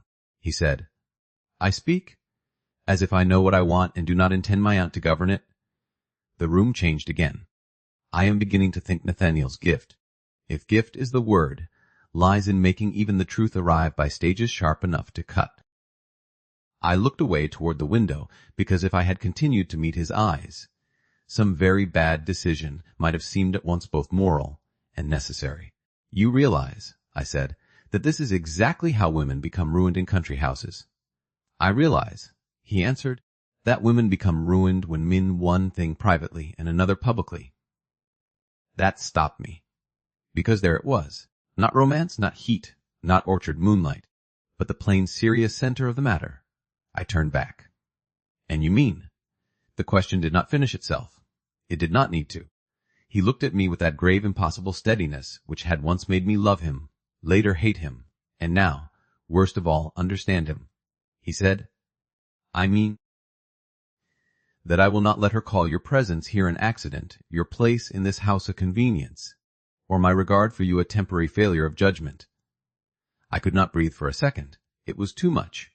Too plain. Too public in intention. Too near what I had once needed and lost. Too near what I still wanted and did not wish to name. I said, because there had to be some defense left to me. You are becoming very imprudent? Yes. There is that word again. It remains useful. I laughed once then, because if I had not, I might have done something much worse, like believe him without resistance, and thereby render my whole sex a cautionary tale. The wheels sounded in the drive before either of us could say more. Not imagined. Not a servant's cart. The distinct, measured arrival of a private carriage well sprung enough to insult mud and expensive enough to resent it. The sound went through the room like a hand across bare skin. We both turned toward the window. Too late to see much. Only the blur of dark horses through the trees and the faint shape of movement at the front steps. The house itself seemed to draw up around the moment. Doors below. Footsteps in the hall. Reeves's voice lower than usual. Another, older female one in reply, precise enough to cut paper. Lady Anne. Nathaniel looked back at me. Something had altered in his face. Not fear. Resolution made suddenly visible because it had run out of time to remain abstract. She is here, I said. Yes. There are moments when life becomes almost offensively literal. I drew in a slow breath. Then let us see whether family affection has improved with mileage. The almost light touched his eyes once, quickly and without joy. I would not advise hope. No, I said, only posture. He came one step nearer then and stopped, still asking even now, with his whole body, whether nearness was welcome or presumptuous. Eliza. I looked at him. If at any point you wish the room ended, say so. No civility is owed at the expense of your peace. Ah. There it was again, the question hidden inside permission, the refusal to arrange even this without my consent. It should not have mattered so much that it did. Very well, the knock came then, not tentative, not loud, the exact knock of a butler announcing relation and consequence in equal proportion. Reeves said, my lord. From the other side of the door, Lady Anne asks whether you will receive her in the blue drawing-room. Nathaniel's eyes remained on mine one heartbeat longer. Then, yes. Reeves withdrew. Nathaniel stepped back. The moment ended, not broken, interrupted. That was worse in some ways. I moved toward the door. So did he. We reached it together and then paused because old habits of precedence remain absurdly active even when one's soul is in disorder. He said, after you, Miss Hartwell. I looked at him. No, this time, my lord, after family. A flicker of something moved through his face, a pain perhaps, or respect for the sharpness earned. Then he bowed his head once and opened the door. We went out together into the corridor where the lamps had already been turned higher and the house waited. Every polished surface listening for the first word between me and the woman who had once written me out of his life as if she were tidying a drawing-room. Lady Anne had improved with age in exactly the wrong directions. That was my first clear thought when I entered the blue drawing-room and saw her rise from the sofa with all the composed elegance of a woman who has spent half her life making other people's discomfort look like social order. She was dressed in dark claret silk, the color chosen, no doubt, because mourning no longer suited and warmth would have implied too much humanity. Time had refined rather than softened her. The bones of her face remained fine. The mouth thought had grown thinner. Her eyes had not altered at all. They were still bright, dry, and entirely too practiced in the art of calling judgment concern. She said, Eliza, not Miss Hartwell. Not even with the decency of formal distance. Only my Christian name, lifted lightly into the room as if she had every right to it. My lady. Nathaniel entered at my side, and the temperature of the room changed by a degree almost too small to name. Lady Anne's gaze flickered to him, then back to me. She knew at once, I thought, that whatever she had once counted on between us, youth, distance, silence, shame, no longer stood precisely as it had before. She said, You are altered very little. I should be sorry to disappoint memory too fully. The answer came more smoothly than I felt. Years of genteel poverty teach a woman many things. One of the more useful is how to keep her voice level while her blood is remembering old injuries. Lady Anne inclined her head, as if acknowledging a move in some old game resumed at last. Nathaniel said, "You have kept your composure." Before I could answer, "My aunt has had a long journey. Tea." It was not a request to the room. Reeves, already waiting at the sideboard, moved at once. Lady Anne turned her bright smile upon her nephew. "My dear Nathaniel, you receive me like a magistrate preparing to interview an unfortunate witness." "Then I shall try to improve the warmth without sacrificing accuracy."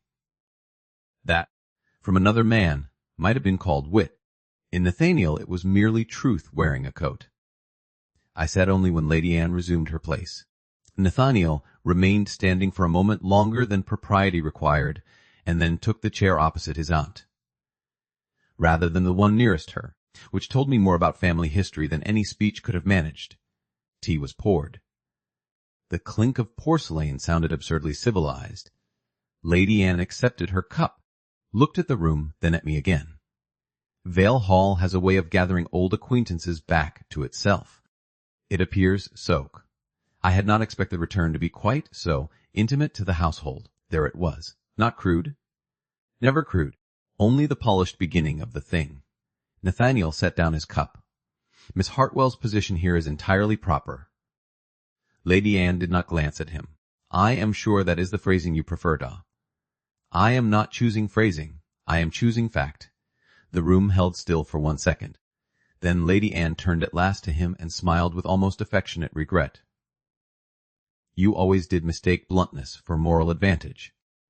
He said, "No, only obscurity for moral weakness." I looked down at my tea because if I had continued to watch them then, I might have understood too much too quickly.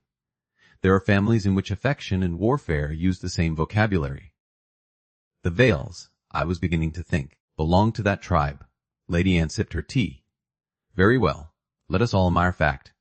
Fact, then Miss Hartwell was once under this roof at a dangerous age for hope. Fact, she has now returned under circumstances less romantic and more dependent. Fact, the county is observant. And fact, you, Nathaniel, have never been skilled at disguising seriousness when it overtakes you." I felt the words like cold water. Not because they were false, because they were composed with just enough truth to make cruelty look like candor. "I am grateful," I said, "that your ladyship has travelled all this way to improve my understanding of my own life." Lady Anne's smile brightened by half a shade, and Nathaniel said, "My dear Eliza, if I had wished to improve it, I should have written. Travel suggests stronger concern." Very quietly. "Then perhaps your concern should name itself plainly." That was the first crack, not in his control, in the surface of the visit. Lady Anne set down her cup. "Very well. Plainly then. I think it unwise that Miss Hartwell remain here. If your present inclination toward her has advanced beyond gratitude for service to Cecily." There are moments when one becomes acutely aware of every object in a room. The blue silk on the walls, the silver sugar tongs, the reflection of light in the long mirror over the mantel. Reeves, invisible by the sideboard and hearing every syllable with the discretion of a saint or a conspirator. Nathaniel said, "You are discussing her as if she were absent." "I am discussing a situation," Lady Anne replied. "The girl is not fragile." I said, "No, only repeatedly spoken over." Her eyes came back to mine. "Then let me address you directly. You know what this house contains." I held her gaze. "I begin to. And you know what it does not need. That would depend on whether we mean comfort or authority." The answer landed. Lady Anne's mouth thinned almost imperceptibly. Nathaniel rose. Not abruptly. That was the danger of him. He never seemed hurried even when he had reached the end of patience. He said, "My aunt is tired. Reeves will show her rooms. We will dine at 8. Lady Anne remained seated. For 1 second no one in the room moved. Then she smiled, not at me, at him. The old family smile, polished with long habit and faint contempt. "You are dismissing me, Wes." At that, to my shame and secret satisfaction, I nearly loved him again on the spot. Lady Anne stood. She said, "It is always a relief," setting down her napkin, "when the younger generation mistakes decisiveness for command. One knows immediately how little life has taught them. Nathaniel opened the door himself. My aunt's maid has already been shown upstairs. Lady Anne looked at him a long moment, then at me, and in that glance, brief as it was, I saw the full shape of what she had once thought me.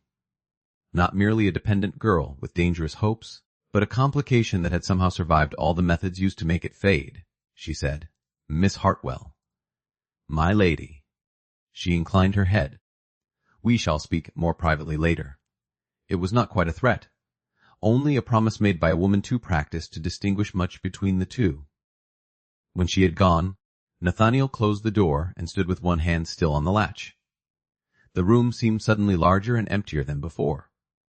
Reeves, may God reward him in the next world for his timing in this one, vanished soundlessly with the tea tray before either of us had to acknowledge that he had heard enough to dine out upon for a decade and would do no such thing.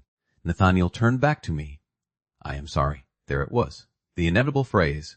I had thought, perhaps, that today it would strike me less sharply. I was wrong. "For which part?" I asked. "The intrusion or the accuracy?" His expression changed by the smallest degree. "For the necessity of both."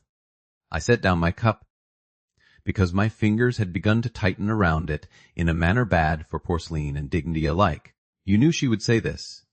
"Yes." "And still you received her?" "Yes." I laughed softly. What a dupe we make of agreement, ah! He came farther into the room then, but not close enough to crowd the anger out of me. I noticed such distances now with almost painful precision. He said, "I received her, because I preferred the attack where I could hear it." I am honored by the strategy. Something like actual impatience flickered through him then, not with me, I thought, but with the language itself, the whole tired dance of injury and defense where truth keeps arriving late and trying to make up the distance with correctness. "Lisa." The use of my name was low, quiet, entirely too near tenderness to be safe. He said, "I know exactly what this sounds like. I know she has no claim to instruct you in dignity. I know her earlier conduct toward you is indefensible. And I know that asking you to remain under the same roof while she is here asks more of your composure than I have any right to assume."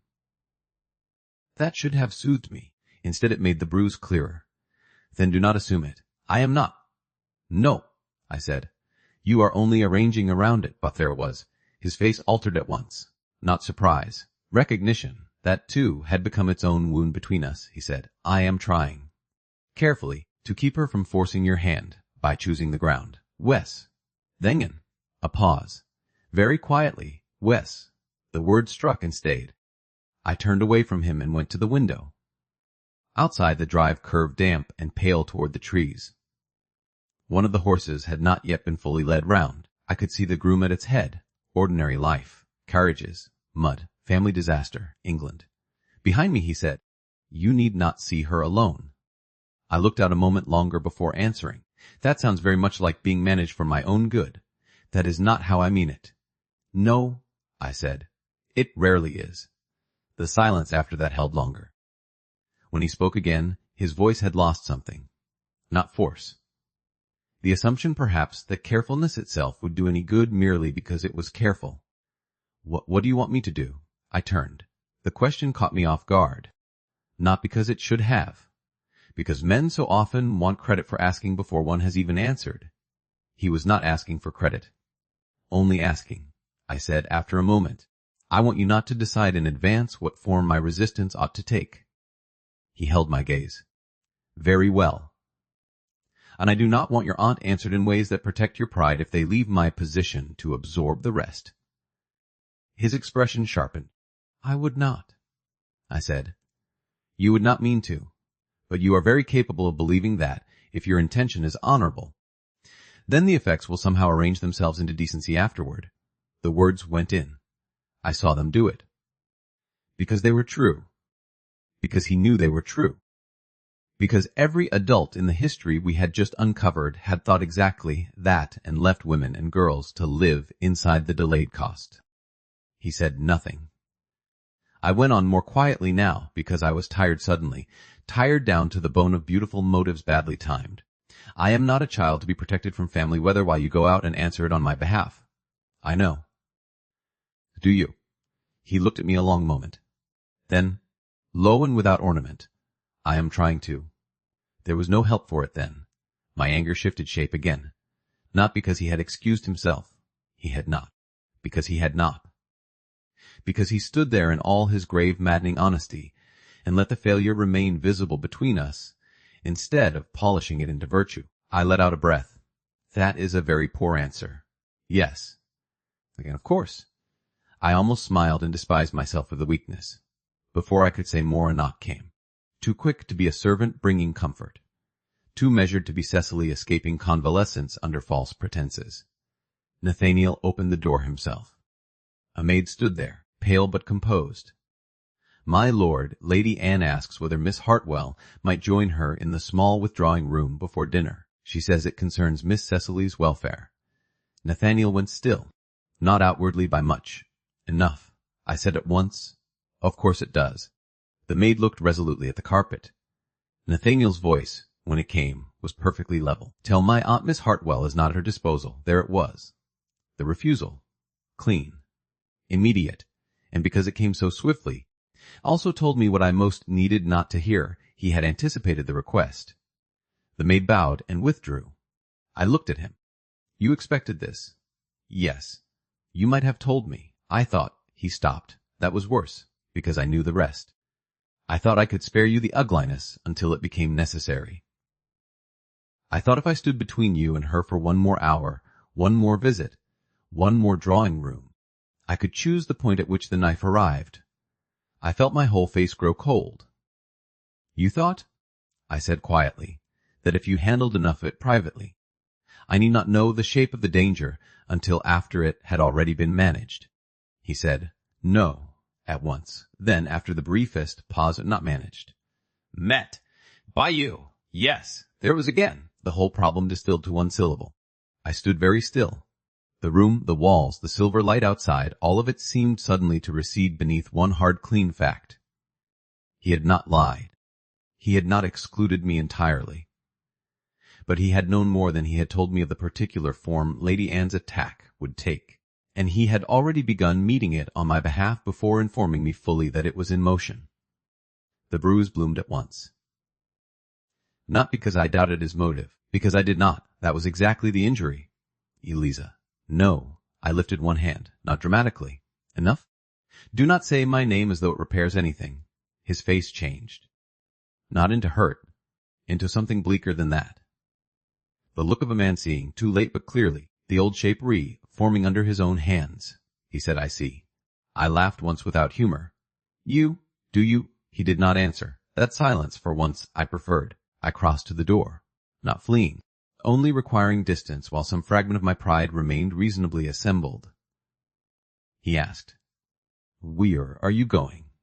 There was no authority in the question, only concern. I hated how much more difficult concern made resistance.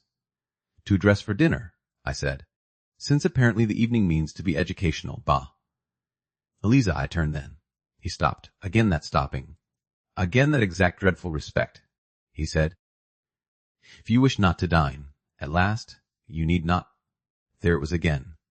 Permission offered as mercy after the structure had already been chosen. I do not know.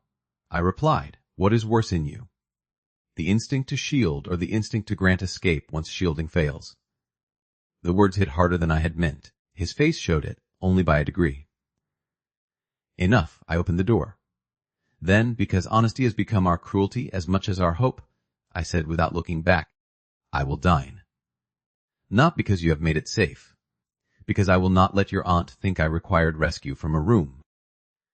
Then I left him there in the blue drawing room with the tea gone cold, the sky dimming beyond the window, and the first true proof that even now, even after letters and moonlight and questions asked instead of assumed, he still could not entirely stop himself from trying to take the first blow for me. And that, worse than Lady Anne, was the thing I carried upstairs to dress. I dressed for dinner as if armor might still be sewn from silk. Not vanity. Gray again, because I had no intention of appearing decorative under Lady Anne's inspection. The same gown as before, though Ellis persuaded me to wear a narrower black ribbon at the throat and the plain jet comms that left my hair properly arranged and entirely undefended.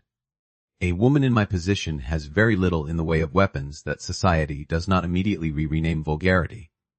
Clean lines, steady hands, and the refusal to look apologetic are among the few exceptions. By the time I came downstairs, the house had completed the transition from family visit to contain campaign. The candles were lit. Dinner announced. The Cecily had been allowed down for the soup only and looked pale enough to soften even Mrs. Selwyn's discipline, though not enough to improve her temper. Lady Anne had changed from traveling silk into black satin relieved by old lace and the air of a woman prepared to suffer relation for duty's sake if relation persisted in proving theatrically inconvenient. Nathaniel stood near the mantel with one hand behind his back and his face arranged into perfect calm. Perfect calm in him, I had learned, was often only the outer railing built around a very steep drop. He looked up when I entered. Only one glance. That was enough. He knew I was still angry. I knew he knew.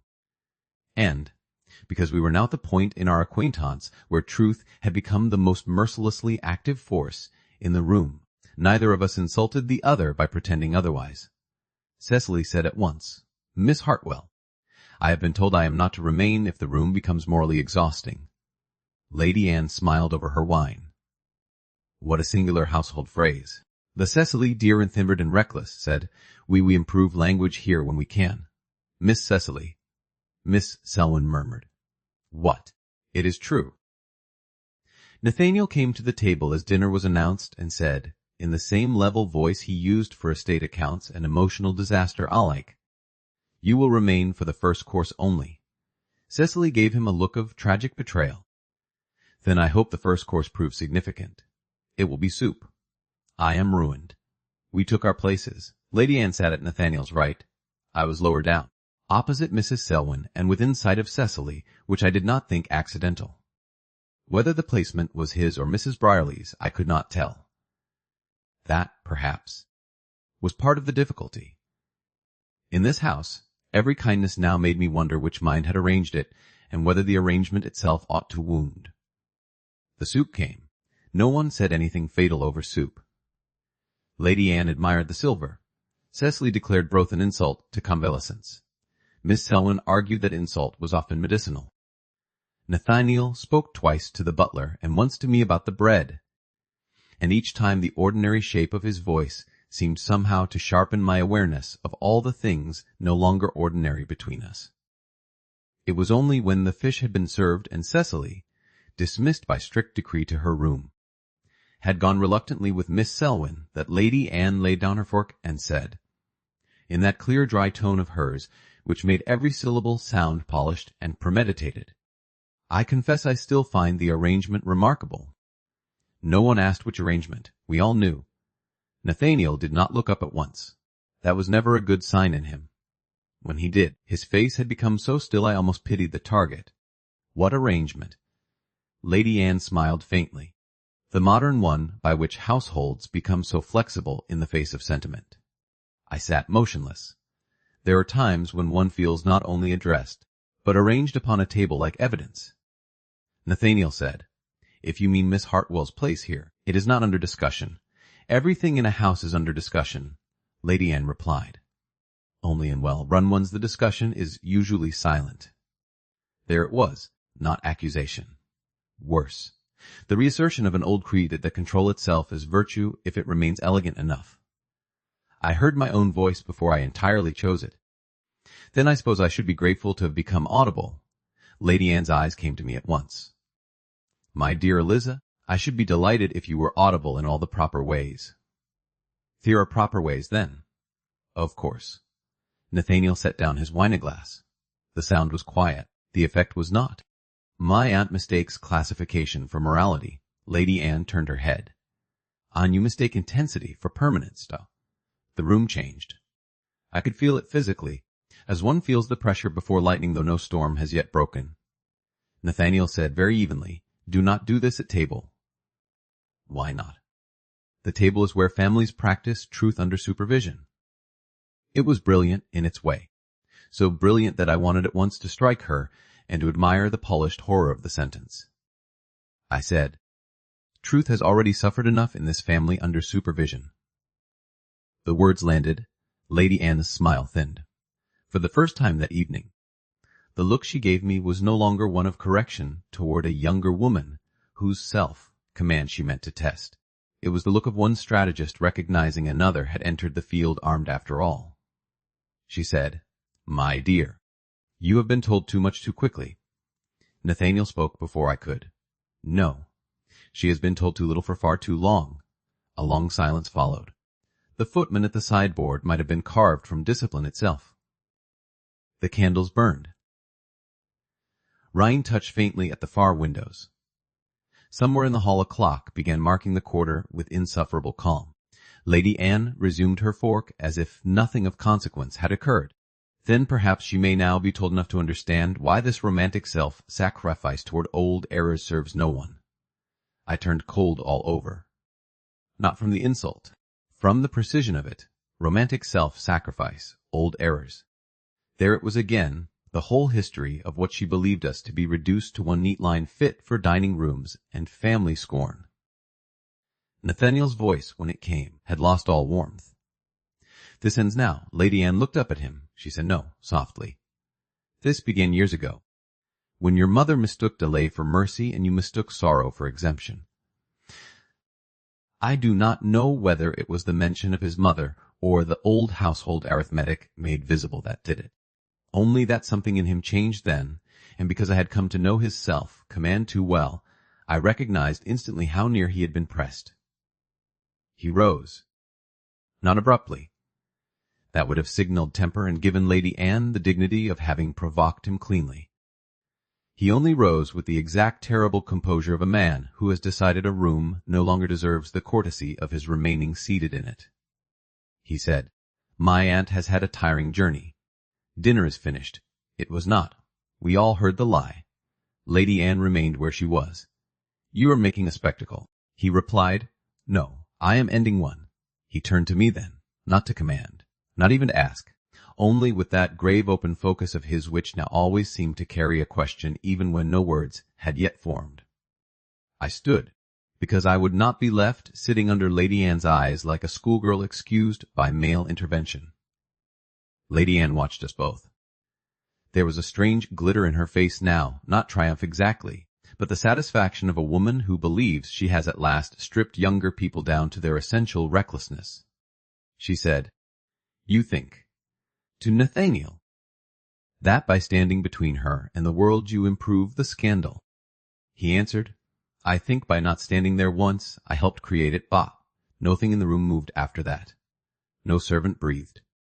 No spoon touched china. Even Lady Anne, I think, had not expected the sentence to come so cleanly. He looked at me only once more. A slight movement of the head. Not leading. Not ordering. The smallest opening. I took it. We left the room together. In the corridor beyond, the silence struck like cold water. He went at once toward the library. I stopped. There, in the open hall, under the family portraits and the long indifferent clock, I said, "No." He turned. "Not there." "Ah." The word came out sharper than I intended. Or perhaps exactly as sharp as I meant after all. He stood still. "We're here." Anywhere that is not already full of our worst selves. For 1 second I thought he might misunderstand, or defend the room, or say that the library had also held our best moments and thereby ruin everything by sentiment. He did none of those things. He said, "The small morning room. Fine." He went before me and I followed. Inside, the room was still half set from our earlier conversation. The fire had been lit against the damp evening. One lamp burned near the writing table. The windows had darkened fully now, reflecting only the room itself back into us in black glass. He closed the door. The sound of the latch was sharp in the quiet. I turned on him at once. "There," I said. "There it is again." He did not move. What? Sat look in the dining room. That sentence, that dreadful grave nobility with which you decide, all at once, to suffer more publicly than anyone else in the room and call it plain dealing. His face changed, not into anger, into attention sharpened painfully by the fact that the accusation was not one he could dismiss as feminine heat or social overaction. You think that is what I was doing. I think that is very often what you are doing. He went still in a deeper way now, not frozen, listening. I continued, because if I stopped for 1 second I might lose courage and settle for politeness. And politeness in this house had already cost too much. You love by taking weight onto yourself? I said. Wes, I know, I have Cecily. With the estate. With your dead mother's papers. With me. And because the gesture is grave and often decent. Everyone around you is meant to be impressed by the burden you carry, rather than insulted by the fact that you chose, again and again, to carry it instead of sharing the truth before it became too heavy to handle cleanly. The words seemed to strike him one by one. He did not interrupt. That made the room worse. I went on, quieter now because anger, when true, does not need volume long to be devastating. In the dining room you did it again. You heard her. You judged the room. You rose. You ended the scene, magnificent, necessary perhaps, but still you. Still deciding the form of confrontation before I had space to choose my own. Still loving through management. There it was. The phrase itself. The one I had felt circling since the library, since the blue box, since every yes he had given me with such painful honesty. His face changed then in a way I had not yet seen fully. Not only wounded, exposed, he said after a long moment, Wes. I almost cried out with frustration. Fear, again, that single syllable as if it were enough. He said, no, and now there was force under it. Not loudness. Worse. Heat under restraint, not enough. Only true. The room sharpened around us. I had pushed him there at last, not into temper, which would have been easier, but into that more dangerous region where his control thinned enough to show what lived beneath it. I said, then say more. He drew one breath. When he spoke again, the words came low and without shelter. I loved you first as if wanting you were a private matter. Then I lost you by allowing private feeling to be governed by public damage and household cowardice. Since then I have spent years becoming exactly the sort of man who thinks, if he can bear enough alone, no one else will have to pay as dearly. And yes, when my aunt came tonight, every instinct in me moved to stand where the worst of it would strike first. His gaze held mine, not because I think you weak. That is what they always say. Nope, his voice roughened. That is what fools say. I say it because I know exactly what her methods cost you already, and because some part of me would rather be despised for overreaching than stand still and watch the same hand bruise you twice. The words reached me before I was ready. That was one of the cruelties of truth. It refuses to time itself for comfort. I stared at him. The room had become too small. The fire too warm.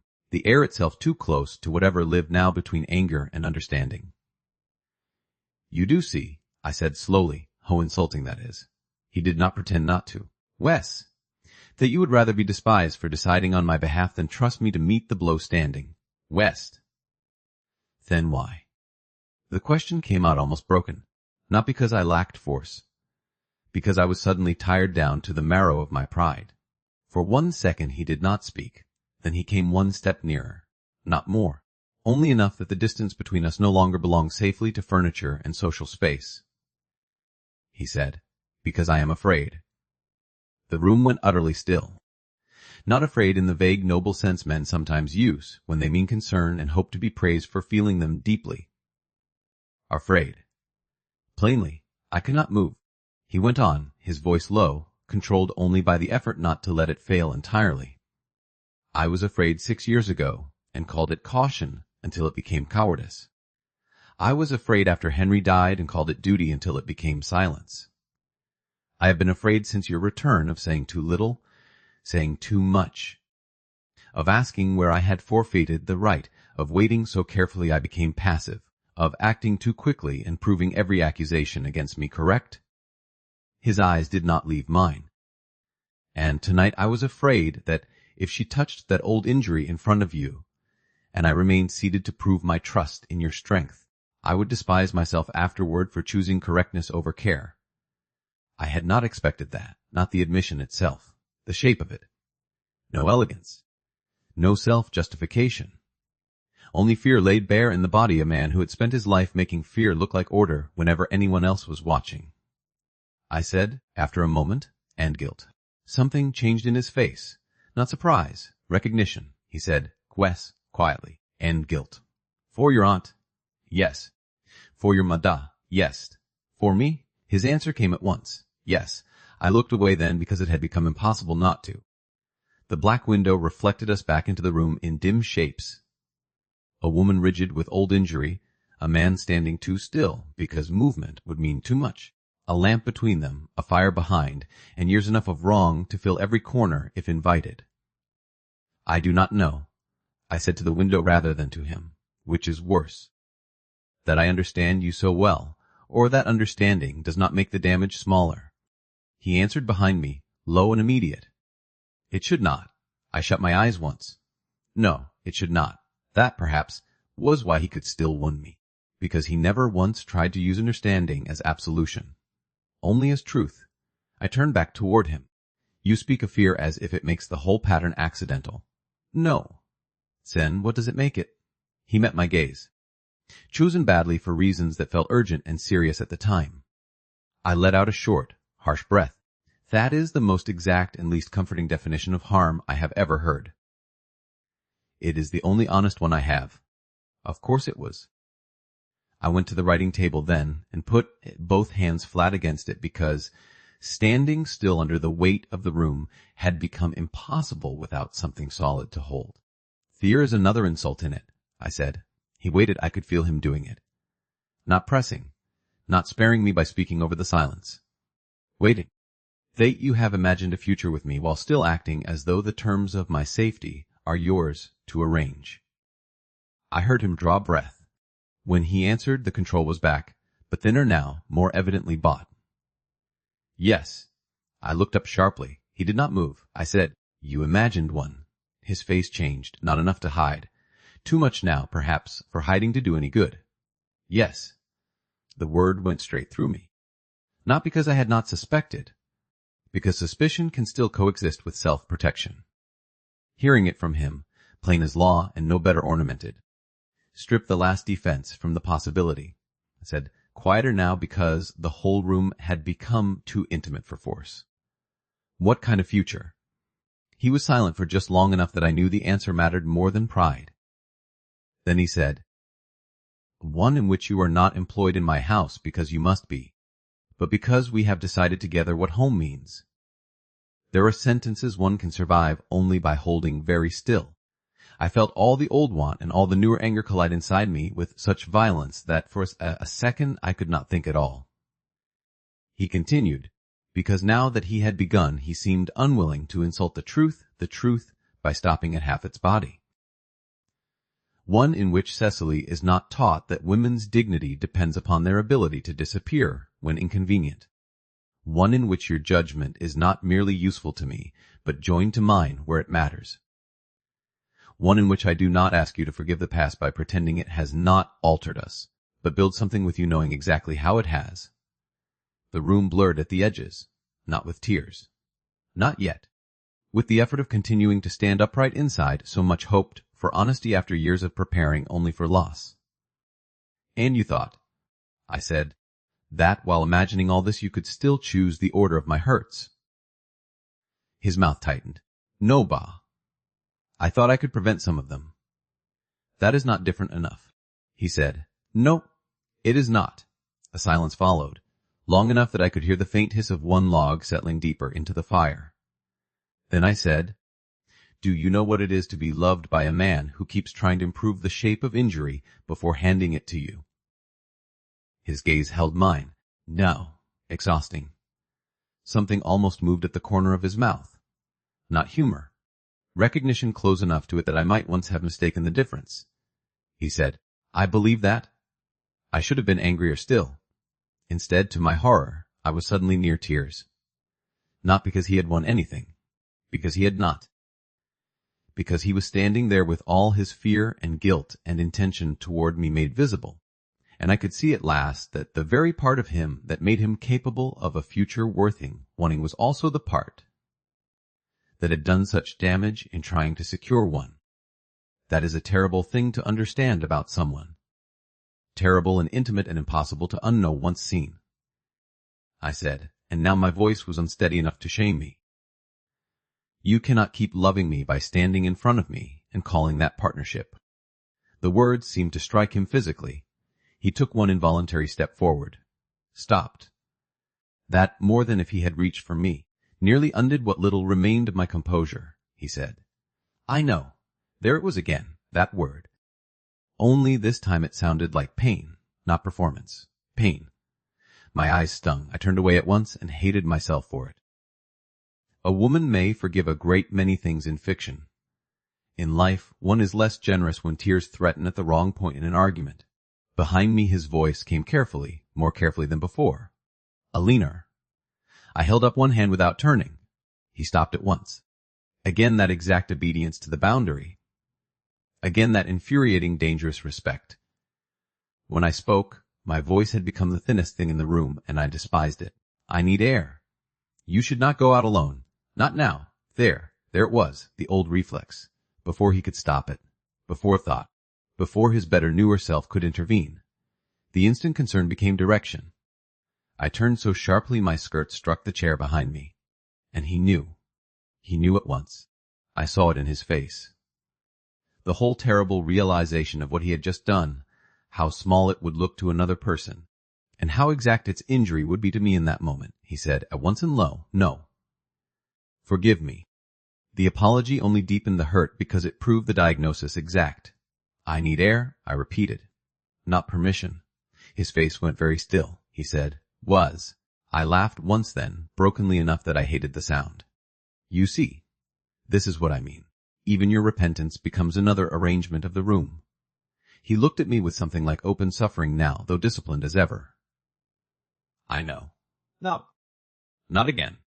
I could not stand another yes. Another I know, another perfect little acknowledgement that left every wound alive, and no lie available to make it easier. I reached for the door. He did not try to stop me. Of course he did not. That was the mercy. That was the misery. With my hand on the latch, I turned once and looked back at him. He stood in the lamp-lit room with the fire behind him, and all the grave, impossible honesty in his face stripped of any remaining comfort.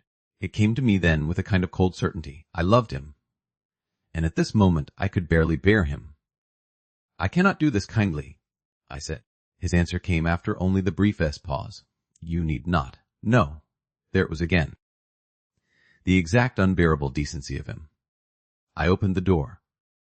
Then, because the truth had already done so much damage and might as well complete the work, I said without looking back, I think you would rather lose your own peace than trust mine not to break.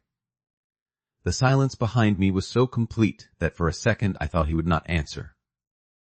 Then, very quietly, yes. That was the argument. Not Lady Anne, not the ding yes, because it named the shape of him so exactly that no comfort remained in misreading either his flaw or his love. I stepped into the corridor and shut the door behind me. The house beyond was quiet. Too quiet.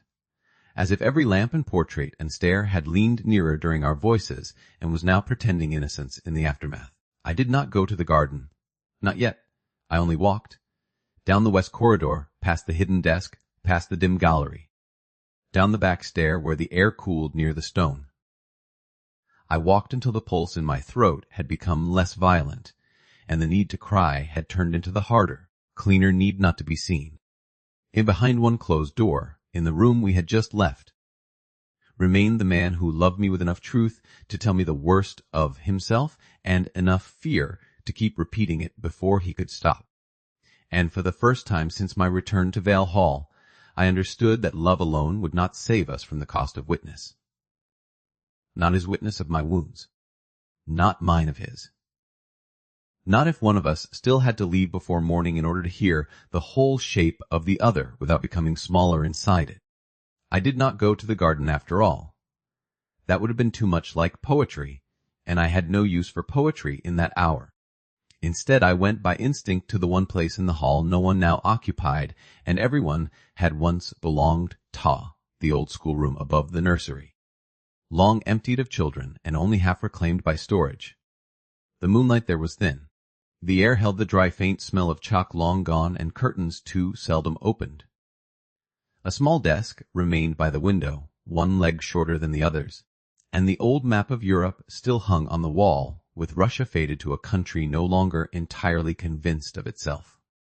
I stood there in the dark and tried to decide whether anger felt cleaner than grief. It did not. That was the whole misery. Had Nathaniel been arrogant, I might have despised him. Had he been indifferent, I might have left the hall with a heart at least morally straightforward in its wound. Instead, he had given me every difficult thing at once as truth, remorse, desire, patience, and the unbearable knowledge that the same part of him which had made him capable of devotion also made him dangerous whenever fear convinced him that love required management. A woman can survive many injuries. It is understanding that exhausts her. I do not know how long I remained there before I heard the quiet step in the corridor behind me. Not his. Mrs. Brierly. No one else in the hall could approach distress with such respectful inevitability. She did not enter at once, only said from the doorway, "Miss Hartwell." "Wes, Miss Cecily is asleep. Lady Anne has retired. His lordship is in the study and not, I think, improving himself by remaining there." I almost laughed, only because the alternative was worse. Mrs. Brierly came in then and stood by the door with her hands folded before her, the very image of composure altered only by the faintest additional gravity about the mouth. She said, "I am sorry." That, from her, was no small offering. I sat down at the uneven desk, because standing had become another form of argument, and I had run out of energy for arguments no one else could see. "For your ladyship's visit, or for the whole architecture of this family?" Mrs. Brierly's expression changed by a fraction. "For the timing of both." I looked up at her. That was almost wit. "I am very tired, Miss Daw. So am I." A pause. Then she said, "Do you wish me to tell you what I think?" I considered lying. "I suspect," I said, "that you will tell me regardless if you judge it necessary." That won from her something very near a smile. "Wes, then please at least let it be worth the imposition." She came farther into the room, though not too near. There is a rare kind of kindness in women who know how much space another woman's pain requires around it. She said, "His lordship is wrong in the way careful men often are. He would rather break his own back carrying trouble than risk seeing it strike another person openly. That looks admirable at a distance. At close range, it can feel insulting." I looked at the old map rather than at her. "Yes. And you," she continued, "care wrong in the way self-respecting women often are. Once you perceive management, you begin to hear every care as an attempt at rule." That made me turn back sharply. Mrs. Brierly did not flinch. She replied, "I said often." "Not always. Do not improve me into insolence where I have only earned frankness." I stared at her for one long moment. Then, because she had earned it after all, I said, "Go on, Bon. He should not choose the shape of your battles. No, but you should also be careful not to reject the fact that he is willing to fight them at all merely because he has not yet learned how to stand beside you properly while doing so." I looked down at my hands in my lap. They had finally stopped trembling. I said, after a moment, "You make it sound reparable." Mrs. Brierly was quiet long enough that the answer, when it came, felt less like comfort than judgment. She said, "Most things between good people are reparable. The question is usually whether they can bear the repair." That stayed with me. Long after she left me to the dim schoolroom and the faded map and the ache of being seen too accurately by yet another woman in this house, I went to my room before midnight. I did not sleep much, but I slept some which under the circumstances may be counted a triumph. At breakfast Lady Anne was all sweetness. This, I have found, is when people like her become most dangerous. Open malice one may answer cleanly. Sweetness requires gloves and therefore often draws blood more delicately. Cecily was kept upstairs on the doctor's order, which was perhaps Providence's only truly decent intervention in the matter. Mrs. Selwyn took her tray above. Nathaniel and I came down separately and sat opposite one another with the full width of the breakfast table between us like a doctrine no one had yet agreed whether to keep. Lady Anne admired the marmalade. She praised the weather. She asked, after the lower meadow with the soft, falsely interested precision of a woman who has no real curiosity about water levels, but every curiosity about whether the master of the house slept badly. Nathaniel answered exactly and not a syllable more. I drank coffee as if it were medicine. At last Lady Anne set down her cup and said to me, in tones fit for discussing ribbons or church charities, "Miss Hartwell, I wonder whether you would spare me 10 minutes in the withdrawing room before noon. There are things a woman may say to another more usefully without witnesses, especially when men have already made themselves too honorable to be practical." Nathaniel's hand tightened once around the handle of his cup. Only once. I saw it because I was looking nowhere else. He said without turning his head, "Noke." Lady Anne smiled at the bread plate. "My dear Nathaniel, you continue to prove my point." I set down my spoon. There are times when a woman knows exactly how much ground she loses if another woman is allowed to define her silence for her. "I will see your ladyship at 11, I said. Nathaniel looked up at once. Lady Anne's smile deepened. "How sensible." I turned to him before he could speak. "No," I said quietly. "Not sensible. Chosen." The word landed. He understood it. Of course he did. He inclined his head once and said nothing more. At 11 I received Lady Anne in the small withdrawing room. I will not set down every word of that interview, because some forms of contempt are too stale to deserve preservation. She was very elegant, very calm, very sure that she spoke not from malice but from long acquaintance with the price of scandal and the weakness of men in the presence of women they once wanted, and now ought, for everyone's comfort, to wish only respectably well. She told me Nathaniel had always been inclined to severity where feeling was concerned. She told me he made duty into a sacrament and women into causes if he was not watched. She told me the Hall had already suffered too much feminine complication under the late Earl's life and did not need another chapter of the same kind under his nephew's better name. Then she reached, as I had known she would, for the cleanest wound. She said, My dear Eliza, if he truly respected you as fully as you imagine, he would not ask you to remain in a house where every servant, tenant, and visitor may now read your history backward over his conduct." I looked at her a long moment. Then I answered with more calm than I felt. "My lady, if he respected me less, he would have kept me ignorant and let the county do your work for you in comfort." That checked her. Only for a second. Then she said, "And yet here you are, still not free of his arrangement." That struck because it was clever and because it was not entirely false. Women like Lady Anne rarely lie outright when they can instead choose the sharper privilege of partial truth. I left the room not defeated, not persuaded, but with the H of that one sentence lodged beneath the breastbone. Still not free of his arrangement. By luncheon I knew I could not remain in the hall another night, while his aunt moved through it, turning every room into a judgment, and every silence into another test of whether I would submit, fight, or prove decorous enough to be rewritten after. I also knew, which was infinitely worse, that if I stayed and tried to meet the thing out of sheer pride, I would begin hearing Nathaniel's every intervention as further arrangement, no matter how gently meant. The house had grown too full of witness, too full of history listening, so I wrote to my mother in Bath, not a long letter. One cannot write long letters from the center of a decision and still hope to keep its dignity. "Mamma, if you can receive me for a few days, I must come. Nothing irreparable has happened, but too many things here now require air, and I do not trust my own judgment while every room has ears and memory both.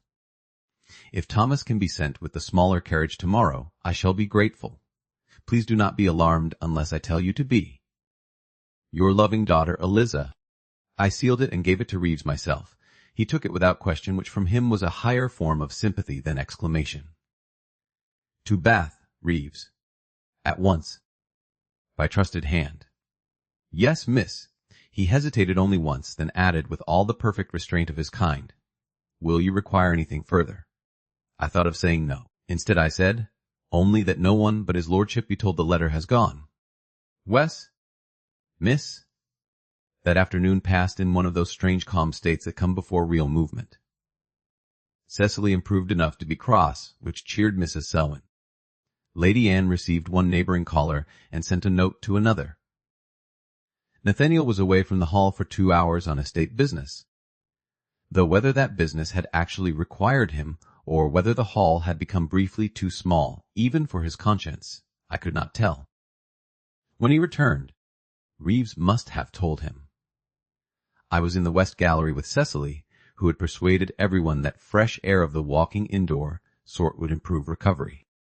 She was explaining why Napoleon had failed chiefly through poor imagination when I saw Nathaniel at the far end of the passage.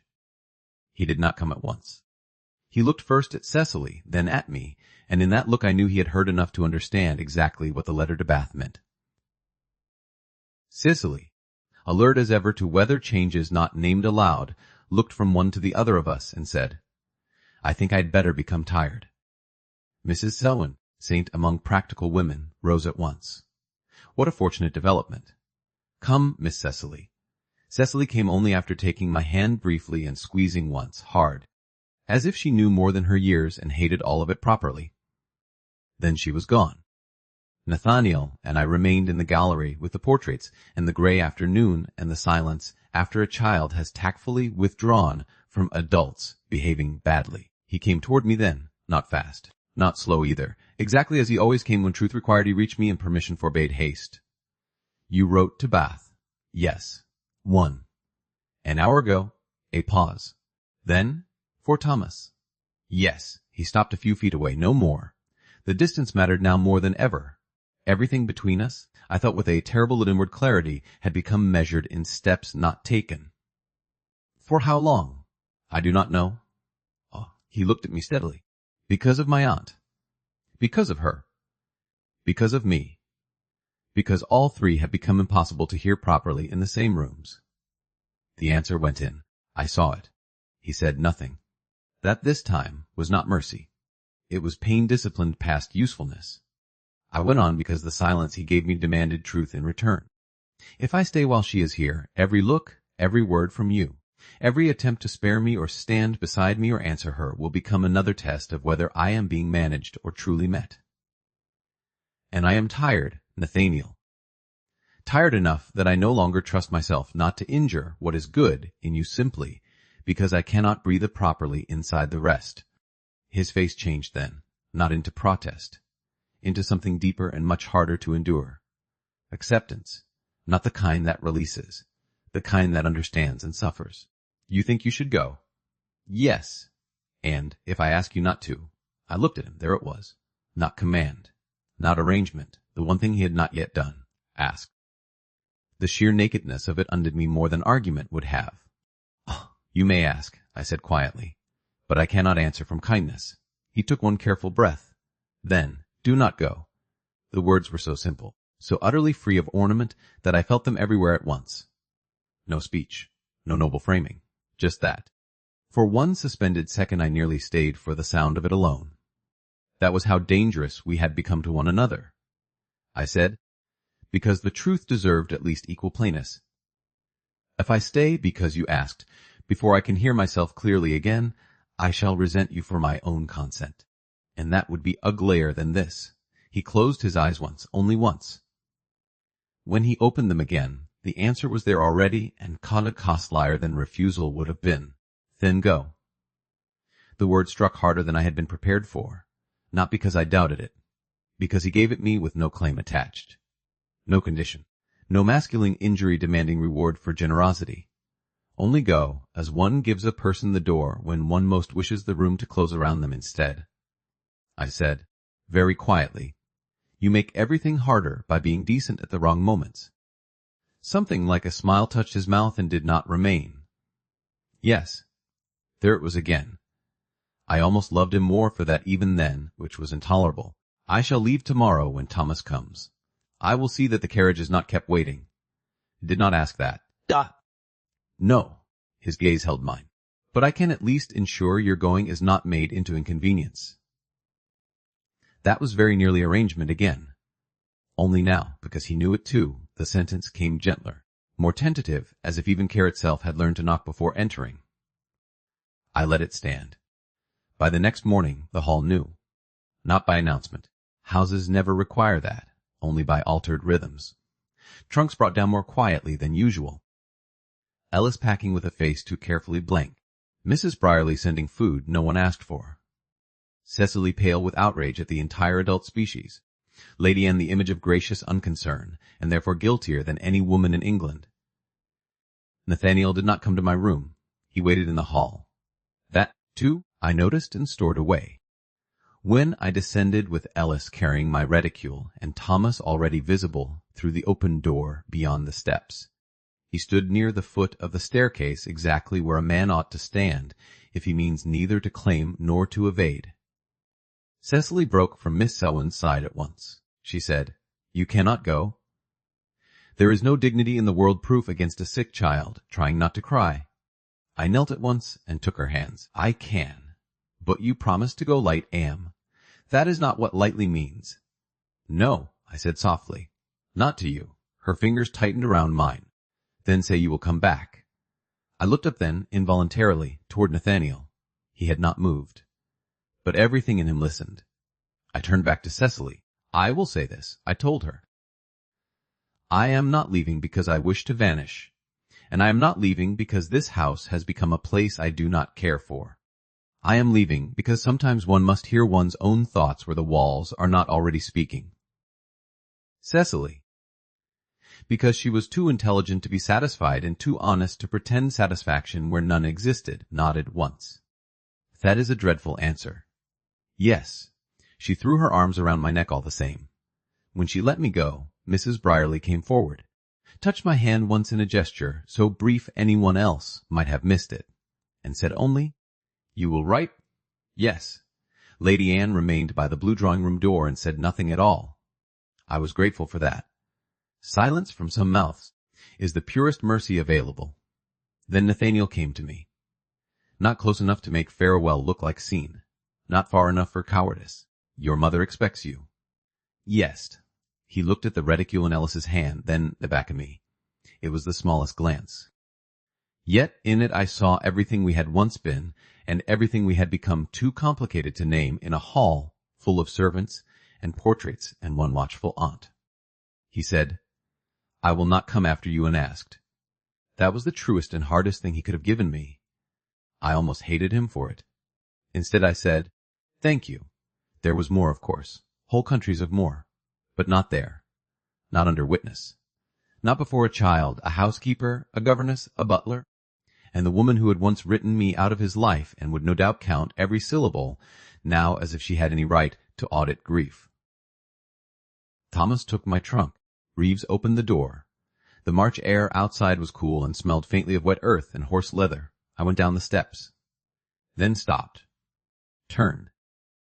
Nathaniel stood exactly where I had left him. The hall behind him, the whole weight of his house and family and conscience held in that grave stillness of his. I am not leaving to punish you," I said. "No," he answered. "I know. And I am not leaving because your aunt is right." His face altered. "Not by much. Enough. I know that too."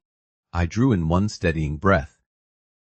"I am leaving because I must hear what I want without your fear already answering for me." The silence after that seemed to reach from the front steps through the whole hall. He inclined his head once. "Yes?" I laughed softly despite everything. "There is your word again." "It will serve until I have earned better ones, Da." That nearly undid me. I got into the carriage before it showed. The wheels moved. The hall receded. The ewes passed. The gates opened. Only, when the drive had turned enough that the house vanished from sight, did I allow myself to look fully at what I had done. Not resignation. Not flight. Not yet reconciliation either. Something harder. Distance chosen so that truth, if it came after, might arrive without arrangement already wrapped around it. By the time Bath received me that evening, the county had already begun, somewhere between one carriage and the next, to invent the shape of my departure. By the third day, I earned from my mother's face, before she even handed me Lady Penrith's note, that my absence had become its own kind of scandal. A woman returns to a house where she was once known. The master of the house defends her too openly. An old aunt arrives. The woman leaves within a day. England does not require facts. It requires sequence. And sequence, once properly observed, breeds story faster than rabbits. My mother said quietly, "It is starting." I took the note from her and did not read it. I already knew what it would say. Not in words, perhaps. In purpose. The county had begun doing what Lady Anne had always trusted it to do, make witness expensive. And somewhere at Vale Hall, Nathaniel now stood before a choice no man of his name had ever yet handled well. Preserve the family silences, or risk his own by telling the truth quickly enough to stop mine from being rewritten once again.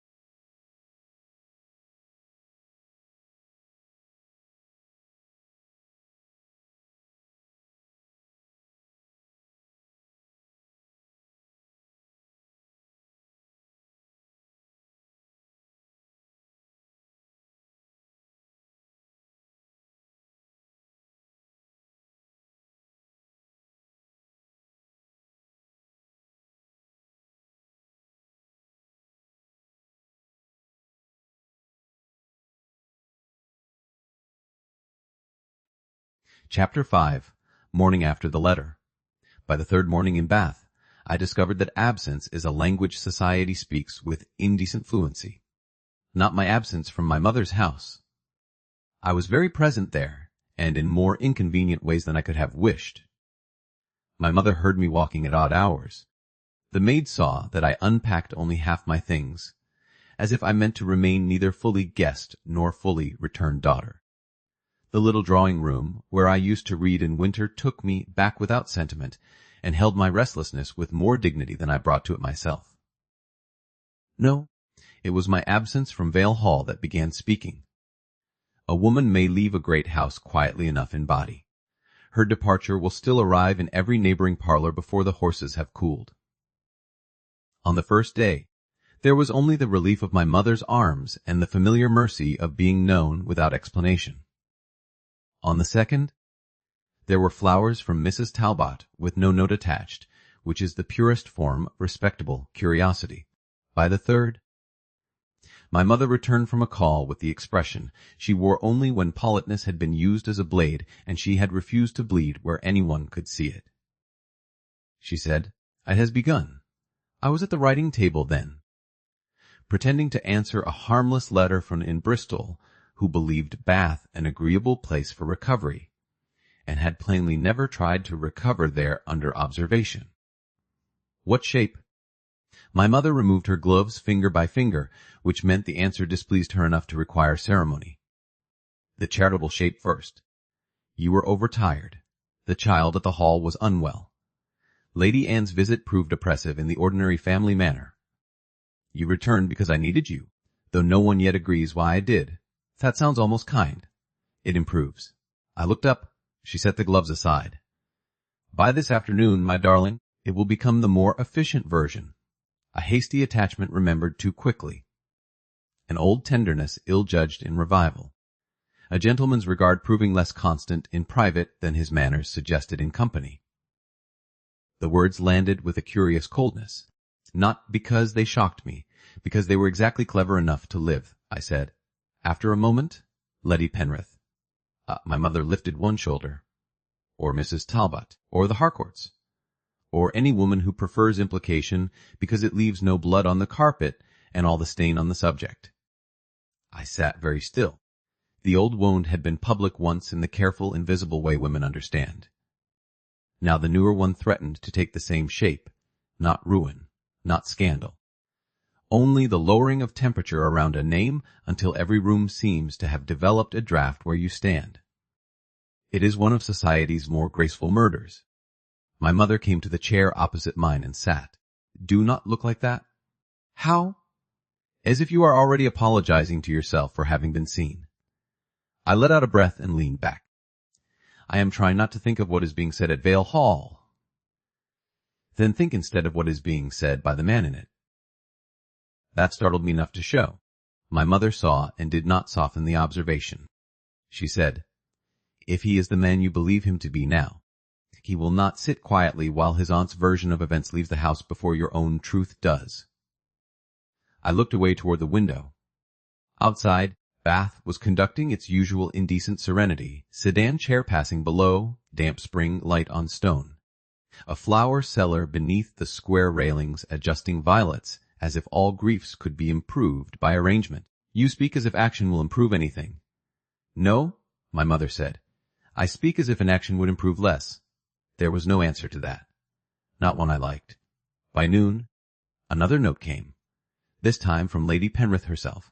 She hoped I had reached Bath, restored by family affection and proper air. She regretted that my recent visit to the Hall had been shortened by circumstances so trying to the nerves. She trusted I would not, in my present delicate state, expose myself to too many calls. It was a masterpiece. Every sentence ended with sympathy and stitched through with insult. Delicate state indeed. I had not felt so robustly furious in months. I handed the note to my mother, who read it once and put it directly into the fire. She said, "I have always thought her improved by Christianity." That nearly made me laugh. I was still half smiling when the card tray came in. Not with flowers. Not with another woman's lacquered concern. A gentleman's card. My mother took it, read the name, and for one brief second looked genuinely surprised. Then she handed it to me. Mr. Arthur Fenwick. I knew the name at once. Not from intimacy, from papers. From one of Nathaniel's references to family business long before I had any patience for family business at all. Fenwick was the Vale solicitor, or one of those grave men who make a profession of standing between titled families and the consequences of their own history. He asks whether you and I might receive him together. My mother said. I looked at the card. A solicitor does not call on women in Bath without reason. My first thought, absurdly, was that Nathaniel had broken his word and chosen law as a disguise for pursuit. My second, more sensible and therefore more painful, was that he had done nothing of the kind. "Show him in," I said. Mr. Fenwick was older than I had imagined and less dry. Not warm, no solicitor should ever be genuinely warm, if he expects clients to survive him, but grave in the honest way of men who have seen too much bad conduct to romanticize any of it. He bowed to my mother, then to me, and held in his hand a flat-sealed packet and one smaller note. "Mrs. Hartwell. Miss Hartwell. Forgive the intrusion. I come at Lord Vale's request, though not with any demand for reply." At that, my pulse altered once, not because I had expected demand, because the absence of it made everything harder. My mother indicated the chair opposite us. "Then perhaps you had better sit before the law begins looking decorative." A Fenwick sat. The packet remained on his knee. He looked first at me, then at my mother, and said, "His lordship believed it better that the next actions taken concerning Miss Hartwell's name be placed before you plainly and through a witness not already compromised by feeling." "No sentence of the solicitors has ever been more insulting and more just," I said. "What actions?" He opened the packet. Inside were copies of 3 letters and a short memorandum in Nathaniel's hand. Fenwick said, "Yesterday morning, Lord Vale required Lady Anne to leave the Hall before luncheon. Before her departure, he informed her that any further private or social insinuation against Miss Hartwell's conduct past or present would compel him to know in much wider company that the earlier injury done to Miss Family's family interference and not from her part, and not from any presumption or impropriety on her part." I stared at him. My mother went very still. Fenwick continued in that same grave level tone, which somehow made the facts land harder for lacking emphasis. He then dictated letters to Lady Penrith, Mrs. Talbot, and Mrs. Harcourt. Each letter states that Miss Hartwell's departure from the Hall was occasioned by family business in Bath, and not by any disagreement touching her conduct, the household, or Lord Vale's estimation of her. Each also states, in terms as explicit as such matters can bear without public vulgarity. That prior misapprehensions connected to Miss Hartwell's earlier stay at the Hall were caused by family action taken without his authority and are not to be repeated. I felt the room recede slightly around the edges, not because I did not understand, because I understood too well. He had done it then, not merely defended me in a drawing-room or spoken sharply over dinner or said himself, before his aunt in one house in 1 hour. He had put it into writing, named the old interference enough to strip Lady Anne of the protection of elegant ambiguity, placed his own family in the path of questions rather than let mine absorb them once again. My mother said quietly, "He has exposed her." A Fenwick inclined his head, within limits, yes, and himself. A pause. Then, Wes. He lifted the first letter and handed it to me. It was a copy of one sent to Mrs. Talbot. I knew Nathaniel's hand now too well to remain calm before it. Yet the content of the page steadied me by force of its directness. Mrs. Talbot, I write to correct in formal terms any impression, whether old or recent, that Miss Eliza Hartwell has ever conducted herself at Vale Hall with impropriety, presumption, or ambition unbecoming her character. If such an impression reached you in years past, it arose from interference within my family to which I did not consent and which I should have contradicted sooner and more publicly than I did. I do so now. Miss Hartwell's present absence from the Hall is due only to business with her mother in Bath. Any other account is false, and I ask that you treat it as such. The letter was signed simply, Nathaniel Vale, no title, not Lord Vale, only himself. That detail hurt almost as much as the rest. I handed the letter back and took the second. Lady Penrith's version was shorter and colder. Lady Penrith, you will have heard by now that Miss Hartwell has left the Hall for Bath. You may also hear versions of that departure which suggest instability of conduct or feeling on her part. Those versions are false. If your regard for accuracy is stronger than your regard for repetition, I should be obliged that you end them where they begin. No woman of taste could read such a letter without feeling the slap beneath the ink. I almost pitied Lady Penrith. Almost. The third was to Mrs. Harcourt and, by implication, the county beyond, Mrs. Harcourt. I rely on your sense to stop where others may enlarge. Miss Hartwell's place at Vale Hall has been, and remains, one of my choosing and esteem. If society must busy itself with the matter, let it do so on the correct understanding that any old ambiguity around her name was manufactured by my family and not earned by her.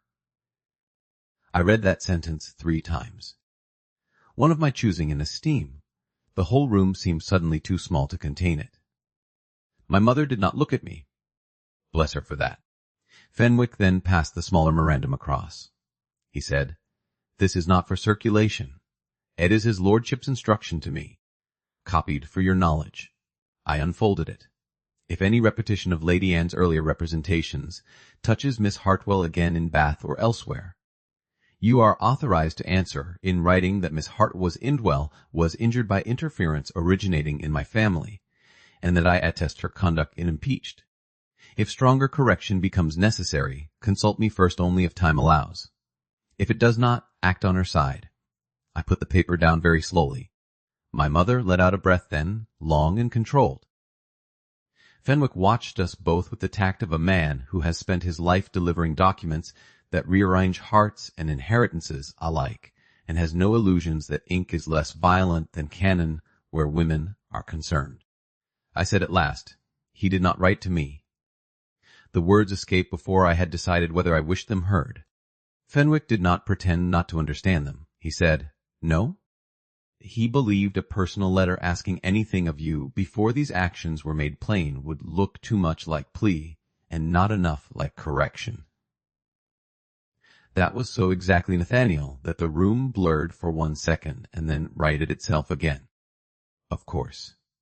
Of course he would deny himself even the comfort of personal explanation until the public matter had first been set right as far as he could set it. My mother said, "What has this cost him?" Fenwick folded the letters together before answering. Lady Anne is in fury and has already written 2 notes I have not yet seen. Lady Penrith will be offended. Mrs. Talbot embarrassed. Mrs. Harcourt cautious. The county, I think, will divide itself into those who prefer the simpler scandal and those who prefer not to be publicly corrected by Lord Vale. He paused. The greater cost lies elsewhere. I looked up. In what? Fenwick's gaze met mine directly. He has now made it impossible to preserve the old matter as wholly private if people press him hard enough. He has not named the deeper scandal, but by admitting family interference and attaching it to Miss Hartwell's earlier departure, he has opened the door to questions he has spent years trying to keep shut for the sake of women not safely placed to bear renewed scrutiny. There it was, the full weight. Not only letters and county reputation, the widow, the child, Lady Vale's shame, Mrs. Harwood's arithmetic, every female life the house had once tried, however badly, to protect by means of silence. And Nathaniel had put his shoulder to that door now because my name stood on the other side of it again. My mother, who understood more than I had told her and less than was needed, sat very still. I said, "Quieter now. He chose this because I left?" Fenwick did not answer at once. Then, "He chose it because your leaving altered how others would read the matter. He judged, rightly I think, that if he remained silent while you were in Bath, the silence would no longer fall chiefly on him. There was no defense against that. Because it was true. Because I had known at the moment Lady Penrith's note entered the fire." My mother rose and crossed toward the window, which meant she was angry enough to require distance if she was to remain graceful. I stayed where I was. Mr. Fenwick, with the profound intelligence of his profession, did not fill the silence. At last I asked, "Why send all this through you?" This time he answered at once. "Because he promised not to follow or press you unasked. And because he feared that, if he wrote personally before acting, the letter would ask you to bear his intention where you had not yet seen the deed." There was no help for it then. I laughed once quietly, sharply, and with no joy in it at all. My mother turned from the window. "Eliza," I said, "it is only that he remains intolerably himself in every form of misery." Fenwick, to his credit, allowed the ghost of humanity to touch his face for one brief instant. Then he reached into the inner pocket of his coat and brought out the smaller note I had seen. When he entered, he said, "This." "His personal. He asked that I give it only after you had read the rest. He handed it to me. I knew the hand at once." Of course I did. The note was brief. "Eliza, I have done late what should once have been done at once. That it is late condemns me. That it is done does not acquit me, but I would rather the cost of truth fall where it belongs than see yours taxed again by my family's convenience. You owe me no answer. N. I read it once. Then again, the room did not seem to be breathing quite properly. My mother said, very gently now, "My darling." I folded the note. Then unfolded and read the line once more. "You owe me no answer." That, I think, was what undid me most, not the public defense, not the willingness to risk family discomfort, not even the old wound named and corrected in the very circles where it had once done its clean, quiet damage. Only that he had done all of it and still refused to make my reply a debt. I said, because anything else would have sounded too much like weeping. "Does he know whether they have reached Mrs. Talbot yet?" Fenwick looked almost surprised by the question. "Good. Let the law occasionally remember that women think practically too," he said. "The courier to Bath outrun me." "By now?" "Yes." I nodded. There was another silence. Then Fenwick rose. "I will not trouble you longer. If you wish no action beyond what has already been done, none will be taken. If you wish stronger correction, I may be written to. If you wish none of it ever spoken of again, I fear society cannot promise such mercy, but I can promise the Vale office will not fail you where proof is required." My mother crossed back to the hearth. "Mr. Fenwick." He paused. She said, "You may tell Lord Vale that while I remain furious at much, I am not blind." Fenwick bowed. He said, "I believe, gravely, that he will understand the value of the distinction." When he had gone, the house fell quiet again around us. My mother sat. I remained standing because if I sat then, I might not rise for some time. At last she said, "Well." I looked at the note in my hand. "Yes. Fear is your word now. I almost smiled through the atch of it. She said, "How dreadful." Nothing more. That, too, was mercy. I went upstairs with the letters and the note and shut my door behind me. The room looked unchanged, the same washstand, the same small fire, the same bed where I had slept badly and honestly for 3 nights. Yet something in me had shifted under the weight of proof. He had not come after me. He had not demanded. He had not asked forgiveness or answer. He had simply put his own name between mine and the old machinery at last and opened doors he had spent years keeping closed. Because the cost of leaving them shut had become mine again. I stood at the window and looked out over the damp Bath Square, where nothing visible marked the movement of consequence through private lives. Then I thought, with sudden terrible clarity, that distance had not protected either of us at all. It had only made his choice harder and mine impossible to postpone much longer. That afternoon I sent for him. Not because I had softened, not because his letters to the county had made me suddenly romantic or grateful, or eager to fall back into the first dangerous shape of tenderness, merely because it now came wrapped in public courage. I sent for him because there remained one thing worse than pain, an unfinished truth. My note was brief. If there is any paper left unread, hidden, or kept back in the name of mercy, bring it tomorrow at noon. I will hear the rest once, and whole. I signed only Eliza, no endearment, no title, no effort to disguise the command under feminine softness. His reply came before dinner and was shorter still. There is one. I will come. That night my mother did not ask what I had written. She had reached that superior stage of maternal intelligence in which questions are spared where answers would only increase exhaustion without improving love. She did, however, come to my room while I was unpinning my hair and say from the doorway, "If he tells you the whole of it tomorrow, and you understand him better afterward, do not mistake understanding for obligation." I looked at her in the mirror. You think I might. I think women often do when men at last become honest in pain. That was so accurate I could only nod. She came farther in then, kissed my temple with the old grave tenderness of women who know life too well to flatter it, and added, "And if the truth turns out uglier than your present imagination, do not feel ashamed of having wanted gentler versions first. Hope is not stupidity." After she had gone, I sat at the dressing table a long time, looking not at myself, but at the rain, dark square beyond the window, where nothing in the visible world suggested that one life might tomorrow be altered again by a single folded page. He arrived at noon exactly. My mother received him first. I heard their voices below in the small morning room, hers even, his lower and more controlled than usual, which in Nathaniel always meant feeling held so tightly it had ceased to be invisible and become instead its own form of strain. Then my mother's step came on the stair. She opened my door and said only, "He has brought the box." I stood at once. The small morning room in Bath had never been grand enough for lies. That was one of its few virtues. Its windows faced the square. The furniture was good but not ancestral. The fire burned kindly rather than impressively. Nothing in it made one feel observed by dead generations or instructed by silver. Nathaniel stood by the mantel when I entered. The blue leather box lay on the table beside him. Eliza, Nathaniel. No titles now, not because intimacy had become easy, because titles had run out of use in a room built for finishing rather than evasion. My mother came no farther than the threshold. She said, "I shall be in the breakfast parlor. You may ring if the law of the dead or the living become intolerable." Then she left us. For one moment neither of us moved. The fire gave a soft crack.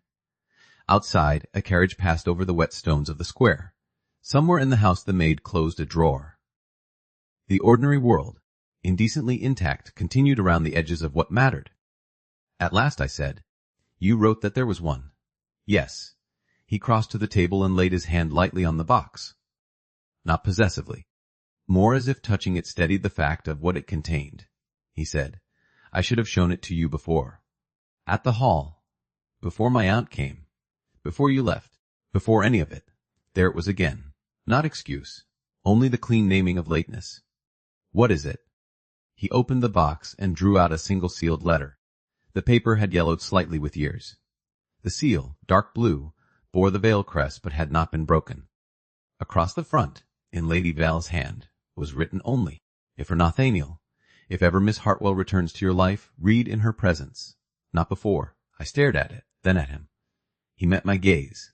He said, "I found it after my mother's death." At the back of the box, beneath the other papers. I knew it existed. I knew what the superscription said. I did not open it. Why a pause? Then, very quietly, because I thought I knew enough already to condemn myself, and feared the rest might condemn her more than I could bear. The answer landed with ugly force, because it was precisely the sort of thing he would do. Not to spare himself. Worse, to spare his image of his mother until it could no longer be spared without also preserving injustice. And when I returned to the hall, his eyes did not leave mine. I should have told you then that it existed. I did not. That was wrong. Because, he drew one careful breath, because once you were under my roof again, I wanted first to correct what could be corrected in the present before opening a letter that might make you see every kindness from me through my mother's failure and my own. I told myself that order mattered. His mouth changed by a fraction. That was vanity disguised as care. There are moments when a man's honesty becomes almost a cruelty because it denies one every easier enemy. I said, after a moment, "Wes." He inclined his head once, accepting the sentence. I went to the table and sat. The chair opposite remained empty until I looked up and said, "Sit." He obeyed at once. No theatrical hesitation. No show of deference meant to flatter me into softness. Only obedience to the one plain word. The sealed letter lay between us. I looked at it a long while before touching it. Then I said, "If your mother wrote that it should be read in my presence, then we will do exactly that much justice, if no more." His voice was low. "Yes." I broke the seal. The paper crackled softly as I unfolded it. The hand inside was Lady Vale's, steadier than in the drafts I had seen, though not entirely untouched by strain. I began to read aloud, because some truths become too powerful if held only within one breast. "Nathaniel, if you are reading this as I intended, then either I am dead or morally absent in a way that makes little difference. And Miss Hartwell has returned to your life after years in which silence has likely done its most efficient work. I write because there are injuries in this house that have already been timed, arranged, softened, and delayed until the very methods by which women think themselves merciful have become another cruelty." I stopped. The line seemed to hover above the table long after my voice left it. Nathaniel said nothing. I read on. "I knew Anne meant to interfere with your attachment to Miss Hartwell before she did so fully. I believed, wrongly, that I could contain the matter without permitting either her vulgar contempt or your father's scandal to spread farther. I did not stop Anne in time. I did not tell you in time. I permitted Harwood and Brierly and myself to begin calculating whose wound might be smallest if truth were rationed. It is one of the greatest shames of my life that in trying to spare a good girl from a house not fit for her, I let the house injure her more deeply by silence than open warning might have done. My hands had grown cold. Not because the letter surprised me, because surprise is easier to bear than finality, and this was finality in a dead woman's hand. Nathaniel's face had gone still in that dangerous, stripped way I had come to know too well. I continued, "You will perhaps say that the larger scandal justified delay. I do not agree. The larger scandal explained fear. It did not justify allowing Anne's interpretation of Miss Hartwell to stand. Yet I also know this had you pursued Eliza openly at that time. While Henry lay dying, and while your father's arrangements with Mrs. Lascelles and the child were still precarious, the county would have called her ambitious. Anne would have called her dangerous. And your father, God forgive him what I do not know how to forgive, would have allowed that version to stand if it preserved him from scrutiny elsewhere." There it was, at last fully named, Mrs. Lascelles, the widow, the child. I read the passage again silently and saw all at once the shape the older women in the hall had feared, not merely my hurt, but my public use as explanation and cover. If Nathaniel had chosen me openly in the midst of Henry's death, and the late Earl's concealed affair trembling on the edge of exposure, I would not only have been judged beneath him by rank, I would have been turned into evidence that the family disorder had begun spreading downward into recklessness, and every malicious mind in the county would have found in me a perfectly dressed story. It did not absolve them. It made them intelligible. That was almost worse. I went on. Harwood believed separation the lesser cruelty. Brierly believed truth ought still to be told, but did not know how to tell it in a house already torn by grief. I believed I could choose the least terrible hour. Anne believed she was defending the family. We were all wrong in different measures, but I most of all because I knew Miss Hartwell's innocence and still let men and women around me act as though innocence required managing rather than honoring. I lowered the page. The room was very quiet. Nathaniel's voice, when it came, was rougher than before. Go on. There was command in the words only in the sense that a drowning man might command air.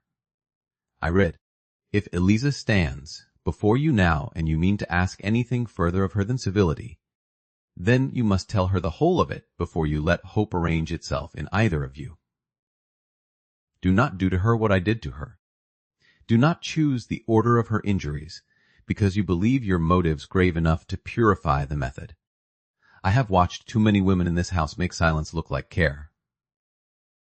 If she cannot bear the truth and choose you after it, then she ought not be asked to bear you at all. I could not read for a moment after that. The words seemed written not only to him but through the years toward this very room, as if Lady Vale, knowing too late what her own tenderness had cost, had tried to reach beyond her death and stop the pattern from renewing itself in her son. When I lifted my eyes, Nathaniel was looking not at me but at the tabletop between us. I had never seen shame sit so plainly in a man without making him smaller. I read the final lines. You will think this hard. It is. Love in houses like ours too easily becomes another form of management unless someone insists on daylight. If Eliza returns to you, offer her that, or leave her in peace. I was not brave enough to do either when I should have been. Your mother, I laid the letter down. Neither of us spoke. The fire ticked softly. Outside, Bath rolled on in wheels and hooves and respectable in different weather.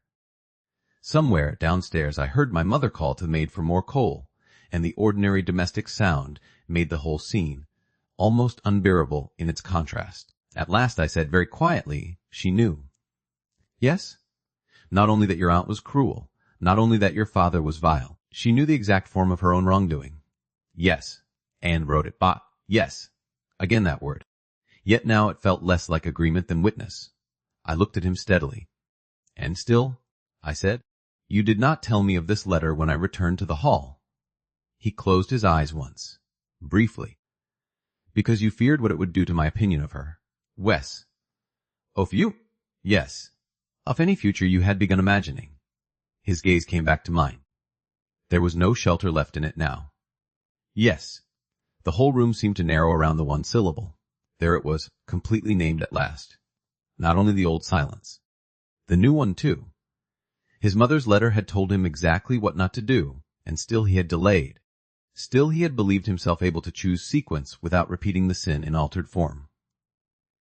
I should have felt triumph then, perhaps. Or vindication. Instead I felt tired beyond expression. Tired is too small a word for what arrives when one discovers that a man may understand his own flaw with exquisite clarity and still enact it, because love and fear in him are braided too tightly to separate at speed. I do not know, I said slowly, whether to think better of you for bringing this now, or worse for having kept it at all. His answer came without hesitation. Buth? That startled me enough that I almost laughed. Almost. He continued before I could speak. I should have opened it years ago. I should have shown it to you the night of the hidden desk. I should have trusted that whatever it changed, it was not mine to change first. I know all of that. And I know as well that bringing it now does not make me brave. It only makes me less wrong than I was yesterday. There are moments when honesty arrives so exactly proportioned to guilt that anger finds itself without ornament. I said, That is an intolerable sentence. Yes, fear is that word again. Remains accurate. This time I did laugh. Only once. Softly. Not because anything was amusing. Because if I had not, I might have broken into something much less orderly. When the sound had gone, the room grew quiet again. I looked back at Lady Vale's letter. She was right, I said. Yes. About all of it. He drew one breath. Wes. Even the part where she told you that if I could not bear the truth and choose you after it, I ought not be asked to bear you at all. For the first time a visible line of pain crossed his face. Yes. I folded the letter slowly. Then hear me clearly, Nathaniel. At once his attention sharpened. Not defensive, not hopeful. Only wholly present. I understand now, I said. What your mother feared. I understand what Harwood thought. She was sparing me. I understand what your aunt weaponized. I understand even you, which may be the most exhausting triumph of all. But understanding is not consent, and it is not pardon. No. It is not permission for you to say, now that you know. Come back and make meaning of what I have finally brought into daylight. No. Good. I led the folded letter beside the others. Because the whole of the truth is this. You did not merely inherit a house full of women who believed silence could soften damage. You became one more person in that house who loved me enough to think he had some right to choose the timing of my knowledge. That is your deepest wrong. Not that you cared too little, that you cared in the same shape that had already wounded me. He had gone very still. The silence after my words was longer than any before it. Then he said very quietly, yes. No defense, no plea, only yes. I let out a slow breath. I think that may be what hurts most. His eyes did not leave mine. I know. Again that word. Yet now it no longer angered me. It only hurt, which was perhaps a sign of progress or of complete moral exhaustion. I rose. He rose too at once. Though still he did not come around the table or reach for me or make any movement that would have turned truth into demand. I am not asking you to leave, I said. Right. But I cannot sit any longer in the room as though the future were now a matter of easy sentiment simply because the past has finally been named. I would not ask that. I know. There, I had stolen his word at last. Something moved across his face then, not amusement, not relief, something smaller and sadder and very nearly dear. I went on. What remains between us cannot be decided by letters, even your mother's, nor by public defense, nor by your admirable late corrections to women who ought never to have needed correcting in the first place. It must be decided by whether you and I can build something in which love does not keep disguising itself as superior judgment. The words seemed to alter the whole room, because for the first time I was not speaking only of wound. I was speaking of terms. He understood that at once. I saw it in the way his whole expression changed, not into hope, not yet, but into the grave attention of a man who hears sentence becoming possibility and dares not move too quickly inside either. After a long moment, he said, Then tell me those terms when you are ready. No bargaining, no persuasion. Only that. I looked at him a long while. Then I said, Not today? All right.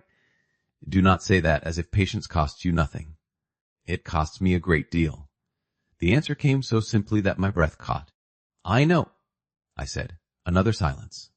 Then, because there was one last truth left that had no business remaining in shadow between us, I said, And I know now that if you had written me in time, if I had known all of this then, I might still not have been spared pain, but I would at least have been allowed the dignity of choosing it, but something in him seemed almost to give way at that. Not collapse, more the visible acceptance of a verdict already privately reached. He said, Wes, that is exactly it.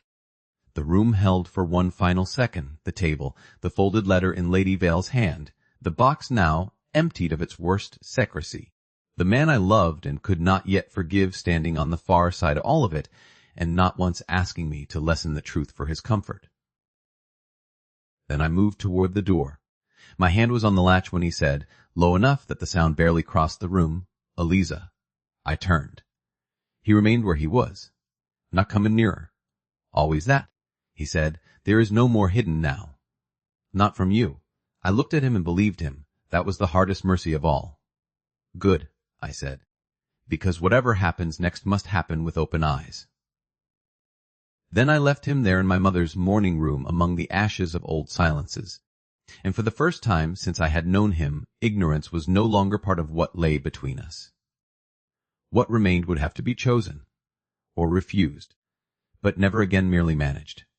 I did not see him again that day. That was wise. It was also unbearable in the very particular way wisdom often is. After leaving the morning room, I went upstairs with Lady Vale's letter in my hand and sat for a long time by the bed without removing my gloves. The whole house seemed altered not because anything had changed in its furniture or fire or light, but because one can no longer inhabit a room in the same way, once the final hidden thing in it has been spoken aloud. There were no more unopened boxes now. No more dead women's warnings waiting behind ribbons and seals. No more documents standing between Nathaniel and me with the power to rearrange the past by surprise. That ought to have made everything easier. It did not.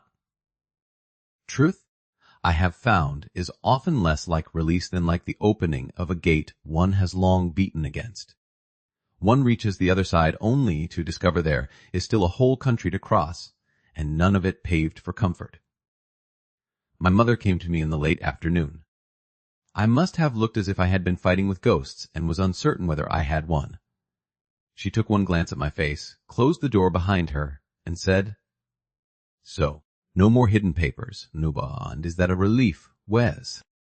She sat opposite me in the chair by the fire and folded her hands. And the word was so exactly hers and so exactly what remained that I almost smiled. "And now," I said, "there is nothing left to blame but the living." She considered that. A more difficult category. Infinitely. For a little while we sat in silence. Then she said, "Will you see him again? Not should, not must." My mother had always understood that the most important moral decisions in a woman's life become at once more dangerous and more dignified when phrased as choice rather than duty. "Wes," I said at last, "tonight?" "No." She nodded once, as if pleased not by the answer itself, but by the shape of it. Then, tomorrow. Perhaps. Or the day after. I do not know. I looked down at Lady Val's folded letter in my lap. I know what he is now. I know what he did. I know what he failed to do. I even know what made the failure possible in him. That is almost too much knowledge for one woman in 1 week. My mother reached across and laid her hand briefly over mine. "Then do not make haste merely because honesty has finally arrived. Honesty is not a carriage one must catch before it leaves." That made me laugh softly. "Where do you find these sentences?" She said, "I am a widow. We are issued them after the 3rd year. I did not see him the next day either, not because he did not call. He did. He sent no note to ask entry, no letter to persuade, no flowers like a gentleman with more vanity than conscience. Only a card at noon and a message through the maid that he would walk in the square at 4, if Miss Hartwell wished to speak with him in open air and without obligation. If not, he would trouble the house no further that day. There it was again, the impossible exactness of him, always leaving choice where once he had too often chosen for me. I went. Of course I went. The Bath Square at 4 of the clock in March is not romantic.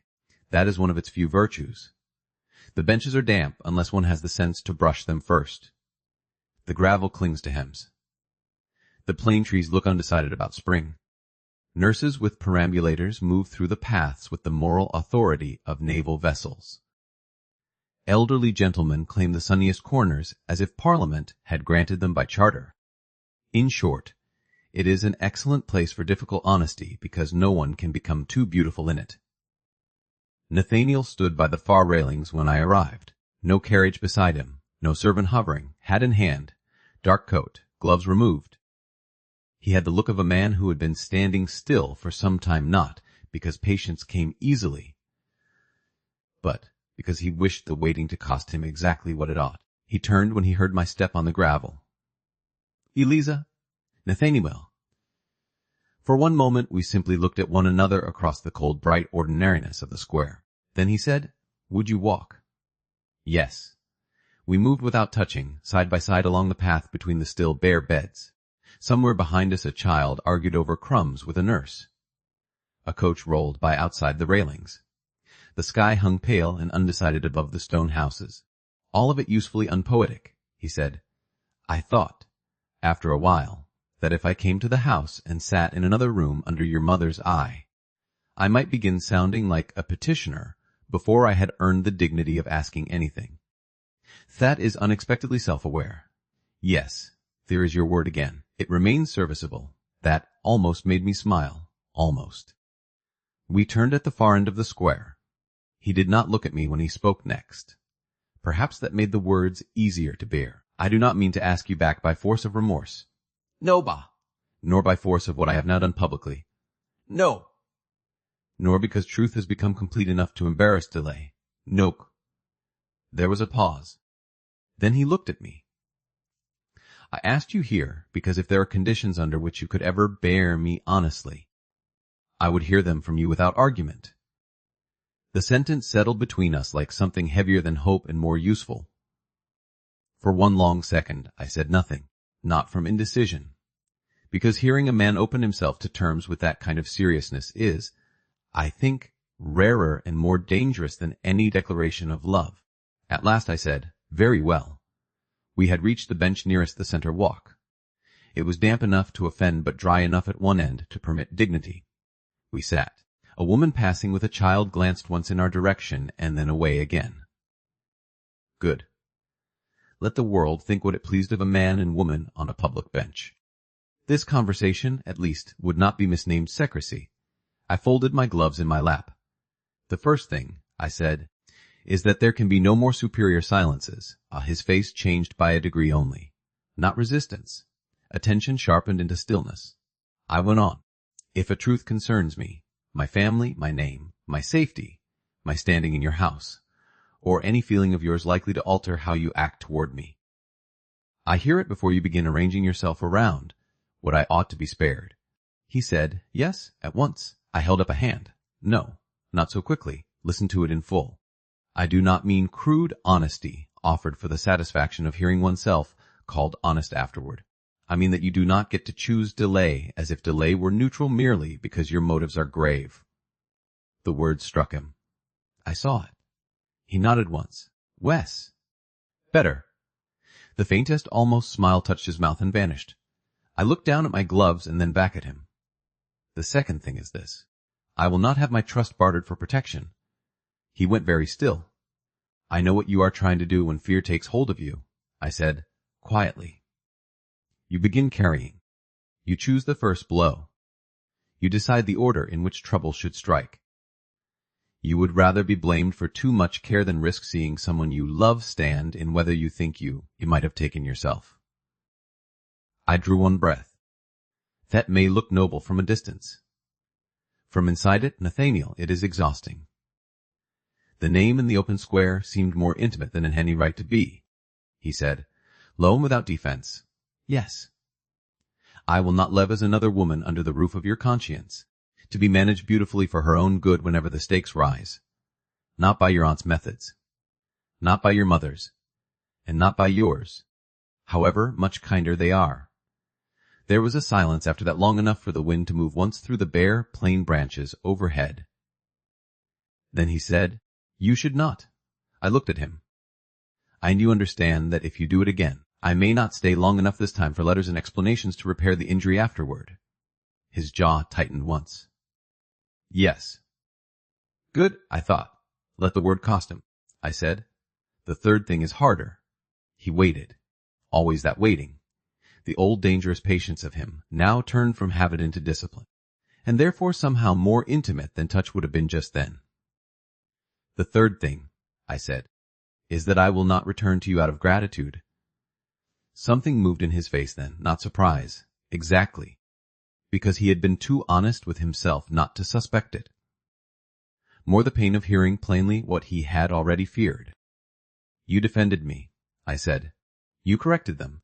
You risked family comfort, reputation, old privacy, and perhaps more than I yet know, in order to stop my name from being used again by other people's convenience. I know exactly what that means. But if I come back because I am moved by sacrifice, then we are lost already, I will not stand beside you as payment for your goodness. His gaze held mine. I would not have it. There was no hesitation in the sentence. That, more than almost anything else, struck me. You say that now. I say it because it is true. You would not accept a marriage built on gratitude. His mouth changed by the smallest degree. I would rather lose you than have you beside me in debt. The square seemed suddenly too bright. Not because the words were romantic. They were not. They were almost severe in their honesty. I said after a moment, that is a deeply inconvenient answer. Yes. I laughed softly. The woman with the child passed again. This time pretending not to notice us with such care that she might as well have stopped to stare. And when she was gone, I said, the fourth thing is simplest and perhaps the most impossible. He looked at me steadily. If there is to be any future between us, it must be chosen in daylight and not merely survived from crisis. I will not creep back to Vale Hall in the dark like a woman who has been privately persuaded to accept what publicly remains too precarious to name. If I return, it is by my own wish, with my mother's knowledge, and into the open structure of your house rather than around it. The force of his attention sharpened. He said, Wes, then more carefully, if you return it will be so. I noticed the phrasing at once. Yes. You do not say when. No. What? Why? For the first time, unmistakably. Something like pain crossed his face and remained visible, just long enough to make me wish I had not asked. Because I have no right to assume that it has already become when. There are answers one receives not with satisfaction, but with the strange cold heat of being understood and treated accordingly. I folded and unfolded my gloves once. Then, I said, because there was one final thing, and it belonged not to law or family or scandal, but to us in the most private sense of that ruinous word, and if I come back to you, Nathaniel, I need you to ask. He did not speak. I felt rather than saw the full impact of the sentence. I went on before I could lose the nerve. Not only because of kisses, I said quietly, though that too. Not only because desire without asking is a poor teacher of trust. I mean in every way that matters between two people trying to build a life after harm. Ask. Do not interpret my silence into consent because you think you know my heart. Do not turn understanding into permission before it is given. Ask, and let me answer as, if my will were as much part of your future as your protection always believed itself to be. The square seemed to go silent around us. Not truly silent, wheels still moved, the nurse still spoke to her child. The wind still touched the branches, but silent in that peculiar interior way by which the world falls back one step and leaves only the sentence living. Nathaniel sat utterly still. Then, very quietly, he said, I can do that. I looked at him. He blinked. Just once. No, I did not ask whether you can. I asked whether you mean to. There was a pause, a real one this time, not because he lacked the answer, because he was deciding whether to give it with the full weight it deserved. At last he said, Yes. I mean to. The words were simple. They changed everything, because in that moment I knew he had heard not merely the practical request beneath them, but the larger one. Not touch me more carefully. Not court me more prettily, but let me remain a chooser inside love. A great many men would nodded and called themselves enlightened. Nathaniel looked as if the understanding humbled him. That, perhaps, was the best sign yet. I let out a long breath I had not realized I had been holding. Good. We sat there for a little while without speaking. Not because there was nothing left. Because too much of what remained had become suddenly tender.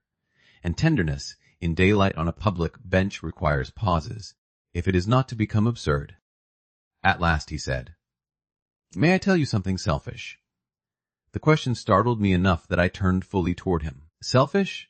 Yes, that would be a novelty, a shadow of the old almost smile. I have had little practice. Then by all means let us improve your education. He looked ahead toward the square railings rather than at me when he answered. I want you back. No ornament, no explanation, no softening, just that. I did not move. He continued after a moment, still not looking at me. Not because the house runs better with you, though it does. Not because Cecily trusts you, though she does. Not because my aunt ought not win by absence, though she ought not. He drew a careful breath. I want your voice in the map room, and your judgment in the library, and your anger where I deserve it, and your laughter where I have no right to expect it. I want to stop imagining a life with you as if imagination were enough, and begin deserving one if I can. I had thought I was prepared for honesty by now. I was not, because there was no strategy in it, no effort to persuade by beauty, only desire made plain enough to stand beside all the other truths already named. I said, after a long moment, that is a very unfair answer. Yes, because it makes remaining away feel less like prudence and more like punishment. This time he did look at me. I do not want punishment from you. No, I want clarity. There it was again, the terrible severe architecture of him. Even in wanting, he wanted the cleanest form of it possible. I looked away first because if I had continued meeting his gaze, I might have ruined the entire conversation by yielding to sympathy where judgment still mattered. After a while I said, you realize none of this yet answers the practical question. What question? Whether I come back. A pause. Then, very quietly, Wes. Again. Always yes. I found that I no longer hated the word. That was dangerous. I turned back toward him. I am not ready to return today. I know. Nor tomorrow merely because the county has now been corrected and your aunt has been boxed about the ears by truth. The faintest shadow crossed his mouth. I need one thing first. At once his attention sharpened. What? I considered him a moment longer. Then I said, I need to know that if I come back, I do so not into a penitent house but into a changed one. He looked at me steadily. What would that require? There it was. Again, the asking. Not I have already arranged it. Not tell me what you mean so that I may translate it into something I can tolerate. Simply what would that require? I said slowly. It would require that no room in Vale Hall be made a place where truth is stored from me for my own good. It would require that, if your aunt writes or calls or maneuvers, I hear it before the house does if it touches me. It would require that the hidden desk remain open to me, not because I enjoy old papers, but because secrecy in wood has had enough of our lives. Wes. And it would require that Cecily never be taught, by accident or example, that loving women means deciding for them beautifully.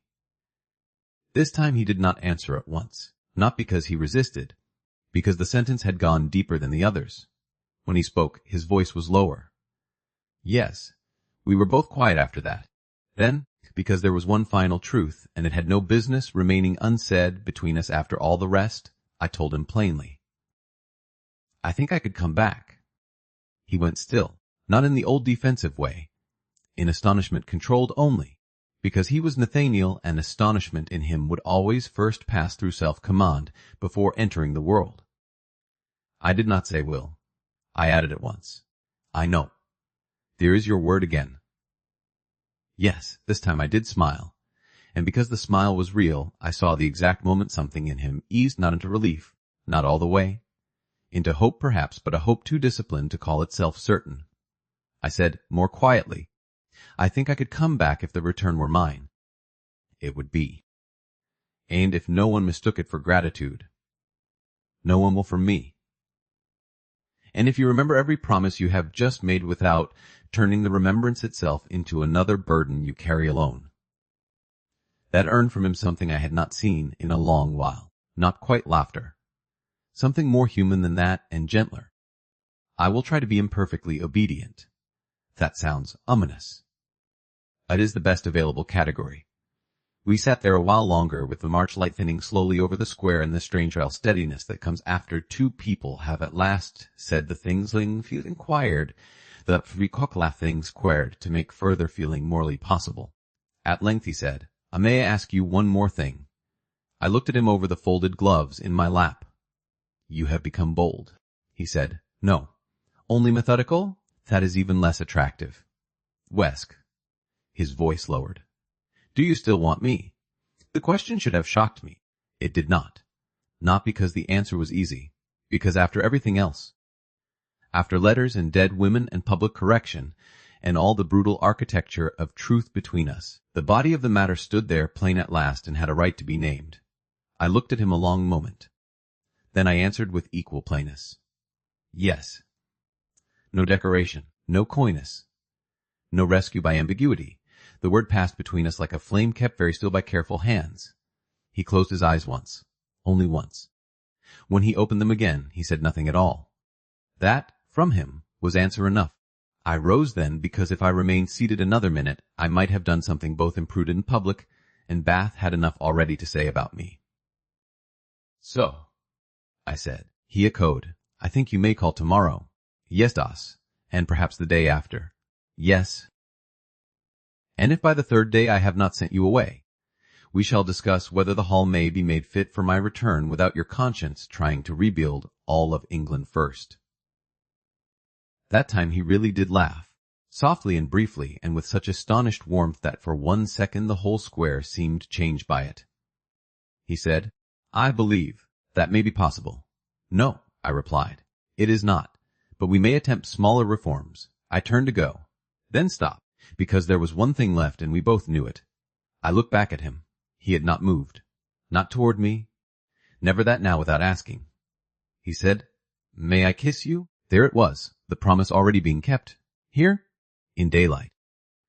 On a public bench in Bath with nurses and children and old men, and all the observing moral machinery of England, just beyond the railings. My whole body answered before speech did. Wes. He stood then and came only close enough that no passer-by could mistake us for anything more scandalous than a man and woman speaking earnestly in a square. The restraint of that nearly undid me. His hand lifted, paused at my cheek, and touched me there so lightly that the touch itself felt like a question still alive. Then he kissed me, not as he had in the orchard with rain all around and privacy making danger sweet. Not as a man desperate from distance. As a man who had been given terms and hope and one clear yes in daylight and meant to honor every inch of all three. When he drew back, he did not go far. He said, Thank you, quietly. Do not become ceremonious. I am trying not to become reckless. That is worse, the almost the L. Smile, yes. I should have gone then. Instead, I touched his sleeve once, only once, because I wanted to and because wanting, now properly spoken, had become less frightening than silence. Tomorrow, I said. Tomorrow. Then I left him in the square beneath the bare trees and went back to my mother's house with the certain knowledge that nothing between us remained hidden, and that whatever came next would be chosen not in the dark, not under family management, but in full costly daylight. The next morning my mother asked me, over coffee and quite as if she were inquiring whether I preferred ham or eggs, Will you have him?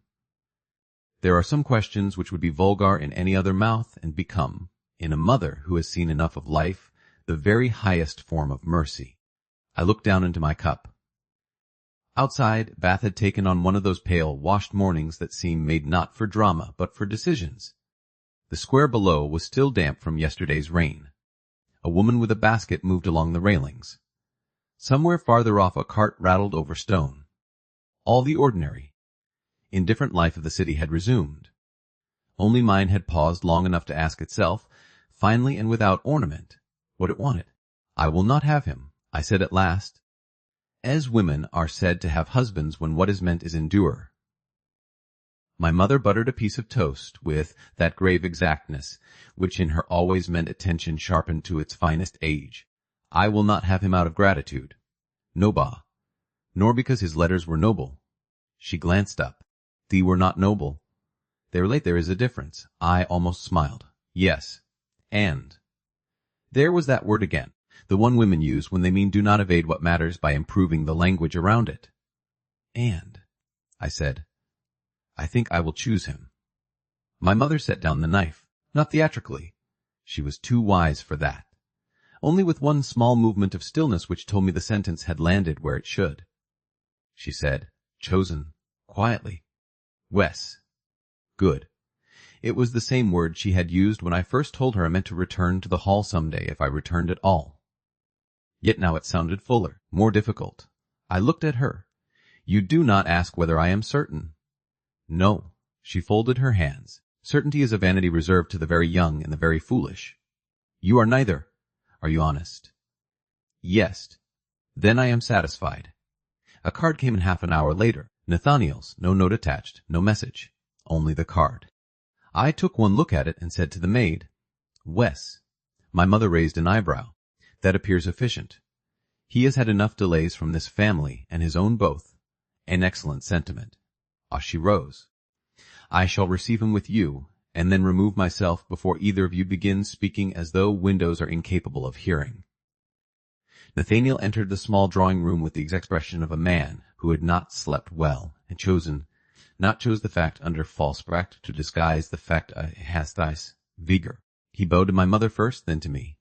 Mrs. Hartwell indicated a chair and said, "Lord Val." Mrs. Hartwell, he did not sit. That, before he even spoke, told me enough to make my pulse alter. He looked at my mother and said, in the plainest voice I had yet heard from him in company, "I have not come to take advantage of hospitality, nor to ask Miss Hartwell for any answer she does not wish to give. I have come because, if she is ever to return to Vale Hall, it must not be in a form the county can call convenience." My mother looked at him a long moment. Then she said, "Go on." Nathaniel's hands remained quiet at his sides. "I mean to ask your daughter's leave to court her openly, and, if she can bear it, to ask whether she will marry me. If she says no, nothing in what I have already written or done on her behalf is to be called in as debt against her refusal. If she says yes, then I should wish her return to the hall to be under my protection only in the sense the law means after marriage, and never again in the older insulting sense we both now understand too well." The room went still, not with surprise, exactly. Some things have already happened too deeply for surprise to remain the proper response. Stillness, yes, the kind that follows the hearing of a sentence one has long expected, and yet not fully believed would arrive in such clean form. My mother stood. She said, "The hat is the first sensible proposal I have heard from a gentleman in 15 years. Which means it is likely genuine." Nathaniel bowed his head slightly. "I hope so." She came to me, touched my cheek, then looked from me to him and back again with all the grave love and ferocious intelligence I had inherited from her whether I wanted the burden or not. She said, "I shall be in the breakfast parlor. You may send for me when one of you has either accepted happiness or ruined it properly." Then she left us. For one moment neither of us moved. Then Nathaniel said, "I had meant to ask more gracefully. Set would have been a mistake." The almost light touched his eyes. I thought so. I rose. It seemed impossible to remain seated beneath the weight of what had just been spoken. He remained where he was, which I noticed at once and stored away with all the other new carefulnesses in him. Not advancing too soon. Not taking proximity for welcome. Not arranging the room before I had chosen my place in it. I crossed to the window and looked out over the square. At last I said, "Do you know what is most dangerous about you?" "No, Ba." "That you have finally become honest enough to be worth the trouble." His breath changed once. Only once. But I heard it. I turned then and looked at him fully. "I told you it would be required." "Yes." "You heard me." "Yek." "You have acted." "Yes." There it was again. That word.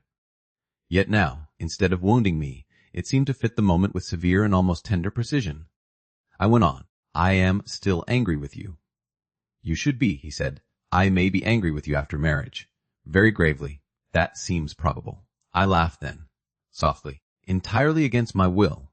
His face changed at the sound, not into ease, into something more dangerous, relief touched by wonder, as if he still did not trust himself to expect laughter from me in rooms where truth had lately been doing such violent work.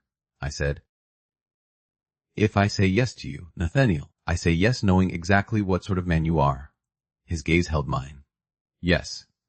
A man who loves too seriously, carries too much, and keeps trying to convert fear into structure." "Yes. A man who will need reminding, perhaps often, that I am not to be protected from my own life by means of omission." "Wes." "And a man," I added more quietly, "who would rather open his family to question than let my name be cheaply handled again." Something in his face changed then. Not pride. Never that. Something deeper and far more difficult. The knowledge, perhaps, that the thing he had done from necessity was now being seen in its true cost and accepted as part of him rather than decoration around him. He said, "Wes." I looked at him a long moment. Then I said the thing itself. "Very well. I will marry you." The whole room altered. Not because he moved.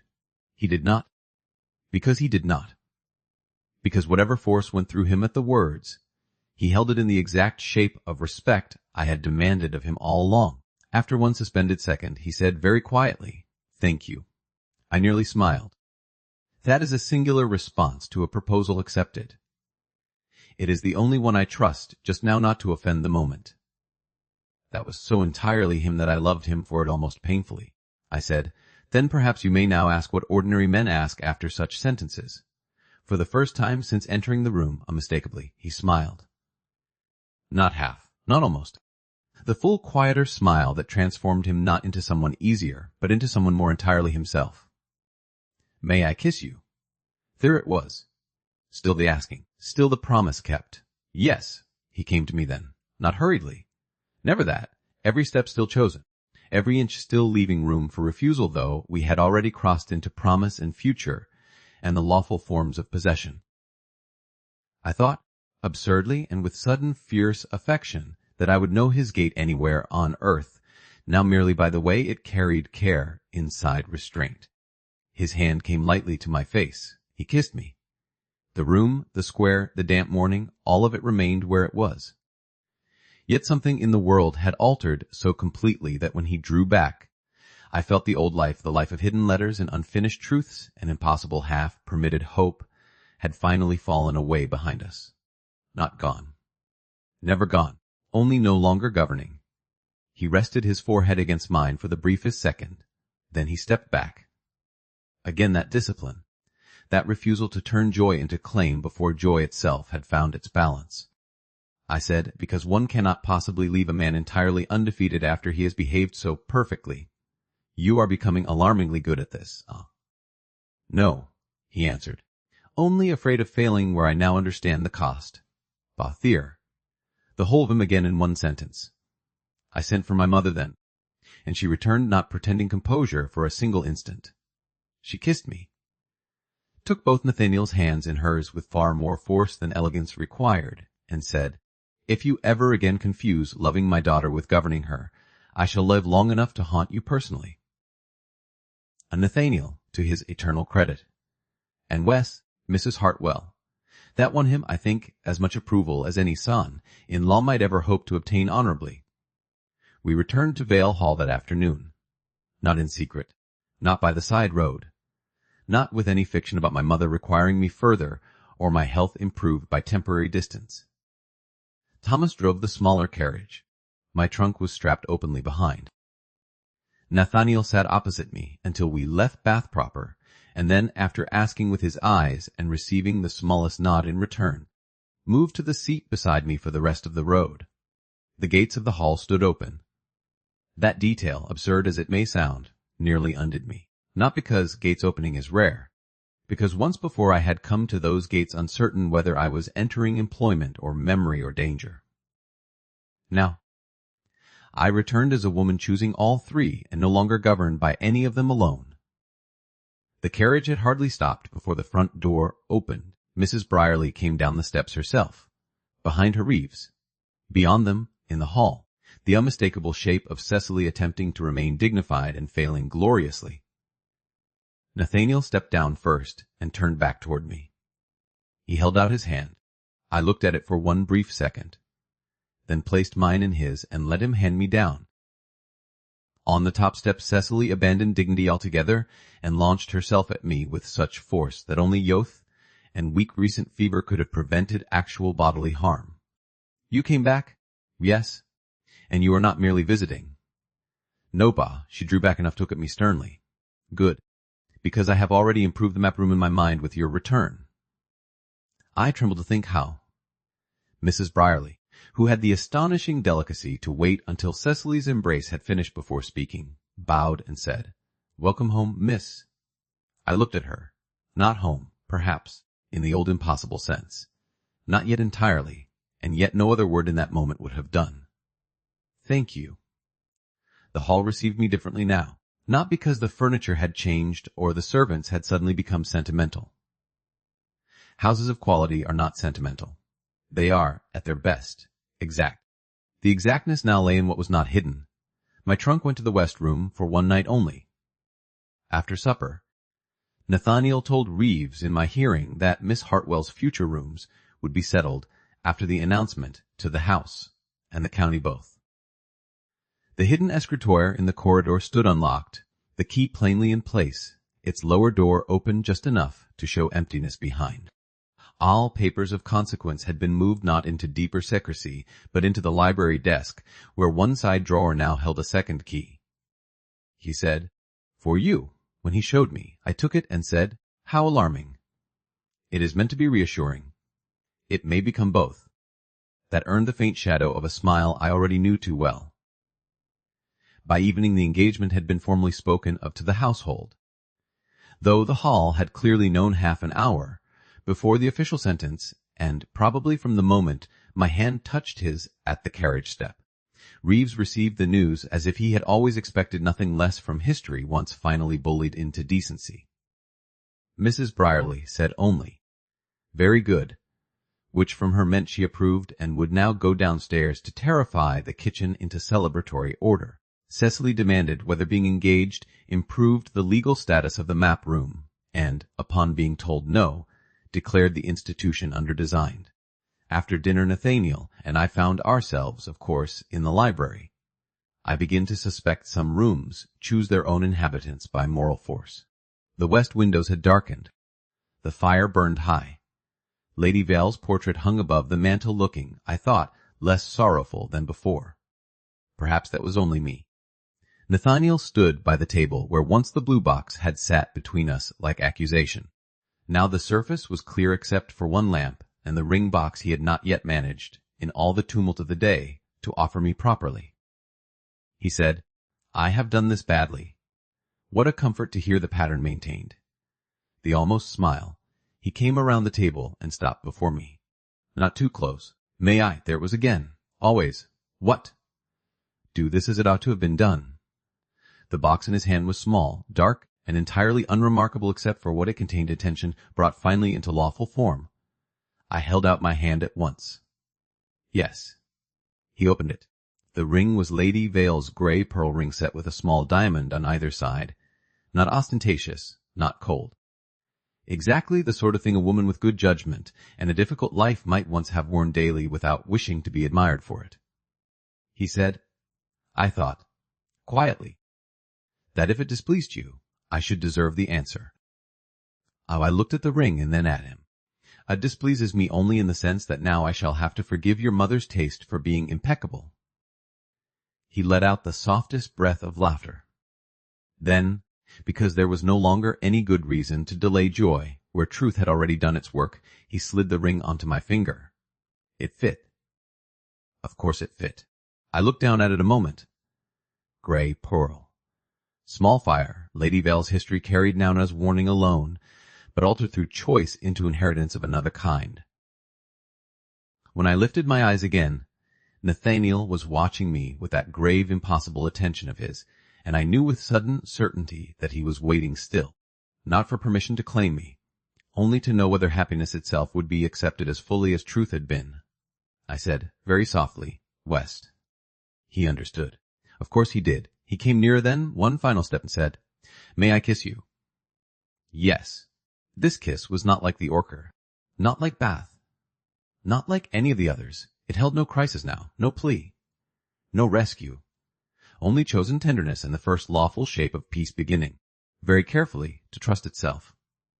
When at last we drew apart, I rested my hand against his coat simply because I wished to, and because wishes, properly spoken and properly asked after, had at last become safe enough to live in the open.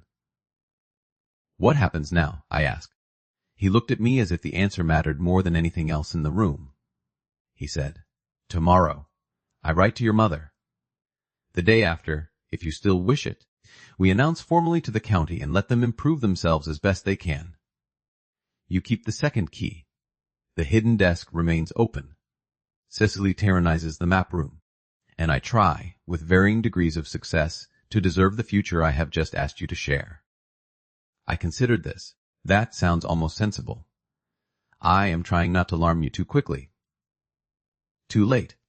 He smiled then, really smiled, and the sight of it seemed to make the whole library warmer.